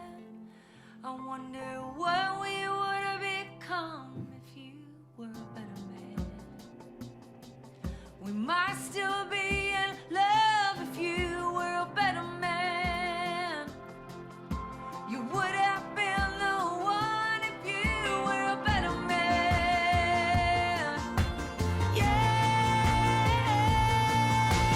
Sometimes in the middle of the night I can feel you again, and I just miss you, and I just wish you were a better man. And I What's he running from?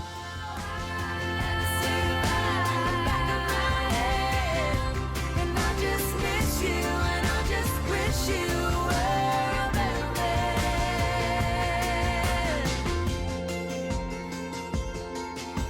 We might still be in love if you were a better man. Could have been the one if you were a better man. We might still be in love if you were a better man. Better man.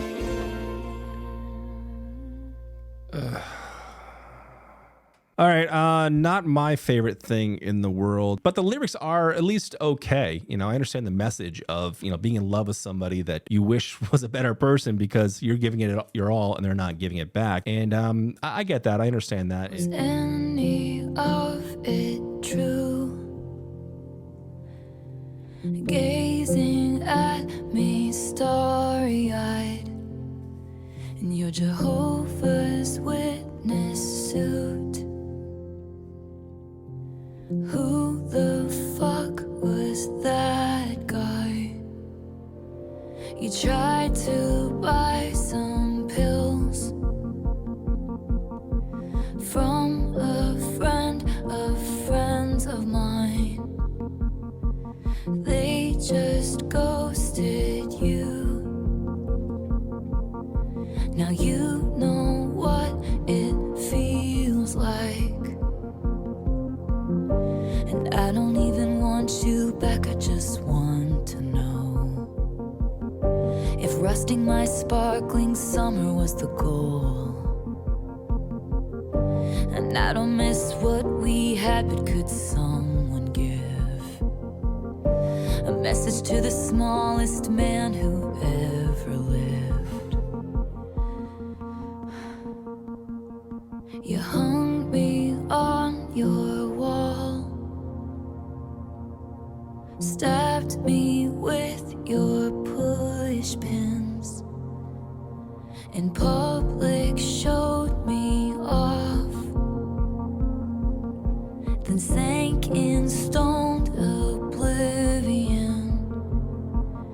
'Cause once your queen had come, you treat her like an also-ran. The fuck? You didn't measure up in any measure of a man. Oh, we are showing teeth here.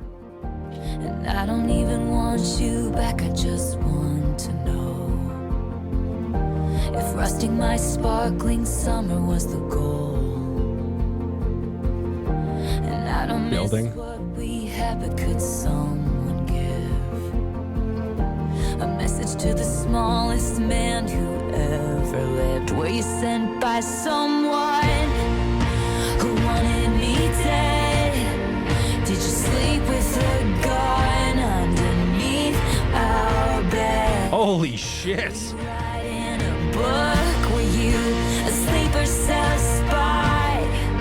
In 50 years will all this be declassified, and you'll confess why you did it, and I'll say good riddance, 'cause it wasn't sexy once, it wasn't forbidden. I would have died for your sins, instead I just died inside. And you deserve prison, but you won't get time. You'll slide into inboxes and slip through the bars. You crashed my party and your rental car. You said normal girls were boring, but you were gone by the morning. You kicked out the stage lights, but you're still performing. And in plain sight you hid, but you are what you did. And I'll forget you, but I'll never forgive the smallest man who ever lived. Ooh, I don't know if you come back from that one. That was scathing, to say the least. You know, one of the reasons I like covering Taylor is because it gives me a unique insight, at least into a small part of the female experience. Like, the experiences are similar. I can put myself in her shoes and I can feel those emotions to a degree, but there's something slightly different to all of it. And it's not just because we lead wildly different lives. There's almost like a quiet nostalgia to all of it. It's like I've been here before, but I just can't remember it, but I definitely feel it. And I guess what I'm trying to say is both of these songs tend to encompass almost a survival mode from the female experience, I would imagine. Both of these songs talk about the shortcomings of their partners, and in one degree, from the song She Gave Away, it's about kind of wishing that was a better man, and saying, I wish that you could live up to my standards, and I wish you didn't do these things, and I wish my love wasn't wasted. Whereas in The Smallest Man Who Ever Lived, this is more like, I don't give a shit, dude. Like, you fucked around and found out, and now I'm just like wondering, like, fucking why? I'm just gonna deliver a message to you, like, you did some really fucked up shit, and I'm gonna do a violent takedown of all the things you've done and call out very specific scenarios. Like, 100% this must be a Matt Healy song. She talks about performing, she talks about the drugs, she talks about all that stuff, and like, I can only imagine being called out like that. So yeah, they do connect in that aspect of it, but like, they have wildly different tones. I know Taylor's no stranger to receiving pushback and getting shit from people for writing about her exes and how they've wronged her, but honestly, especially in a scenario and in a takedown like this, I love it because it's more than just female rage. It's full on fuck around and find out. I mean, Taylor just murdered this man in a way that you can't really rebuttal. And I'm sure I'm not alone on this one, but I'm getting Dear John vibes. You remember that song, that 6-minute masterpiece? But like, within Dear John, you know, she had like this almost like naive approach to the song where she was like asking, oh, why? And you did this, and you know, was like 19 too young. Like, it had like a certain like innocence to it, where this, like, we have a different Taylor Swift. We have a more evolved Taylor, a Taylor that's been through some shit. It's been to hell and back, and it's just not fucking around anymore. This is a full on mic drop moment. And sonically, I was not disappointed on this one. Sometimes Taylor has a way of like trying to confuse a listener or disorientate them, or just put her own unique twist on things. And I'll revisit those songs and it makes sense in the context of hearing it a couple times. But in that first song, when you want that instant gratification, it doesn't always deliver it to me. This song is different. I felt that slow creeping build. You hear like that acoustic guitar slowly start to get a little bit louder. Things start to get a little bit bigger and everything. And by the time we have like that like militaristic snare and like the staccato stab of the cinematics, it is just brutal in its approach. You know what it reminds me of, honestly, is she's having her full on Snow Patrol moment here. This is something that Snow Patrol does a lot as well, with building their music and how things start from one place and they don't have that traditional verse, chorus, verse. Like, it just starts in one place and it builds and it builds and it festers. And when you have that release, it's so fucking satisfying. Doesn't come across as meek at all. It's not a woe is me. Oh, he hurt me and I'm in this bad place because of it. It's no, you fucked around and you found out. I'm not at the point right now where I'm a naive child where this hasn't been done to me before, but I'm not going to fucking sit in the sidelines and just take this shit anymore. Like, something needs to change. Someone needs to step up and say something. Otherwise, you're just going to keep steamrolling through girls that you find boring. And vocally, it's a perfect mix between determination and disdain. It's moving in a direction where you start to think you're going to get those classic inflections I'm always talking about that Taylor Swift does. That slight, key drop, little crack in her voice, little squeal, whatever the case may be for that song. But like the most powerful moment for me is like there isn't that moment. It just, her voice stays steady the entire time. It reminds me of that movie scene, The Wolf of Wall Street, where Leonardo DiCaprio is like, my hand doesn't shake. Instead, she decides to use some vocal effects to kind of add some dramatic effect, but with keeping her voice completely steady. It gets more aggressive, it gets louder, but there's no shake. There's no like, oh, look what you did to me. I'm a poor damsel in distress here. Like, it's like she's coming out and just showing off a full-on power move. Thinking about the structure of this song, I have to hear this one more time, and you might see some similarities as well.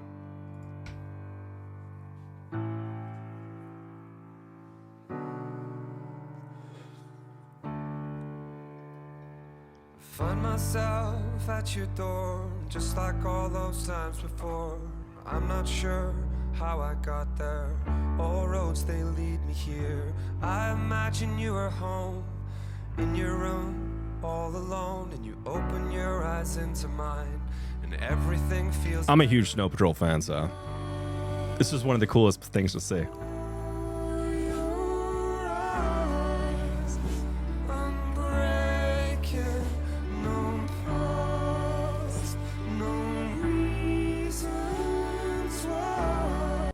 It's also worth noting here too, we've seen Taylor do a shit ton of collaborations with artists, and oftentimes she has to modulate her voice to mix with somebody else. Gary Lightbody isn't changing his tone whatsoever. He's not coming down or up a key or anything. Like, Taylor's just forced to kind of work within the confines of what was already written.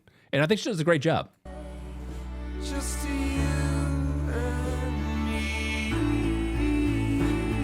See what I mean? That classic build. The stabs.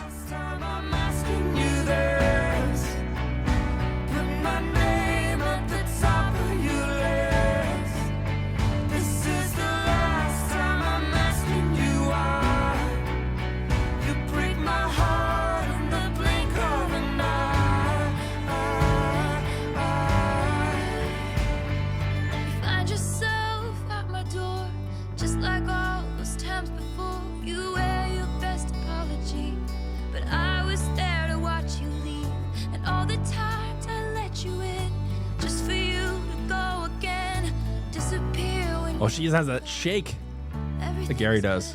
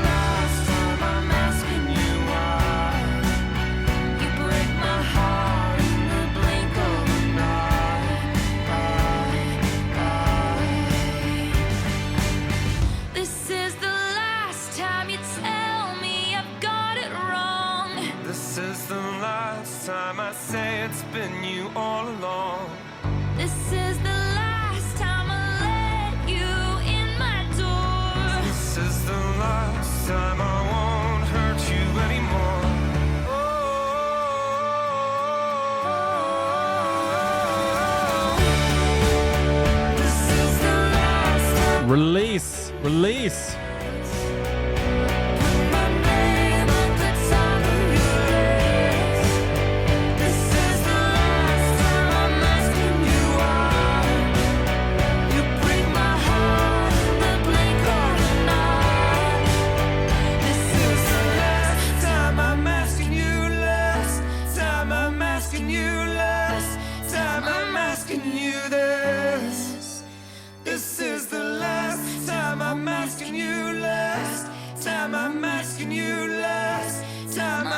asking you this.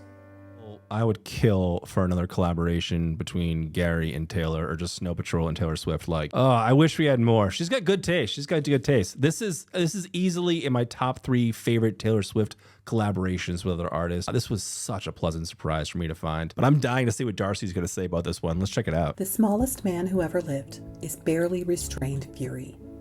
In your Jehovah's Witness suit, who the fuck was that guy?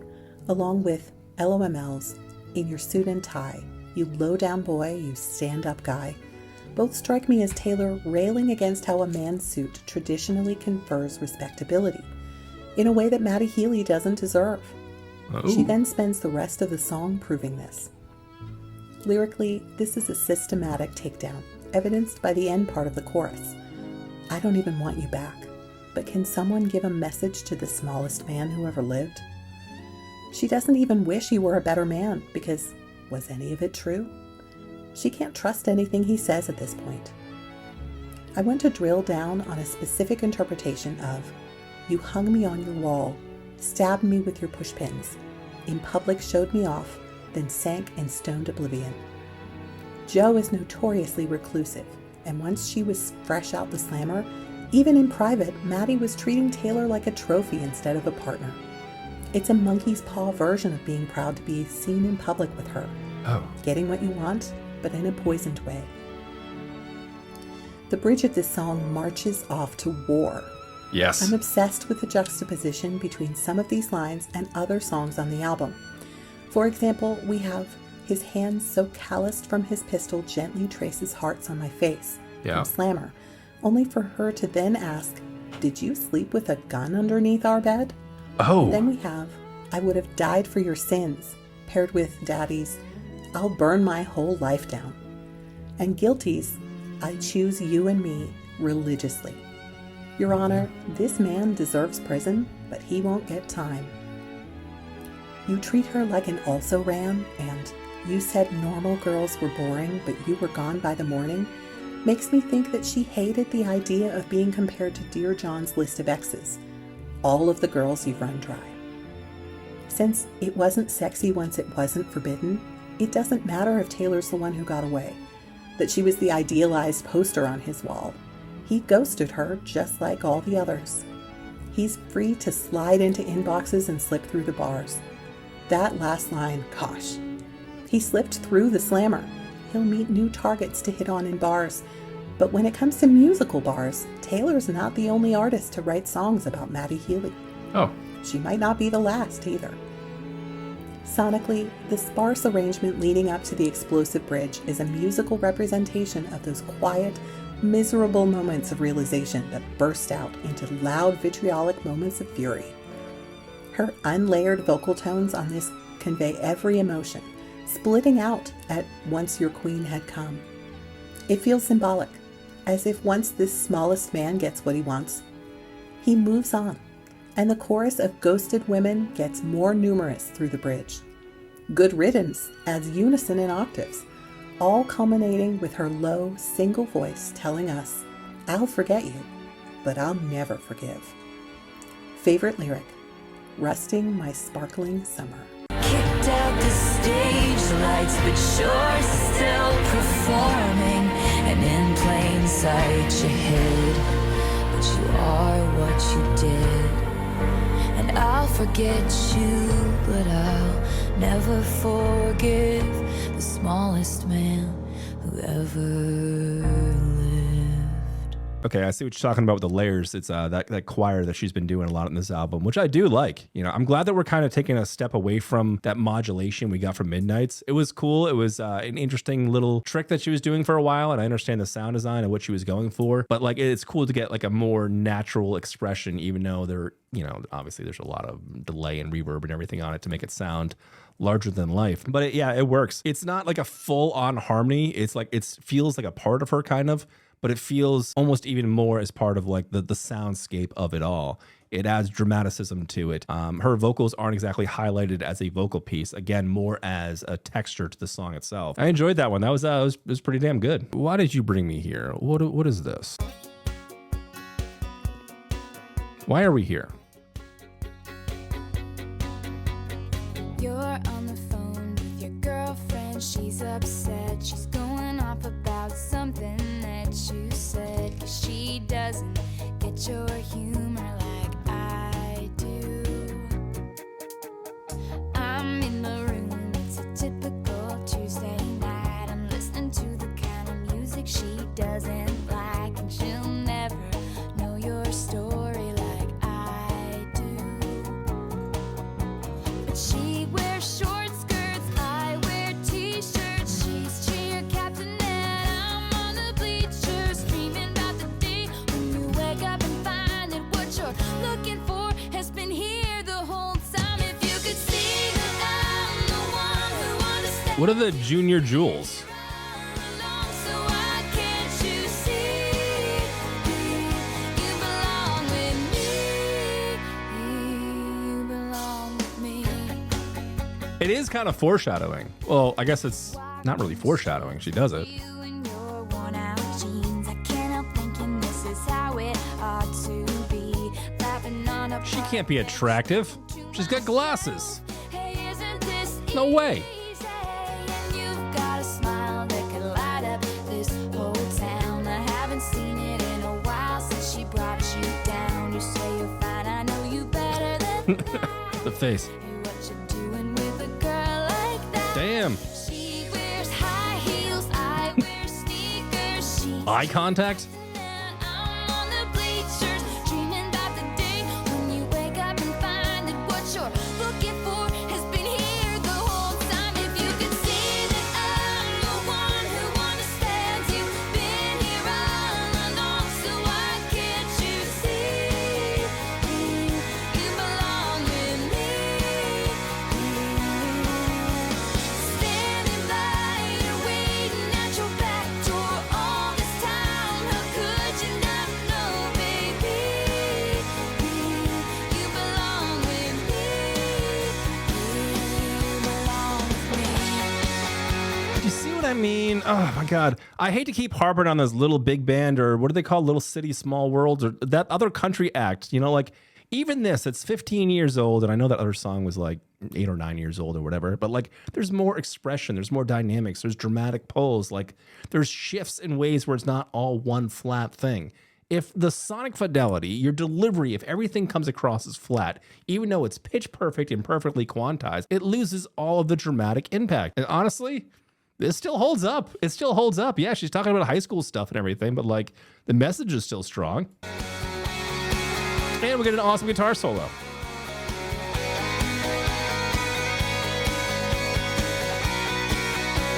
Right here. Driving to my house in the middle of the night. I'm the one who makes you laugh when you know you're about to cry. I know you're There's a vibrato there. tell me about your dreams. Think I know where you belong. Think I know it's with me. Can't you see that I'm the one who understands you? Desperation.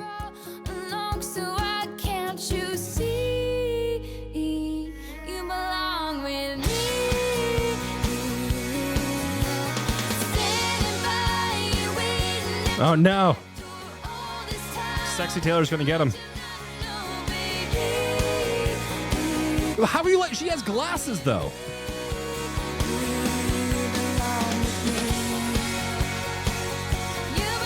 Watch out, Taylor, he's got a gun. Have you ever thought just maybe you belong with me?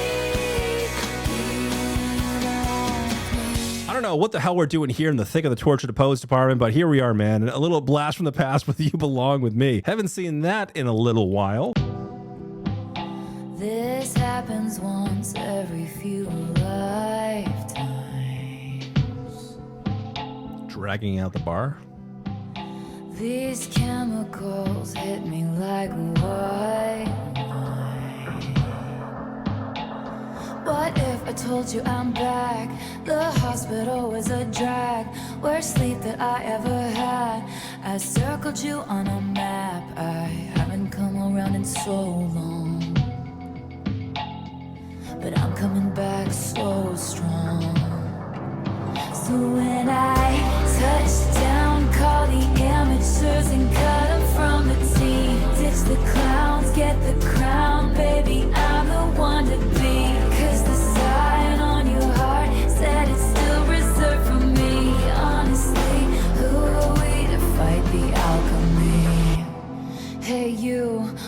if I told you we're cool? That child's play back in school. Is this supposed to be disorientating? I haven't come around in so long. The panning is signifying it. Back to where I belong. So when I touch down, call the amateurs and cut them from the team. Ditch the clowns, get the crown, baby, I'm the one to be. 'Cause the sign on your heart said it's still reserved for me. Honestly, who are we to fight the alchemy? These blokes swarm the benches, we've been Lokes, huh? he jokes that it's heroin, but this time with an E. 'Cause the sign What does that mean? said it's still reserved. There isn't eating heroin. Honestly, who are we to fight the alchemy? Shirts off and your friends lift you up over their heads. Beer sticking to the floor. Cheers chanted 'cause they said there was no chance. Trying to be the greatest in the league. Where's the trophy? He just comes running over to me. Touchdown, call the amateurs and cut him from the tee. Ditch the clowns, get the crown, baby, I'm the one to be. 'Cause the sign on your heart said it's still reserved for me. Honestly, who are we to fight the alchemy? These blokes swarm the benches, we've been on a winning streak. He jokes that it's heroin, but I like it. this time with an E. 'Cause the sign on your heart That's some good sound design. reserved for me. Honestly, who are we to fight the alchemy? This happens once every few lifetimes.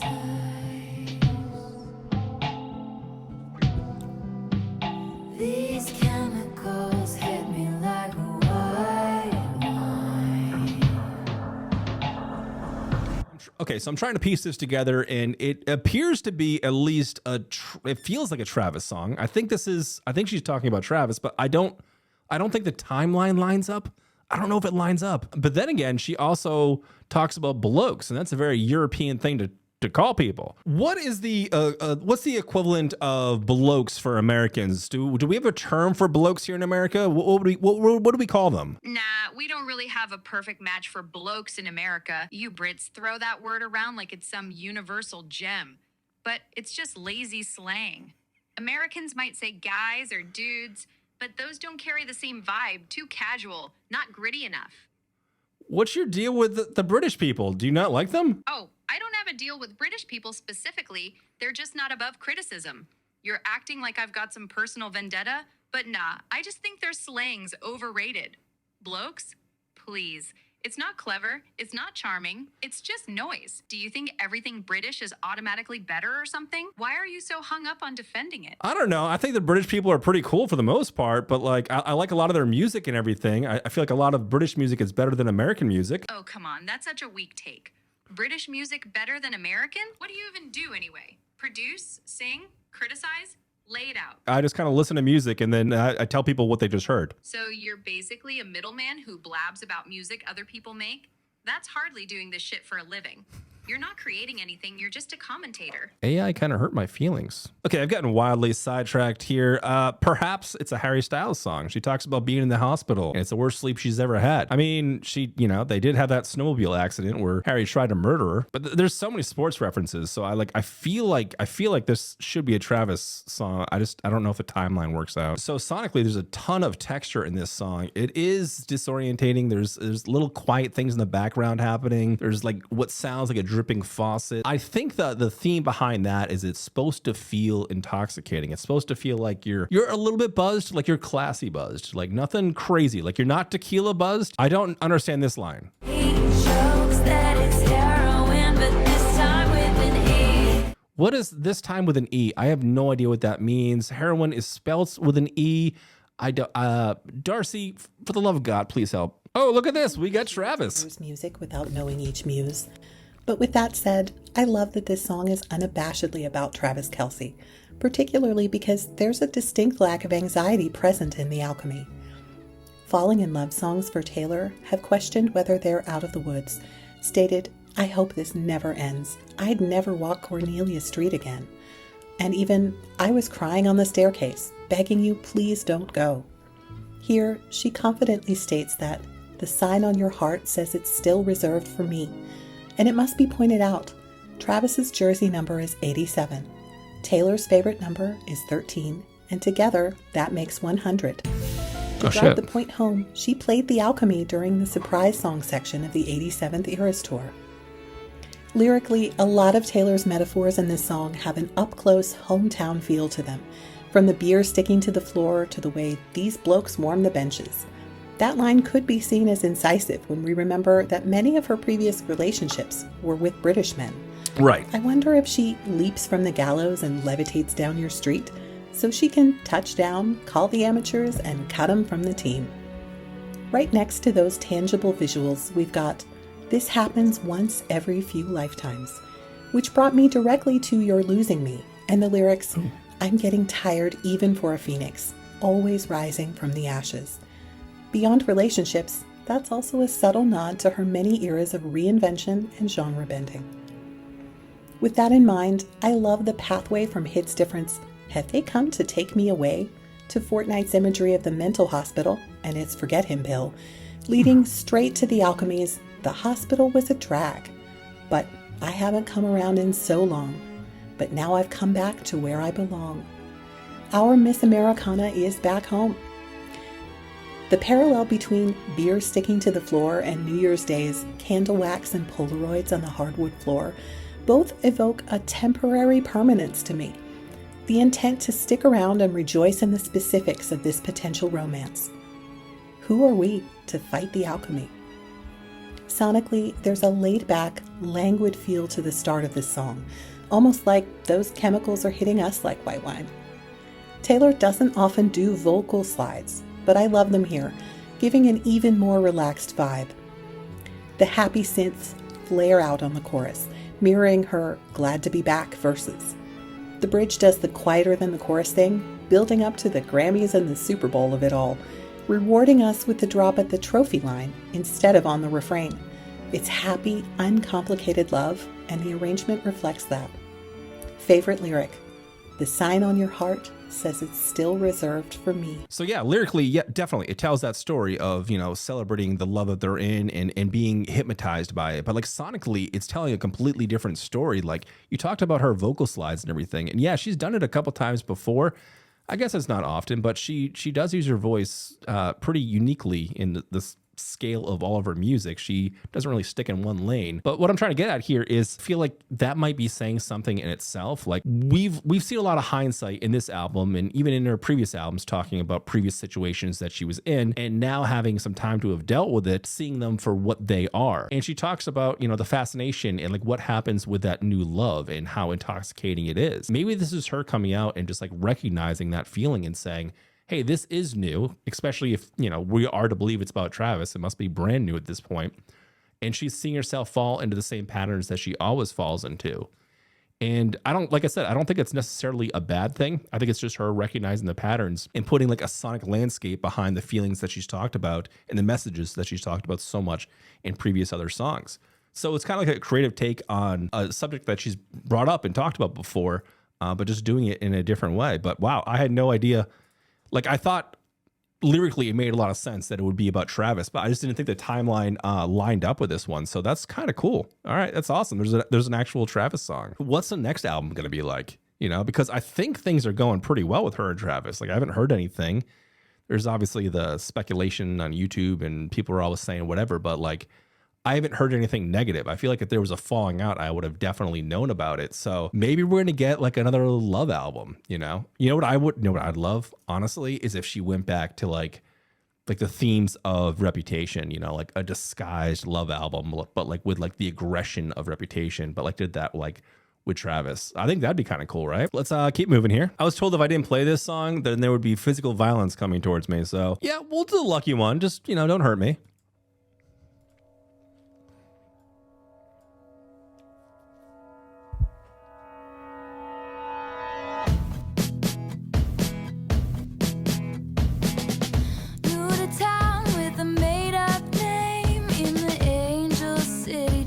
For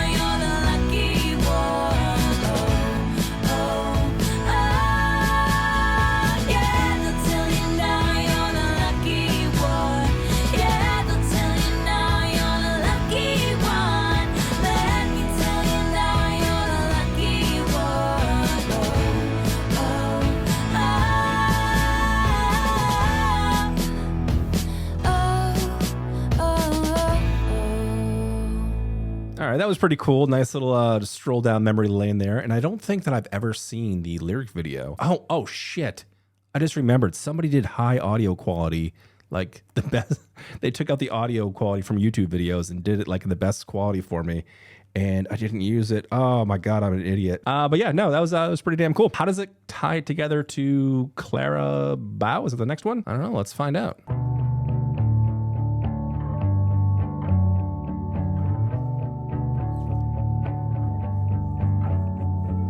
You look like Clara Bow in this light. Who's Clara Bow? Remarkable all your life.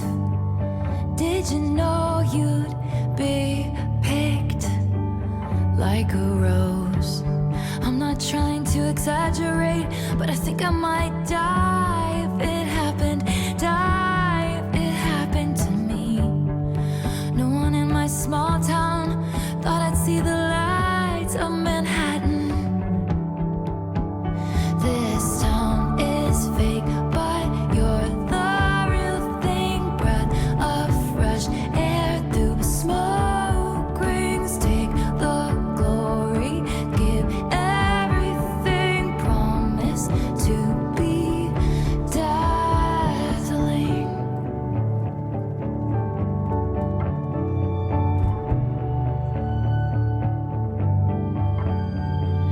You look like Stevie Nicks in 75.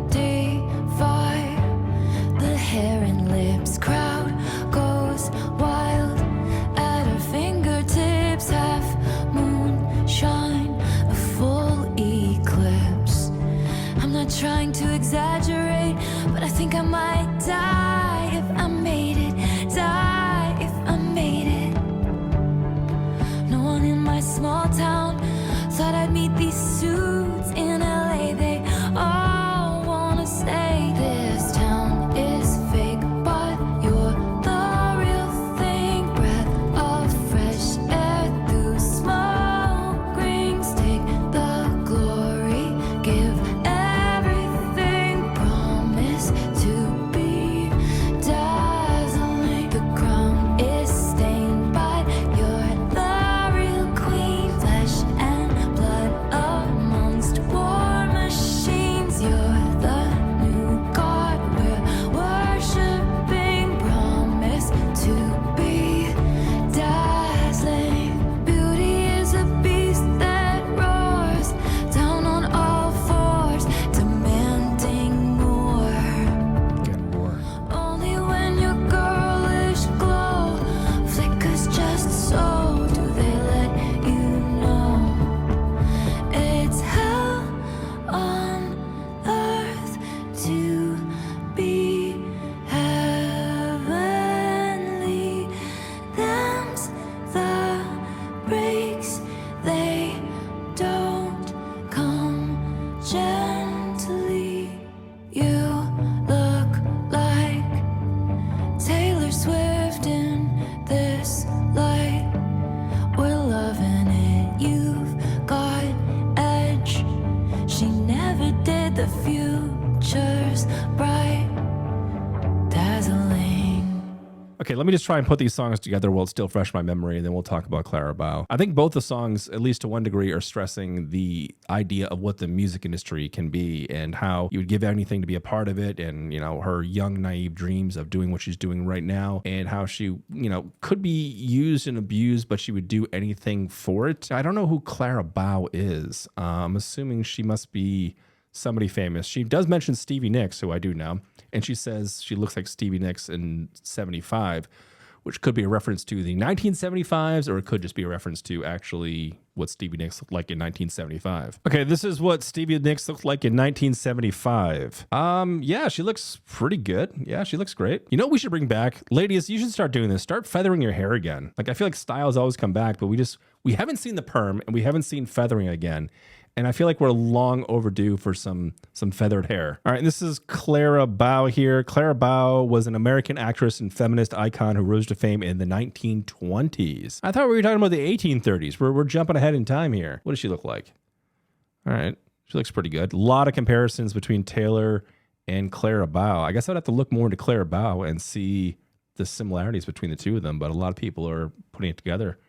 Never heard this name before, but I don't know. I don't really watch old movies. So lyrically, I feel like there's more that connects The Lucky One and Clara Bow. I mean, besides just the music industry thing. I don't know. Hopefully Darcy will explain that for me, but I feel like that there's a deeper meaning to a lot of this that's just going right over my head. But to me, the most obvious explanation is it's the song in its essence is talking about the pressures of fame and living up to expectations. What's interesting about Clara Bow, though, is for the entire song, I thought that she was talking about herself and her own issues with fame and what she's dealt with and everything.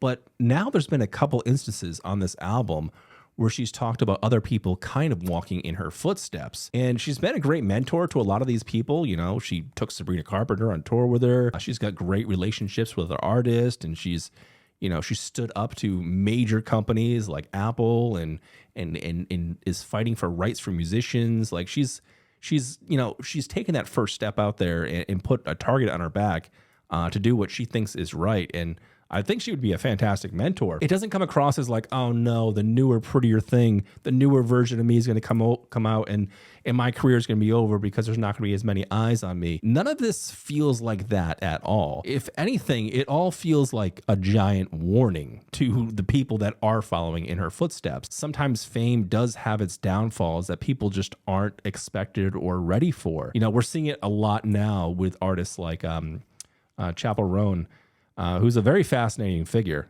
puts out some really cool music. I can't wait to see what she's doing next. But she's having some issues with fame. You know, she's having some issues with parasocial relationships with people. And I know Taylor's had some run-ins with some crazy fans. Like there was a fan that like swam across her lake and like thought they were gonna get married, and like people are nuts, man. People are nuts. You got to be prepared for it. This is a real issue amongst people that are famous now, because being famous now is so much different than being famous even 20, 25 years ago, you know, with social media and these parasocial relationships and everything, and like tracking of planes and everything. Like everything is a little bit more immediate, and it's a little bit more like if you want to talk to somebody or message somebody, you can just do that to anybody. And, you know, messages come through and you see a lot of crazy stuff, and all the crazy stuff you see online from people posting on, you know, social media platforms that sound crazy. I can guarantee like their inbox is like 10 times crazier, you know, because that's kind of the way it is with me. You know, I get crazy direct messages, and the stuff online is sometimes crazy, but it's not as crazy as the direct messages. So I can only imagine it on that level. But yeah, it feels like a warning, doesn't it? It feels like a warning to the people that are walking in her footsteps. And I think she's saying, especially in Clara Bow, like how, you know, she would have given anything for this. And she's talking about, you know, her as a young person going into music and being tricked and molded and fooled in a way, and being, you know, like kind of, oh, you're going to be the new thing. Nobody's like you and whatever. But they're trying to mold her into this, you know, perfect image of whatever that wasn't truly herself. And I think these are warning signs, because even though the industry has changed quite a bit in the last 20 years, there are still some staples out there that are evident because, well, people just want to keep printing money. You know, they know a formula that works and they want to continue moving that formula along. They might, you know, stress that their artist is showing real personality and they're putting real thoughts out there into the world. But in the end of the day, like, you listen to some of that music and you listen to some of those messages and how they express those messages and perform those messages, and you can see that there's like this essence to some of them that you can just tell, like, I don't really believe this. This isn't me. You know, I feel like I'm just like a dancing clown kind of thing. Like, I don't want to name any names. I'm not trying to get like mean with anybody, but like, and it's not even their fault. It's not even their fault, because they want to do the right thing. They want to survive in this industry. It can be so difficult to do that. Sometimes you take that ultimatum. I think that's what she's kind of saying here. So this would technically be the last track on the standard album version of the Tortured Poets Department. And I'm trying to think of like how it all connects. And one thing that really is coming to mind is the pacing of everything, the pacing of all these songs. This feels like they're not exactly collections of songs, although there are, you know, melodic and rhythmic elements to everything, but it comes across as like a different kind of album, almost like it's a concept album, and the concept is just like, I'm not going to make an album, if that makes any sense. You know what it feels like? The pacing of it all is, I'm getting vibes of Red from all of this, which is strange, which is very, very strange. Red's got a lot of tracks to it, a lot of tracks on Red. She's got a lot of things to say, and she's got a lot of pop hits and all that stuff, and a lot of glitter pen here and there. But the pacing on it, that slow moving elements of organics mixed together with some more polished synthetics that are trending and popular at the time, it kind of has that kind of vibe to me. Like, I see essences of Lana Del right here, and I see essences of Lorde here. Whereas with Red, I felt essences of like more indie rock kind of album, indie rock kind of artist, or lesser known artist and whatnot. So I feel like she takes inspirations from these different eras and stuff, but you can just tell like the kind of mood that she's in, or the headspace that she's in. It's a very dense album, and I'm sure there's a lot that's gone right over my head, just like how a lot went over my head with Red. But I'm getting vibes of Red from this, and I can almost guarantee nobody is going to agree with me on this one. But from a perspective of having a lot to say, getting it all out, and the general pacing of what Red was doing, I'm seeing a lot of similarities to this. And it's strange to me because I just watched the most recent Grammys. I'm sure a lot of you guys have seen that, and I got a reaction here on Patreon with the performances, which were actually really good this year. Anyway, what I'm trying to get at is Taylor was at the Grammys. She did not win any Grammys for this album at all, but she didn't have the same reaction that she had when she didn't win a Grammy for Red. With Red, it was back to the drawing boards. It was, I'm going to work harder. I'm going to come out. I'm going to fist swinging. I'm going to make the best thing ever. She was determined in that kind of way. We had a very different attitude with her at the Grammys. She was so supportive of all of the people that were winning big that night.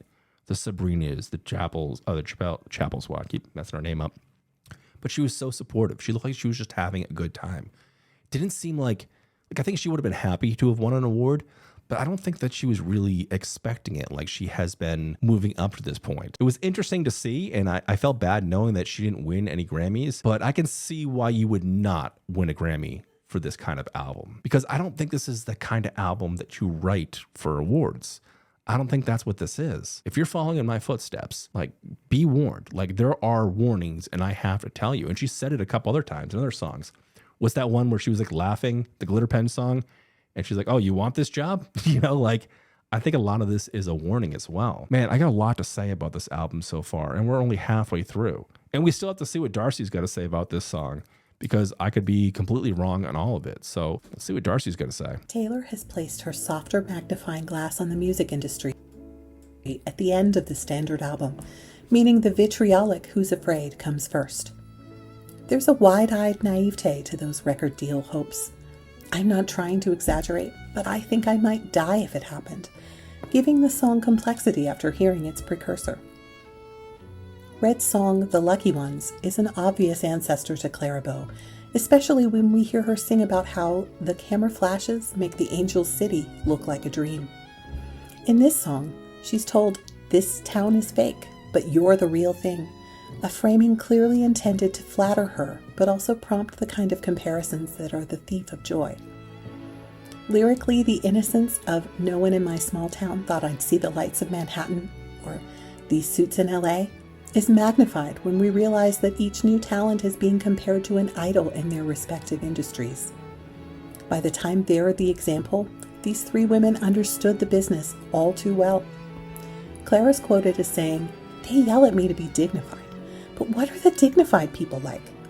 And Stevie recently spoke about Chappell Roan's packed schedule, saying they'll burn her out if that's what they want to do, because there's always somebody to replace you.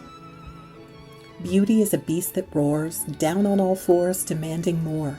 Immediately brought to mind the moment in Miss Americana, where Taylor's in the car talking about how effing impossible beauty standards are.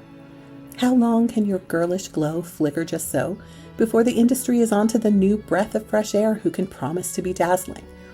Taylor sings, they're in her glittering prime in Broken Heart, a long way from that young girl hoping to break into the industry. But we know that break didn't come gently. Sonically, the opening notes of this song are instantly classic. The first thing we hear is an ears-ringing sort of sound that reminds me of the way some movies convey feeling overwhelmed.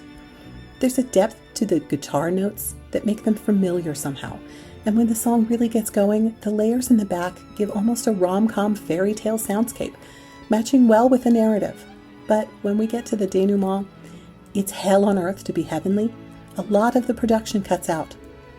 When I realized that there's a choir of female voices there, it really hurt to think that these could be the voices of all the disillusioned ingenues that came before, and they are singing in unison. Favorite lyric: beauty is a beast that roars down on all fours, demanding more. Yeah, so it appears she's telling her story, but I still believe this is kind of a warning. Yeah, sonically, I don't think I went over much sonically that was happening here. It had a nice slow build to it, a pretty decent payoff mostly. And the vocal layering was good, and the choir was pretty cool as well, but she's been doing that a lot on this album. You know what I need to do? I've been breaking this up and listening to other songs before it, which has been a fun little experiment here with how I do album reactions. I don't know if I'm going to continue to do that moving forward with the second half of this album, but what I know I have to do is I know that I have to hear this in one motion. I'm going to have to sit back and just listen to the first, 15, 16 tracks? 16 tracks. I have to listen to the 16 tracks just back to back in one sitting and just let the album play out and just like get a fluid feel for the album. I'll probably end up doing that live over on Twitch in the next week or so.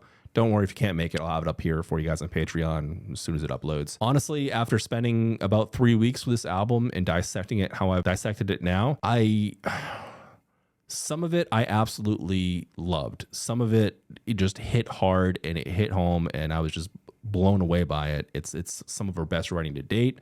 Some of it I definitely need to hear as a fluid motion from track to track and really just get a vibe of that emotion. It's not broken up like that. I think that's going to be important.